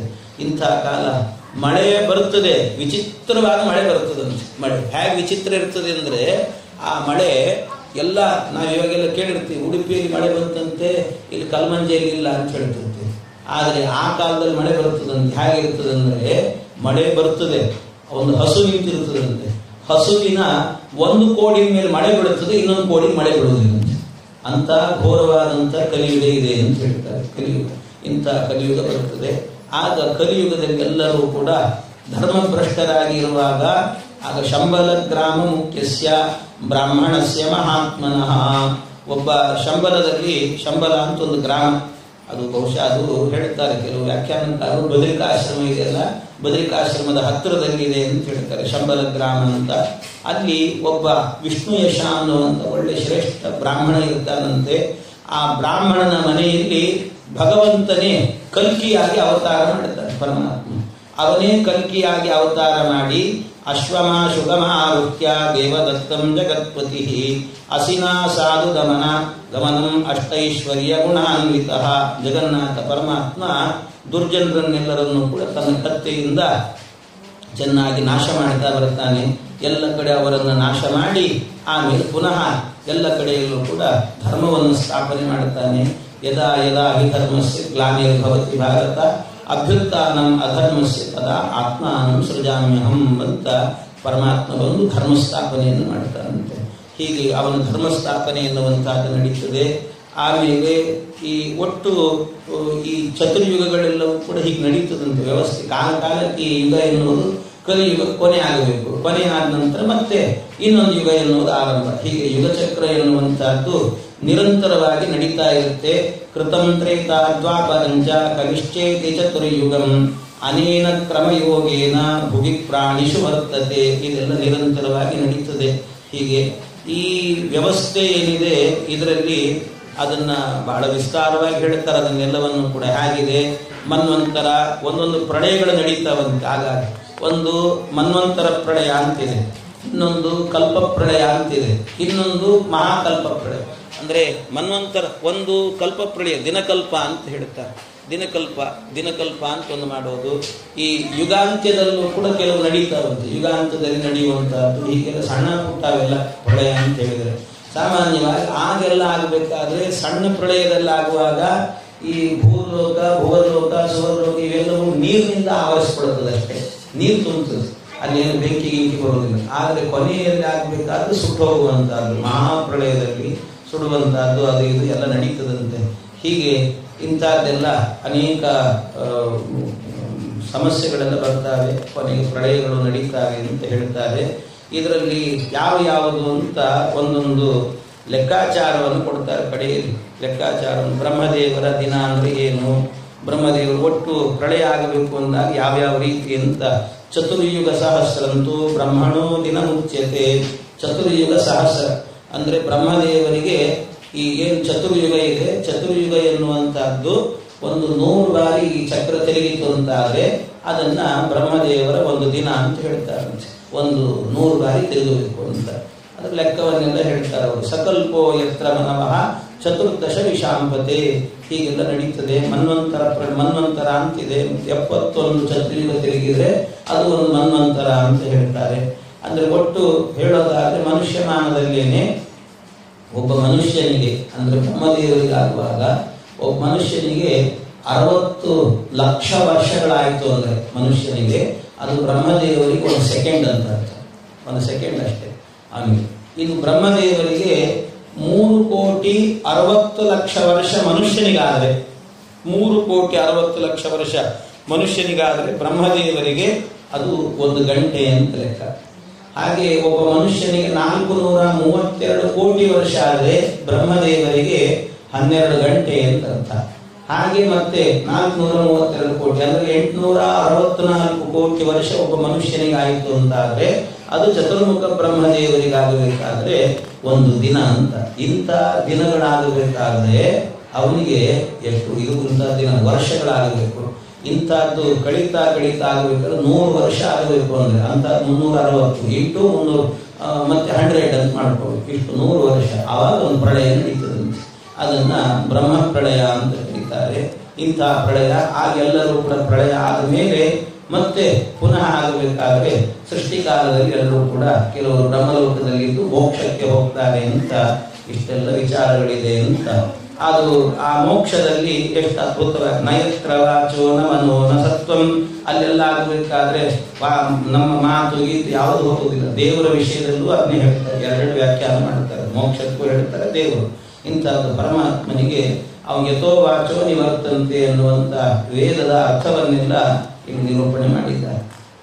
ಇನ್ನು ಇದೆಲ್ಲ ಕೇಳ್ತಾನೆ ಸಂಸಾರದ ಬಗ್ಗೆ ವೈರಾಗ್ಯವನ್ನು ತಂದುಕೊಂಡು ಆಗ ಪರೀಕ್ಷಿತರಾಜರು ಕೂಡ ಇದನ್ನೆಲ್ಲ ಶ್ರವಣ ಮಾಡ್ತಾ ಇದ್ದಾರಂತೆ. ಅವರು ಶ್ರವಣ ಮಾಡ್ತಾ ಕಡೆಯಿಂದ ಆಗಬೇಕಾದ್ರೆ ಅವರ ಹತ್ತಿರಕ್ಕೇನೆ ಒಂದು ಸಣ್ಣ ಹುಳ ಬಂತಂತೆ. ಸಣ್ಣ ಹುಳ ಬಂದು ಅವ್ರ ಮೈ ಮೇಲೆ ಹತ್ಕೊಡುತ್ತೆ. ಪರೀಕ್ಷಿತರಾಜರಿಗೆ ಅರ್ಥ ಆಗ್ತಿತ್ತು ಅವರಿಗೆ. ಯಾವುದೋ ಹುಳ ಬಂದಿದೆ, ನನ್ನನ್ನು ಇದೇ ತಕ್ಷಣ ಇರಬೇಕು ಅಂತಲೂ ಅನ್ಕೊಂಡು ಆಗ ಅವರು ಯೋಚನೆ ಮಾಡ್ತಾ ಇದ್ರು. ಕೇಳ್ತಾ ಎಲ್ಲ ಭಾಗವತ ಮುಗೀತು, ನೀನು ಉದ್ಧಾರ ಆದಿ ನೀನು ಅಂತ ಇಷ್ಟನ್ನು ಹೇಳಿ ಶುಕಾಚಾರ್ಯ ಅಲ್ಲಿಂದ ಹೊರಟ್ರಂತವ್ರು. ಶುಕಾಚಾರ್ಯರು ಹೊರಟ ನಂತರ ಈ ಕಡೆಯಿಂದ ಪರೀಕ್ಷಿತರಾಜನ ಮೇಲೆ ಬಂದಂತ ಏನು ಹುಳವಿತ್ತು ಆ ಹುಳ ಸಣ್ಣದಿತ್ತು. ನೋಡ್ತಾನೆ ಬೃಹದಾಕಾರವಾಗಿ ಅದರ ಬೆಂಕಿಯನ್ನೇ ವಿಷದ ಜ್ವಾಲೆಯನ್ನೇ ಸುರಿಸಿ ಕೂಡಲೇ ಪರೀಕ್ಷಿತರಾಜನ ಸಂಹಾರವನ್ನು ಮಾಡಿದ್ದಾನೆ. ಅವನು ಸಂಹಾರ ಮಾಡಿದ ಕೂಡಲೇನೆ ಆದರೆ ಪರೀಕ್ಷಿತ ಸತ್ತ ಅಂದ ಕೂಡಲೇನೆ ಅವನು ಸತ್ತೋದ ಅಂತ ತಿಳ್ಕೊಂಡು ಅವನು ಎಲ್ಲಿ ಹೋದ ಅಂದ್ರೆ ಅದನ್ನು ಹೇಳ್ತಾರೆ. ಸವೈ ಮಹಾಭಾಗವತ ಪರೀಕ್ಷಿತ್ ಏನಾಪವರ್ಗಾಖ್ಯ ಮದಬ್ರತ್ ಬುದ್ಧಿ ಜ್ಞಾನೇನ ವೈಯಾಸಕಿ ಶಬ್ದಿತೇನ ಬೇಜೇ ಖಗೇಂದ್ರ ಧ್ವಜ ಪಾದ ಮೂಲಂ. ಆ ಮಹಾಭಾಗವತ ಅಂತ ಕರೆಸಿಕೊಂಡಂತ ಏನು ಪರೀಕ್ಷಿತಿದ್ದಾನೆ, ಬಹಳ ಆನಂದದಿಂದ ಆ ವೈಯಾಸಕಿಗಳು ಶುಕಾಚಾರ್ಯ ಹೇಳಿದಂಥ ಭಾಗವತವನ್ನ ಕೇಳಿ ಪರಮಾನಂದವನ್ನ ಪಟ್ಟು ಅದರಿಂದ ತತ್ವಜ್ಞಾನ ಪಡ್ಕೊಂಡು ಬೇಜೇ ಖಗೇಂದ್ರ ಧ್ವಜಪಾದ ಮೂಲಂ, ಭಗವಂತನ ಪಾದ ಹೋಗಿ ಸೇರಿದ್ದಾನಂತೆ. ನಮ್ಮಂತೆ ಸತ್ತ ಅಂತ ತಿಳ್ಕೊಬೇಡಿ, ಭಗವಂತನ ಪಾದವೇ ಸೇರಿದಂತೆ ಹೋಗಿ ಅಂತ ಮೋಕ್ಷ ಎನ್ನುವಂತ ಹಣ್ಣು ಅವನ ಜೀವನದಲ್ಲಿ ಸಿಕ್ತು ಅಂತ. ಇದು ಶುಕಾಚಾರ್ಯರು ಕಚ್ಚಿಕೊಟ್ಟಂತ ಹಣ್ಣನ್ನು ತಿಂದು ಮೋಕ್ಷವನ್ನು ಪಡೆದರು ಪರೀಕ್ಷಿತರಾದಂತ. ಇಷ್ಟು ಅವರು ಮೋಕ್ಷ ಪಡೆದರು ಅಂತ ಹೇಳಿದ ಮೇಲೆ ಭಾಗವತ ಮತ್ತು ಮುಂದುವರಿಯುತ್ತದೆ. ಹಾಗೆ ಅಲ್ಲಿಗೆ ಭಾಗವತ ಮುಂದುವರಿಯುತ್ತದೆ. ಮುಂದೆ ಭಾಗವತ ಶುಕಾಚಾರ್ಯ ಹೋದ್ರಲ್ಲ ಯಾರು ಹೇಳಿದ್ರು ಅಂದ್ರೆ ಸೂತ ಪುರಾಣಿಕರು ಹೇಳಿದ್ರಂತೆ. ಸೂತ ಪುರಾಣಿಕರು ಮುಂದುವರಿಸ್ತಾರೆ ಭಾಗವತವನ್ನು. ಆ ಸೂತ ಪುರಾಣಿಕರು ಮುಂದುವರಿಸಿ ಹೇಳುತ್ತಾರೆ, ಪರೀಕ್ಷಿತು ಹೋದ ನಂತರ ತಕ್ಷಕ ಕಚ್ಚಿ ಸತ್ತ ಅಂತ ಗೊತ್ತಾಯ್ತು. ಆದರೆ ಯಾರಾದರೂ ಕೆಲವು ಬ್ರಾಹ್ಮಣರು ಬಂದಿದ್ರಂತೆ, ಇಲ್ಲ ಈ ಪರೀಕ್ಷಿತನನ್ನು ರಕ್ಷಣೆ ಮಾಡಬೇಕು ಅಂತ ಬಂದಿದ್ರು. ಬಂದಾಗ ಅವ್ರಿಗೆಲ್ಲರಿಗೂ ಕೂಡ ಈ ತಕ್ಷಕನೇ ಏನು ಮಾಡಿಬಿಟ್ಟಿದ್ದಂತೆ, ಮೋಸ ಮಾಡಿಬಿಟ್ಟಿದ್ದಂತೆ. ಅದಕ್ಕೆ ಈ ಪರೀಕ್ಷಿತನ ಮಗ ಜನಮೇಜಯ ಅಂತ ಒಬ್ಬ ಇದ್ದ, ಅವನೊಂದು ಸರ್ಪಯಾಗ ಮಾಡಿದ್ನಂತೆ. ಯಾಕೆ ಅಂದರೆ ಒಬ್ಬ ಬ್ರಾಹ್ಮಣ ಏನು ಮಾಡಿದ್ನಂತೆ, ಅವನಲ್ಲಿ ಸರ್ಪ ಕಚ್ಚಿದ್ರೆ ಬದುಕಿಸುವಂತ ಒಂದು ಮಂತ್ರ ಇತ್ತಂತವನು. ಮಂತ್ರ ಇತ್ತು, ಆ ಮಂತ್ರ ಹೇಳಿ ಮುಟ್ಟಿದ್ರೆ ಸಾಕಂತೆ ಅದು ಬದುಕ್ತಾ ಇತ್ತಂತೆ. ಅವನು ಈ ರಾಜನ ಬದುಕಿಸ್ಬೇಕು ಅಂತ. ಆ ಬ್ರಾಹ್ಮಣನಿಗೇನು ಅಂದ್ರೆ, ರಾಜನನ್ನು ನಾನು ಸತ್ತಾಗ ಬದುಕಿಸಿದ್ರೆ ನನಗೇನಾದರೂ ಒಂದಷ್ಟು ಸಂಭಾವನೆ ಕೊಡ್ತಾನೆ ಅಂತ ತಿಳ್ಕೊಂಡು ಒಬ್ಬ ಕಶ್ಯಪ ಗೋತ್ರದ ಬ್ರಾಹ್ಮಣ ಬರ್ತಾ ಇದ್ದಂತೆ, ದಾರಿಯಲ್ಲಿ ಬರ್ತಿದ್ದ. ಅವನು ದಾರಿಯಲ್ಲಿ ಬರ್ತಾ ಇರುವಾಗ ಅದೇ ದಾರಿಯಲ್ಲೇನೆ ಈ ತಕ್ಷಕನು ಬಂದಂತೆ. ತಕ್ಷಕನು ಬಂದ, ನೋಡಿದ, ಇಬ್ರು ಬರುವಾಗ ದಾರಿಯಲ್ಲಿ ಮತ್ತೆ ಬರ್ತಾ ಇದ್ರಲ್ಲ ಸ್ನೇಹಿತರಾದ್ರು. ಹಾಗೆ ಎಲ್ಲಾದ್ರೂ ಟ್ರೈನಲ್ಲಿ ಹೋಗುವಾಗ ಪರಸ್ಪರ ಸ್ನೇಹಿತರಾಗಿರ್ತಾರಲ್ಲ, ಹಾಗೆ ಸ್ನೇಹಿತರಾದ್ರು. ಮಾತಾಡಿದ್ರಂತೆ ಇಬ್ರು ಕೂಡ ಪರಸ್ಪರ ಮಾತಾಡಿದ್ರು. ಏನು ವಿಷಯ ಈ ಕಡೆ ಹೊರಟದ್ದು ಹಾಗೆ ಹೀಗೆ ಅಂತ ಈ ತಕ್ಷಕ ಕೇಳಿದಾಗ ಆ ತಕ್ಷಕನು ಒಳ್ಳೆ ಬ್ರಾಹ್ಮಣನ ವೇಷದಲ್ಲೇ ಬಂದಿದ್ದ. ಬಂದು ಕೇಳಿದಂತೆ, ಕೇಳಿದ ಕೂಡಲೇ ಅವನು ಹೇಳಿದ, ಇಲ್ಲ ಹೀಗೆ ನಾನು ಹೋಗ್ತಾ ಇದ್ದೀನಿ, ರಾಜನ್ ಬದುಕಿಸ್ಬೇಕು ಅಂತ ಹೋಗ್ತಿದ್ದೀನಿ. ಆ ರಾಜನ್ ಬದುಕಿಸಿದ್ರೆ ನನಗೆ ಸಂಭಾವನೆ ಕೊಡ್ತಾನೆ, ತಗೊಳ್ಬೇಕು ಅಂತ. ಅದಕ್ಕೆ ಇವನಿಗೆ ಡೌಟ್ ಬಂತು, ಎಲ್ಲ ಇವನು ಬದುಕಿಸ್ಬಿಡ್ತಾನೆ, ಮತ್ತು ನಾನು ಕೊಲ್ಲೋದೇ ಹಾಕ್ತೀನಿ, ಹಾಗಾದ್ರೆ ನಾನು ಕೊಂದ್ಮೇಲೆ ಇವನು ಬದುಕಿಸ್ತಾನೆ ಅಂದರೆ ಹಾಗೆ ಅಂತ. ಅದಕ್ಕೆ ಇವನು ವಿಚಾರ ಮಾಡಿದ, ನಿನಗೆಲ್ಲಿ ಬದುಕಿಸ್ಲಿಕ್ಕಾಗತ್ತೆ, ಆಗಲ್ಲ ನಿನಗೆ, ನನಗೆ ಶಕ್ತಿ ಇದೆ ಇನ್ನು. ಹೋಗ್ಲಪ್ಪ ಸರಿ, ನಿನಗೆ ಮೊದಲು ಶಕ್ತಿ ಇದೆ ಅಂತ ನಾನು ಹೇಗೆ ನಂಬೋದು ಅಂತ. ಅದಕ್ಕೊಂದು ಕೆಲಸ ಮಾಡು, ನಾನೇ ತಕ್ಷಕ ಅಂತ ತೋರಿಸ್ಬಿಟ್ನಂತ. ನಾನೇ ತಕ್ಷಕ ಅಂದ, ನೀನು ನಿಜವಾಗ್ಲೂ ಬದುಕಿಸೋ ಶಕ್ತಿ ಇದೆಲ್ಲ ನೋಡ್ತೀನಿ. ಆ ಬ್ರಾಹ್ಮಣನಿಗೆ ಒಳ್ಳೆ ಇದು ಗೌರವದ ಪ್ರಶ್ನೆ ಆಗಿಬಿಟ್ಟು, ಸರಿ ಆಯಿತು ನೋಡೋಣ ಅಂತಂದು. ಅದಕ್ಕೆ ಈ ತಕ್ಷಕ ಏನು ಮಾಡಿದಂತೆ, ಇಲ್ಲೇ ಪಕ್ಕದಲ್ಲೇನೆ ಒಂದು ಮರ ಇದೆ, ಆ ಮರವನ್ನ ನಾನು ಕಚ್ಚುತ್ತೀನಂತೆ. ಆ ಮರವನ್ನ ಕಚ್ಚಿದ ಮೇಲೆ ಅದು ಸತ್ತೋಗುತ್ತೆ. ಅದು ಸಾಯಿತು ಅಂತ ಆದಮೇಲೆ ಆಮೇಲೆ ನೀನು ಅದನ್ನು ಬದುಕಿಸ್ಬೇಕು. ಬದುಕಿಸಿದಿ ಅಂತ ಆದರೆ ಆಗ ನಿನಗೆ ಶಕ್ತಿ ಇದೆ ಅಂತ ಒಪ್ಪಿಕೊಳ್ತೀನಿ ನಾನು ಅಂತ ಹೇಳಿ. ಸರಿ ಅಂತ ಇವನೇನು ಮಾಡಿದ ತಕ್ಷಕ ಹೋಗಿ ಒಂದು ಮರ ಕಚ್ಚಿದಂತೆ. ಆ ಮರ ಕಚ್ಚಿದ ಕೂಡಲೇ ಮರ ಎಲ್ಲ ಸುಟ್ಟು ಭಸ್ಮ ಆಗೋಯ್ತು, ಸತ್ತೇ ಹೋಯ್ತು. ಮರ ಎಲ್ಲ ಒಣಗೋಗಿಬಿಡುತ್ತಂತೆ. ಒಣಗೋದ ಕೂಡಲೇ ಆಗೇನಾಯಿತು, ಮರ ಒಣಗಿದೆಯಲ್ಲ ಅಂತ ತಿಳಿದು ಇವನು ಬ್ರಾಹ್ಮಣ ಏನು ಮಾಡಿದ, ಮಂತ್ರ ಹೇಳಿ ಒಂದ್ಸರಿ ಸ್ಪರ್ಶ ಮಾಡಿದ ಅಷ್ಟೇ, ಮರ ಮತ್ತೆ ಬದುಕಿಬಿಡ್ತಂತೆ. ಆಶ್ಚರ್ಯ ಆಯಿತು ಇವನಿಗೆ, ತಕ್ಷಕನಿಗೆ, ಎಲ್ಲ ಇಷ್ಟು ಶಕ್ತಿ ಇದೆ ಈ ಬ್ರಾಹ್ಮಣನಿಗೆ ಅಂತ ಗೊತ್ತಾಗಿ ಆ ಬ್ರಾಹ್ಮಣನಿಗೆ ಏನು ಮಾಡಿದಂತೆ ಇವನು ತಕ್ಷಕ ಹೇಳಿದ, ನೋಡು ನಿನಗೆ ರಾಜ ಸಂಭಾವನೆ ಕೊಡ್ತಾನೆ, ನೀನು ಎಷ್ಟು ಎಕ್ಸ್ಪೆಕ್ಟ್ ಮಾಡ್ತಾ ಇದ್ದೀನಿ ಅಂತ ಕೇಳ್ತಾನೆ. ಎಷ್ಟು ಕೊಡ್ಬೋದು ಅಂತ ತಿಳ್ಕೊಂಡಿದ್ದೀನಿ ನೀನು. ಅದಕ್ಕೆ ಏನೋ ಒಂದಿಷ್ಟು ಕೊಡ್ತಾನೆ ಅಂತ ಏನೋ ಹೇಳಿದ. ನಾನು ಹೇಳ್ತೀನಿ, ಅವನು ಎಷ್ಟು ಕೊಡ್ತಾನೋ ಅದ್ರ 10 ಪಟ್ಟು ನಿನಗೆ ಕೊಡ್ತೀನಂತೆ, ನೀನು ಅವನು ಬದುಕಿಸ್ಬಾರ್ದು ಅಂತ ಹೇಳಿದ್ದೀನಿ. ನೀನು ಬದುಕಿಸ್ಬಾರ್ದು, ನಾನು ನಿನಗೆ ಜಾಸ್ತಿ ಕೊಡ್ತೀನಿ ಸಂಭಾವನೆ. ಅದಕ್ಕೆ ಹೌದಾ, ಅವನು ಬ್ರಾಹ್ಮಣನಿಗೂ ಆಸೆ ಆಯ್ತು, ಆಯ್ತು ಬಿಡ, ಹಾಗಾದ್ರೆ ನಾನು ಬರೋದಿಲ್ಲ, ಆ ಕಡೆ ಬರೋದೇ ಇಲ್ಲ, ನೀನು ಕಚ್ಕೋ ಹೋಗಿ ನೀನು ಅಂತ ಹೇಳಿದೆ. ಮತ್ತು ದಕ್ಷಿಣೆ ಕೊಡು, ಸರಿ ಅಂತ ಅಲ್ಲೇ ದಕ್ಷಿಣೆ ಕೊಟ್ಟ. ಇಷ್ಟೆಲ್ಲ ಆಯಿತು. ಆದ ನಂತರ ಇವನು ದಕ್ಷಿಣೆ ತಗೊಂಡು ಹೋದ, ತಕ್ಷಕ ಬಂದು ಕಚ್ಚಿದೆ, ಎಲ್ಲ ಮುಗಿದೋಯ್ತು. ಆದರೆ ಈ ಸುದ್ದಿ ಏನಾಯ್ತು ಅಂದರೆ, ಈ ಸುದ್ದಿ ಜನಮೇಜಯನಿಗೆ ಗೊತ್ತಾಯ್ತು. ಜನಮೇಜಯನಿಗೆ ಗೊತ್ತಾಗಿ ಅವ್ನು ಸರ್ಪಯಾಗ ಮಾಡ್ತೀನಿ ಅಂತ ಕೂತ. ಯಾಕೆಂದ್ರೆ ನಮ್ಮಪ್ಪನ ಒಬ್ಬ ಬ್ರಾಹ್ಮಣ ಬದುಕಿಸ್ತಿದ್ದ ಬಂದು, ಆದರೆ ಈ ತಕ್ಷಕ ದುಡ್ಡು ಕೊಟ್ಟು ಅದನ್ನೆಲ್ಲ ಒಳಗಿಂದೊಳಗೇನೆ ಎಲ್ಲ ಮುಗಿಸ್ಬಿಟ್ಟಿದ್ದಾನೆ ಇವನು. ಆದ್ರಿಂದ ನಮ್ಮಪ್ಪ ಬದುಕಿಲ್ಲ ಅಂತ ಯಾಗ ಮಾಡ್ತೀನಿ ಅಂತ ಹೊರಟಂತೆ. ಅಲ್ಲ ಸರಿ, ಇಷ್ಟೆಲ್ಲ ನಡೆದ್ರೆ ಇದು ಜನಮೇಜಯನ ತನಕಲ್ಲೂ ಕೂಡ ಈ ಸುದ್ದಿ ಬಂತಲ್ಲ, ಅದು ಹೇಗೆ ಬಂತು? ಈ ಸುದ್ದಿ ಹೇಗೆ ಬಂತು ಅಂದರೆ, ಏನಾಗಿತ್ತಂತೆ, ಅವರಿಬ್ಬರು ಮಾತಾಡ್ತಿದ್ರು, ಕೆಳಗೆ ನಿಂತ್ಕೊಂಡು ಮಾತಾಡ್ತಿದ್ರು. ಮರ ಕಚ್ಚಿದ ಅವನು, ಆ ಮರ ಕಚ್ಚಬೇಕಾದ್ರೆ ಮೇಲ್ಗಡೆ ಒಬ್ಬ ಬಡಿಗಾರ ಕೂತಿದ್ದಂತೆ. ಅಂದ್ರೆ ಕಟ್ಟಿಗೆ ಕಡಿಯವನು, ಅವನು ಕಟ್ಟಿಗೆ ಕಡಿಯವನು ಕೂತಿದ್ದಂತೆ. ಕಟ್ಟಿಗೆ ಕಡಿಯ ಇವರಿಬ್ಬರು ಮಾತಾಡೋದು ನೋಡಿ ಸುಮ್ಮನೆ ಕೂತವನು ಸತ್ಯ. ಆಗ ಇವನು ತಕ್ಷಕ ಕಚ್ಚಿದ ಕೂಡ್ಲೇನೆ ಆ ಗಿಡ ಸಾಯಿತು, ಗಿಡದ ಜೊತೆಗೆ ಅಲ್ಲಿದ್ದ ಬಡಿಗಾರನು ಸತ್ತ, ಅವನು ಸತ್ತ. ಆಮೇಲೆ ಏನಾಯ್ತಂತೆ, ಇವನು ಮತ್ತೆ ಮಂತ್ರ ಹೇಳಿ ಬದುಕಿಸಿದಾಗ ಗಿಡ ಬದುಕಿತು, ಗಿಡದ ಜೊತೆಗೆ ಮೇಲಿದ್ದ ಬಡಿಗಾರನು ಬದುಕಿದಂತೆ, ಅವನು ಬದುಕಿದ. ಇದನ್ನೆಲ್ಲ ನೋಡ್ತಿದ್ದ ಅವನು. ಆಮೇಲೆ ಇವರಿಬ್ರು ಒಪ್ಪಂದ ಮಾಡಿಕೊಂಡು ಕೆಳಗಿಂದಲೇ ದಕ್ಷಿಣೆ ಕೊಟ್ಟುಕೊಂಡು ಮಾಡಿಕೊಂಡು ಎಲ್ಲ ಮಾಡ್ಕೊಂಡು ಹೋದ್ರು. ಎಲ್ಲ ಆಗೋಯ್ತು. ಆ ಮೇಲಿದ್ದ ಬಡಿಗಾರ ಏನಿದ್ದ ಅವನು ಎಲ್ಲ ಕಡೆ ಪ್ರಚಾರ ಮಾಡಿಬಿಟ್ಟ. ಅಂದ್ರೆ ಇದರಿಂದ ಏನು ತಿಳ್ಕೊಳ್ಬೇಕು ಅಂದ್ರೆ, ಕೆಲವರೆಲ್ಲ ಮಾಡ್ತಿರ್ತಾರೆ, ಒಳಗೊಳಗೆ ಮಾಡಿಬಿಡ್ತೀವಿ ನಾವು ಅಂತ. ಟೇಬಲ್ ಕೆಳಗಿಂದ ಕೊಡ್ರಿ ಅಂತಿರ್ತಾರೆ. ನೀವು ಟೇಬಲ್ ಕೆಳಗಿಂದ ಕೊಟ್ಟರು ಕೂಡ ಮೇಲ್ ನೋಡೋನು ಒಬ್ನು ಇರ್ತಾನೆ ಅನ್ನೋದು ತಿಳ್ಕೊಳ್ರಿ ಅಂತ. ಮೇಲ್ ನೋಡೋನು ಇರ್ತಾನೆ. ಹಾಗೆ ನೋಡಿ ಎಲ್ಲ ಗೊತ್ತಾಯ್ತು, ಇವನು ಸರ್ಪಯಾಗ ಮಾಡಿ. ಕಡೆಗೆ ಈ ಸರ್ಪಯಾಗವನ್ನ ಎಲ್ಲರೂ ಜ್ಞಾನಿಗಳೆಲ್ಲರೂ ಕೂಡ ಬಂದು ಇದೆಲ್ಲ ಪರಮಾತ್ಮನ ಸಂಕಲ್ಪದಂತೆ ನಡೆದದ್ದು, ಅದನ್ನು ನಿಲ್ಲಿಸು ಅಂತ ಅವನಿಗೂ ಕೂಡ ಹೇಳಿದ್ರಂತೆ. ಅವನು ನಿಲ್ಲಿಸಿದ ಕಡೆಗೆ ಆಮೇಲೆ ಇಷ್ಟೆಲ್ಲ ಹೇಳಿದ ಮೇಲೆ ಕೊನೆಯಲ್ಲಿ ಆಗಬೇಕಾದ್ರೆ ಮಾರ್ಕಂಡೇಯರ ಚರಿತ್ರೆಯನ್ನು ಹೇಳಿದ್ದಾರೆ. ಮಾರ್ಕಂಡೇಯರ ಉಪಾಖ್ಯಾನ ಅಂತ ಹೇಳಿದ್ದಾರೆ. ಮಧ್ಯದಲ್ಲಿ ಒಂದಷ್ಟು ಎಲ್ಲ ವೇದಗಳ ಬಗ್ಗೆ ಮತ್ತು ಭಾಗವತಾದಿ ಗ್ರಂಥಗಳ ಬಗ್ಗೆ, ಎಲ್ಲ ಪುರಾಣದಲ್ಲಿ ಎಷ್ಟು ಶ್ಲೋಕಗಳಿದ್ದಾವೆ ಏನು, ಇದೆಲ್ಲ ವಿಚಾರಗಳನ್ನು ಕೂಡ ಹೇಳ್ತಾರೆ. ಕೊನೆಯಲ್ಲಿ ಹೇಳಿರುವಂತಹದ್ದು ಮಾರ್ಕಂಡೇಯರ ಉಪಾಖ್ಯಾನ. ಆ ಮಾರ್ಕಂಡೇಯರ ಚರಿತ್ರೆಯಲ್ಲಾಗುವಾಗ ಮಾರ್ಕಂಡೇಯರು ಮೃಕಂಡು ಅನ್ನುವಂಥ ಋಷಿಗಳ ಮಕ್ಕಳಂತಾರೆ. ಆ ಮೃಕಂಡು ಋಷಿಗಳ ಮಕ್ಕಳು ಅವರು ಹುಟ್ಟಿದಾಗಲೇ ಜಾತಕ ಬರೆಸಿದ್ರಂತವ್ರಿಗೆ. ಅವರು ಜಾತಕ ಬರೆಸುವಾಗ ಆ ಜೋಯಿಸರು ಹೇಳಿದ್ರಂತೆ, ಜಾತಕ ನೋಡಿ, ಇಲ್ಲ ನಿಮಗೇನು ಮಗ ಹುಟ್ಟಿದ್ದಾನೆ ಅವನಿಗೆ 7 ವರ್ಷ, ತಪ್ಪಿದ್ರೆ 9 ವರ್ಷ, ಇನ್ನೊಂದು ಪುರಾಣದ ಪ್ರಕಾರ 15 ವರ್ಷ, ಇದಕ್ಕಿಂತ ಜಾಸ್ತಿ ಬದುಕಲ್ಲ ಅಂತ ಹೇಳಿದ್ರಂತೆ. ಇದಕ್ಕಿಂತ ಜಾಸ್ತಿ ಬದುಕಲ್ಲ, ಅವನಿಗೆ ಇಷ್ಟೇ ಇರೋದು ಆಯುಷ್ಯ, ಅವನು ಸಾಯ್ತಾನೆ ಅಂತ ಹೇಳಿದ್ರು. ಅವರಪ್ಪ ಯೋಚನೆ ಮಾಡಿದ್ರು, ಅಯ್ಯೋ ನನ್ನ ಮಗ ಸಾಯ್ತಾನಲ್ಲ, ಸರಿ ಅದಕ್ಕೆ ಏನು ಮಾಡಿ 5 ವರ್ಷಕ್ಕೆ ಉಪನಯನ ಮಾಡಿದಂಥವನು. 5 ವರ್ಷಕ್ಕೂ ಮಾಡ್ಬೋದು, ತಪ್ಪೇನಿಲ್ಲ. ಒಳ್ಳೆ ಉಚ್ಚಾರಣೆ ಬರ್ತದೆ ಅಂದರೆ ಮಾಡ್ಬೋದು. ಹಾಗೆ ಅವನಿಗೆ 5 ವರ್ಷಕ್ಕೆ ಉಪನಯನ ಮಾಡಿದ ಕೂಡಲೇ ಅವರ ಅಪ್ಪ ಹೇಳಿದ್ರಂತೆ, ಮೊದಲನೇ ಸರ್ತಿ ಅಭಿವಾದನ ಮಾಡಿಸಿದ್ರಂತ. ಸರ್ ಆ ಅಭಿವಾದನೆ ಮಾಡಬೇಕಾದ್ರೆ ಬಹಳ ಚೆನ್ನಾಗಿ ಹೇಳಬೇಕು, ಅದನ್ನೆಲ್ಲ ಚೆನ್ನಾಗಿ ಹೆಸರು ಗೋತ್ರಗಳನ್ನೆಲ್ಲ ಚತುಸ್ಸಾಗರ ಪರ್ಯಂತಂ ಅಂತ ಆರಂಭ ಮಾಡಿಕೊಂಡು ಇಂಥ ಹೆಸರು ಅಂತ ಶರ್ಮ ಅಹಂಭೋ ಅಭಿವಾದಯೇ ಅಂತ ಈ ಅಭಿವಾದನೆ ಮಾಡೋದು ಚೆನ್ನಾಗಿ ಹೇಳ್ಕೊಟ್ರಂತ ಅಪ್ಪ. ಹೇಳಿಕೊಟ್ಟು ಏನು ಮಾಡಿದ್ರು, ಅವರು ಉಪದೇಶ ಮಾಡಿದ್ರಂತ ಅಪ್ಪ. ಈ ನೋಡು ಮಾರ್ಕಂಡೇಯ, ನೀನೊಂದು ಕೆಲಸ ಮಾಡು, ನಿನಗೆ ಎಲ್ಲೆಲ್ಲಿ ಬ್ರಾಹ್ಮಣರು ಕಾಣಿಸ್ತಾರೋ ಕಂಡ ಬ್ರಾಹ್ಮಣರಿಗೆ ನಮಸ್ಕಾರ ಮಾಡೋದು, ಯಾರೂ ಬಿಡಬೇಡ. ಕಂಡ ಬ್ರಾಹ್ಮಣರಿಗೆ ನಮಸ್ಕಾರ ಮಾಡ್ತೀವಿ, ನಮಸ್ಕಾರ ಮಾಡ್ತಾನೆ ಇರು, ನಿರಂತರ ಮಾಡ್ತೀವಿ, ಇದೇ ನೀನು ದೊಡ್ಡ ಕೆಲಸ ಅಂತಂದ್ರು. ಸರಿ ಅಂತ ನಿತ್ಯದಲ್ಲೂ ಕೂಡ ಎಲ್ಲೆಲ್ಲಿ ಬ್ರಾಹ್ಮಣರು ಕಾಣಿಸ್ತಾರೋ ಅಲ್ಲೆಲ್ಲ ಹೋಗುದು, ಮಾರ್ಕಂಡೇಯೋಹಂ ಅಭಿವಾದಯೇ ಅಂತ ನಮಸ್ಕಾರ ಮಾಡೋದು. ಅವ್ರು ನಮಸ್ಕಾರ ಮಾಡಿದಾಗಲೆಲ್ಲ ಇವರೆಲ್ಲ ಬ್ರಾಹ್ಮಣರು ಏನು ಮಾಡ್ತಿದ್ರಂತೆ, ನಮಸ್ಕಾರ ಮಾಡಿದ್ನಲ್ಲ ಆ ಕೂಡ್ಲೇನೆ ಆಶೀರ್ವಾದ ಮಾಡ್ತಿದ್ರಂತೆ. ಆಶೀರ್ವಾದ, ಇದೆಲ್ಲ ಆಶೀರ್ವಾದ ಮಾಡಬೇಕಾದ್ರೂ ಕೂಡ ಪ್ಲುತ ಹಾಕಬೇಕು ಅಂತ ಹೇಳ್ತಾರೆ. ಪ್ಲುತ ಇದು ಅದೆಲ್ಲ ವ್ಯಾಕರಣ. ಅಂತೂ ನಮಸ್ಕಾರ ದೀರ್ಘಾಯುಷ್ಮಾನ್ ಭವ ಮಾರ್ಕಂಡೇಯ ಅಂತ ಹೇಳಬೇಕು.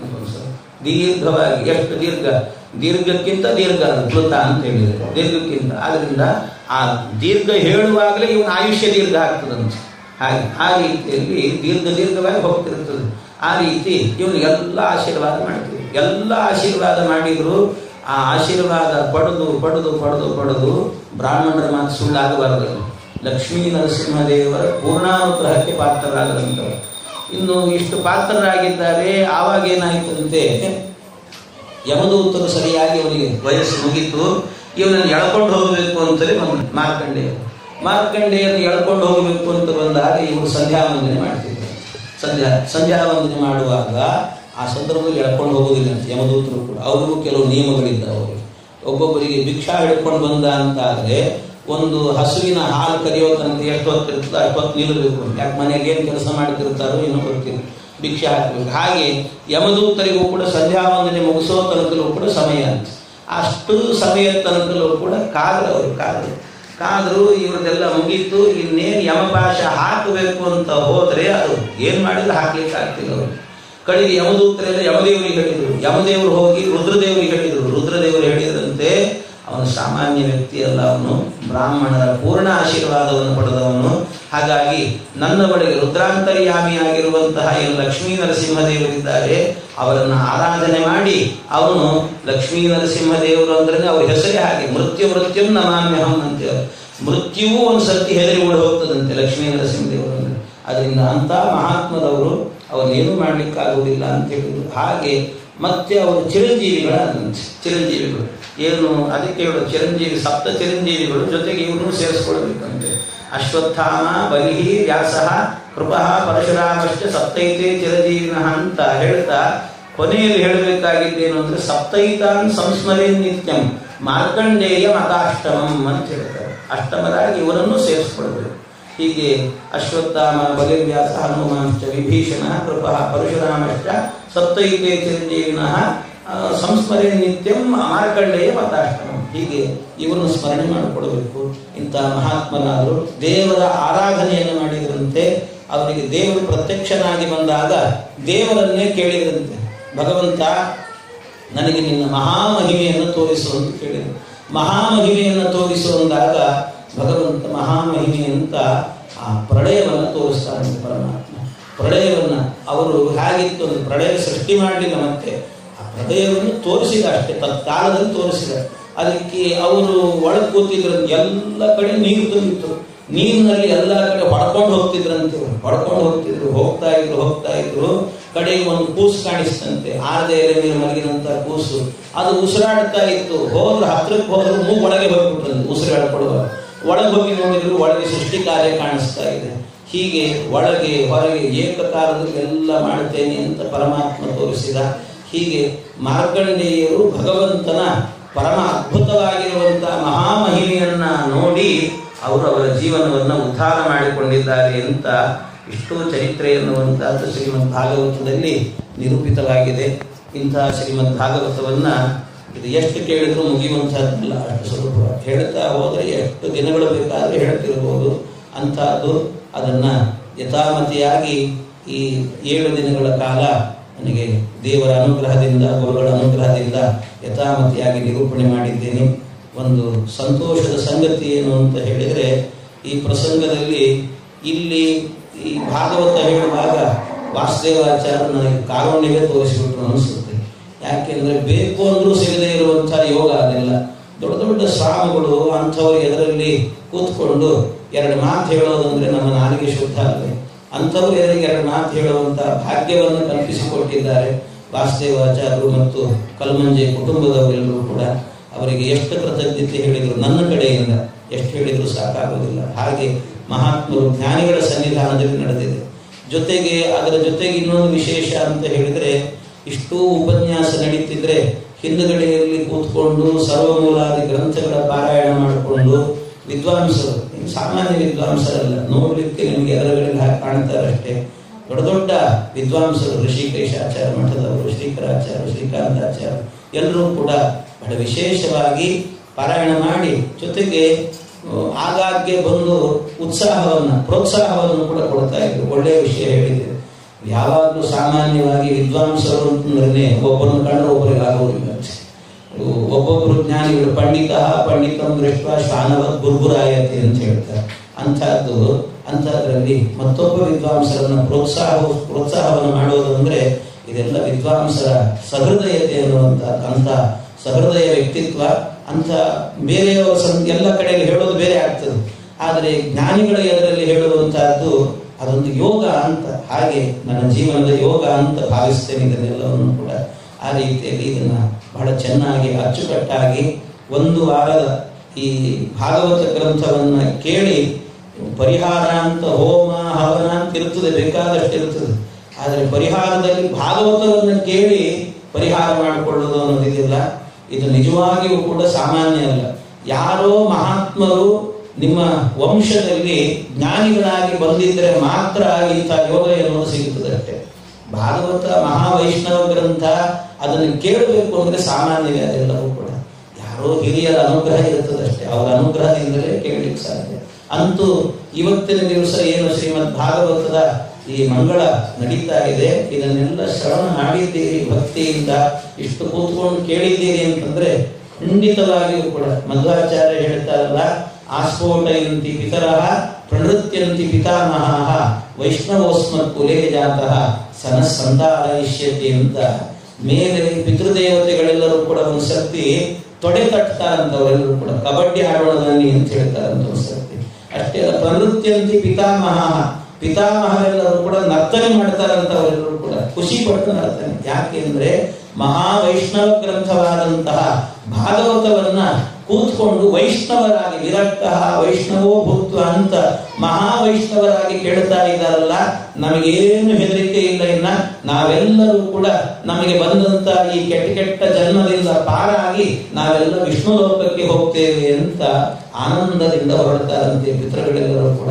ಹಾಗೆ ನೀವು ಮಾಡಿದಂತ ಈ ಜ್ಞಾನಯಜ್ಞದ ಪರಿಹಾರದಿಂದಾಗಿ ನಿಮಗೇನು ತೊಂದರೆಗಳು ಅಂತಿದೆಯೋ ಅದೆಲ್ಲವನ್ನು ಕೂಡ ಅಂದ್ರೆ ಪಿತೃಗಳಿಗೆ ಆಗಬೇಕಾದಂತ ಸದ್ಗತಿ ಮೊದಲಾದದ್ದು ಎಲ್ಲ ರೀತಿಯಿಂದಲೂ ಕೂಡ ದೋಷಗಳೆಲ್ಲ ಪರಿಹಾರ ಆಗಿ ಭಗವಂತನ ಪೂರ್ಣಾನುಗ್ರಹ ಎನ್ನುವಂತಹದ್ದಾಗಿ ಬಹುಶಃ ನಮಗೆ ಗೊತ್ತಿರೋದಿಲ್ಲ ಅಷ್ಟೇ. ಇಲ್ಲೇ ಎಲ್ಲೋ ಕೂತ್ಕೊಂಡು ಕೇಳ್ತಿರ್ತಾರೆ ಅವರೆಲ್ಲರೂ ಕೂಡ ಪಿತೃಗಳು, ಅವರೆಲ್ಲ ಕೇಳ್ತಿರ್ತಾರೆ, ಬಂದು ಕೇಳ್ಕೊಂಡೇ ಹೋಗಿರ್ತಾರೆ. ಹಾಗೆ ನಮ್ಮ ಮನೆಯಲ್ಲಿ ನಡೆದಿದೆ ಅಂತ ಸಂತೋಷದಿಂದ ಅವರೆಲ್ಲರೂ ಕೂಡ ಇವತ್ತಿನ ದಿವಸ ತಮಗೆಲ್ಲ ಹಾರೈಸಿ ಹೋಗ್ತಾರೆ ಅನ್ನೋದರಲ್ಲಿ ಸಂದೇಹ ಇಲ್ಲ. ಇಷ್ಟು ಜನ ಸ್ವಾಮಿಗಳು ಬಂದಿದ್ದಾರೆ, ವಿದ್ವಾಂಸರು ಎಲ್ಲ ಸೇರಿದ್ದಾರೆ ಅಂದ್ರೆ ಅವ್ರು ನಡೆದೇ ಇರುತ್ತೆ ಅಂತ ಅರ್ಥ. ಹಾಗೆ ಭಗವಂತನ ಪೂರ್ಣಾನುಗ್ರಹ ಎನ್ನುವುದು ನಿಮಗೆ ವಾಸುದೇವಾಚಾರ್ಯರಿಗೆ, ಅವರ ತಂದೆಯವರಿಗೆ, ಅವರ ಅಣ್ಣಂದಿರು ಎಲ್ಲ ಕುಟುಂಬ ಅಂದ್ರೆ ಹಾಗಿರಬೇಕು ಅಂತ ತೋರಿಸಿದವರು. ಒಂದು ರೀತಿ ಒಳ್ಳೆ ಆತಿಥ್ಯ, ಯಾವ ರೀತಿ ಎಲ್ಲ ಕಾಲಕ್ಕೆ ವಿದ್ಯಾಪೀಠಗಳಲ್ಲಿ ಹೇಗಿರ್ತದೆ ಹಾಗೆ ವ್ಯವಸ್ಥಿತವಾಗಿ ಬೆಳಿಗ್ಗೆ ಇಷ್ಟು ಗಂಟೆಗೆ ಫಲಹಾರ, ಮಧ್ಯಾಹ್ನ ಇಷ್ಟೊತ್ತಿಗೆ ಊಟ, ರಾತ್ರಿ ಹೀಗೆ ಕರೆಕ್ಟಾಗಿ ಯಾವ ತೊಂದರೆ ಇಲ್ಲದೆ ಆ ಕಾಲಕ್ಕೆ ಸರಿಯಾಗಿ ಮತ್ತು ಉಪನ್ಯಾಸ ಹಾಗೆ ಬಂದು ಕೂತ್ಕೊಳ್ಳೋದು, ಶ್ರವಣ ಮಾಡೋದು, ಇದೆಲ್ಲ ದೈವಾನುಗ್ರಹ ಇದ್ರೆ ಮಾತ್ರ ನಡೀತದೆ.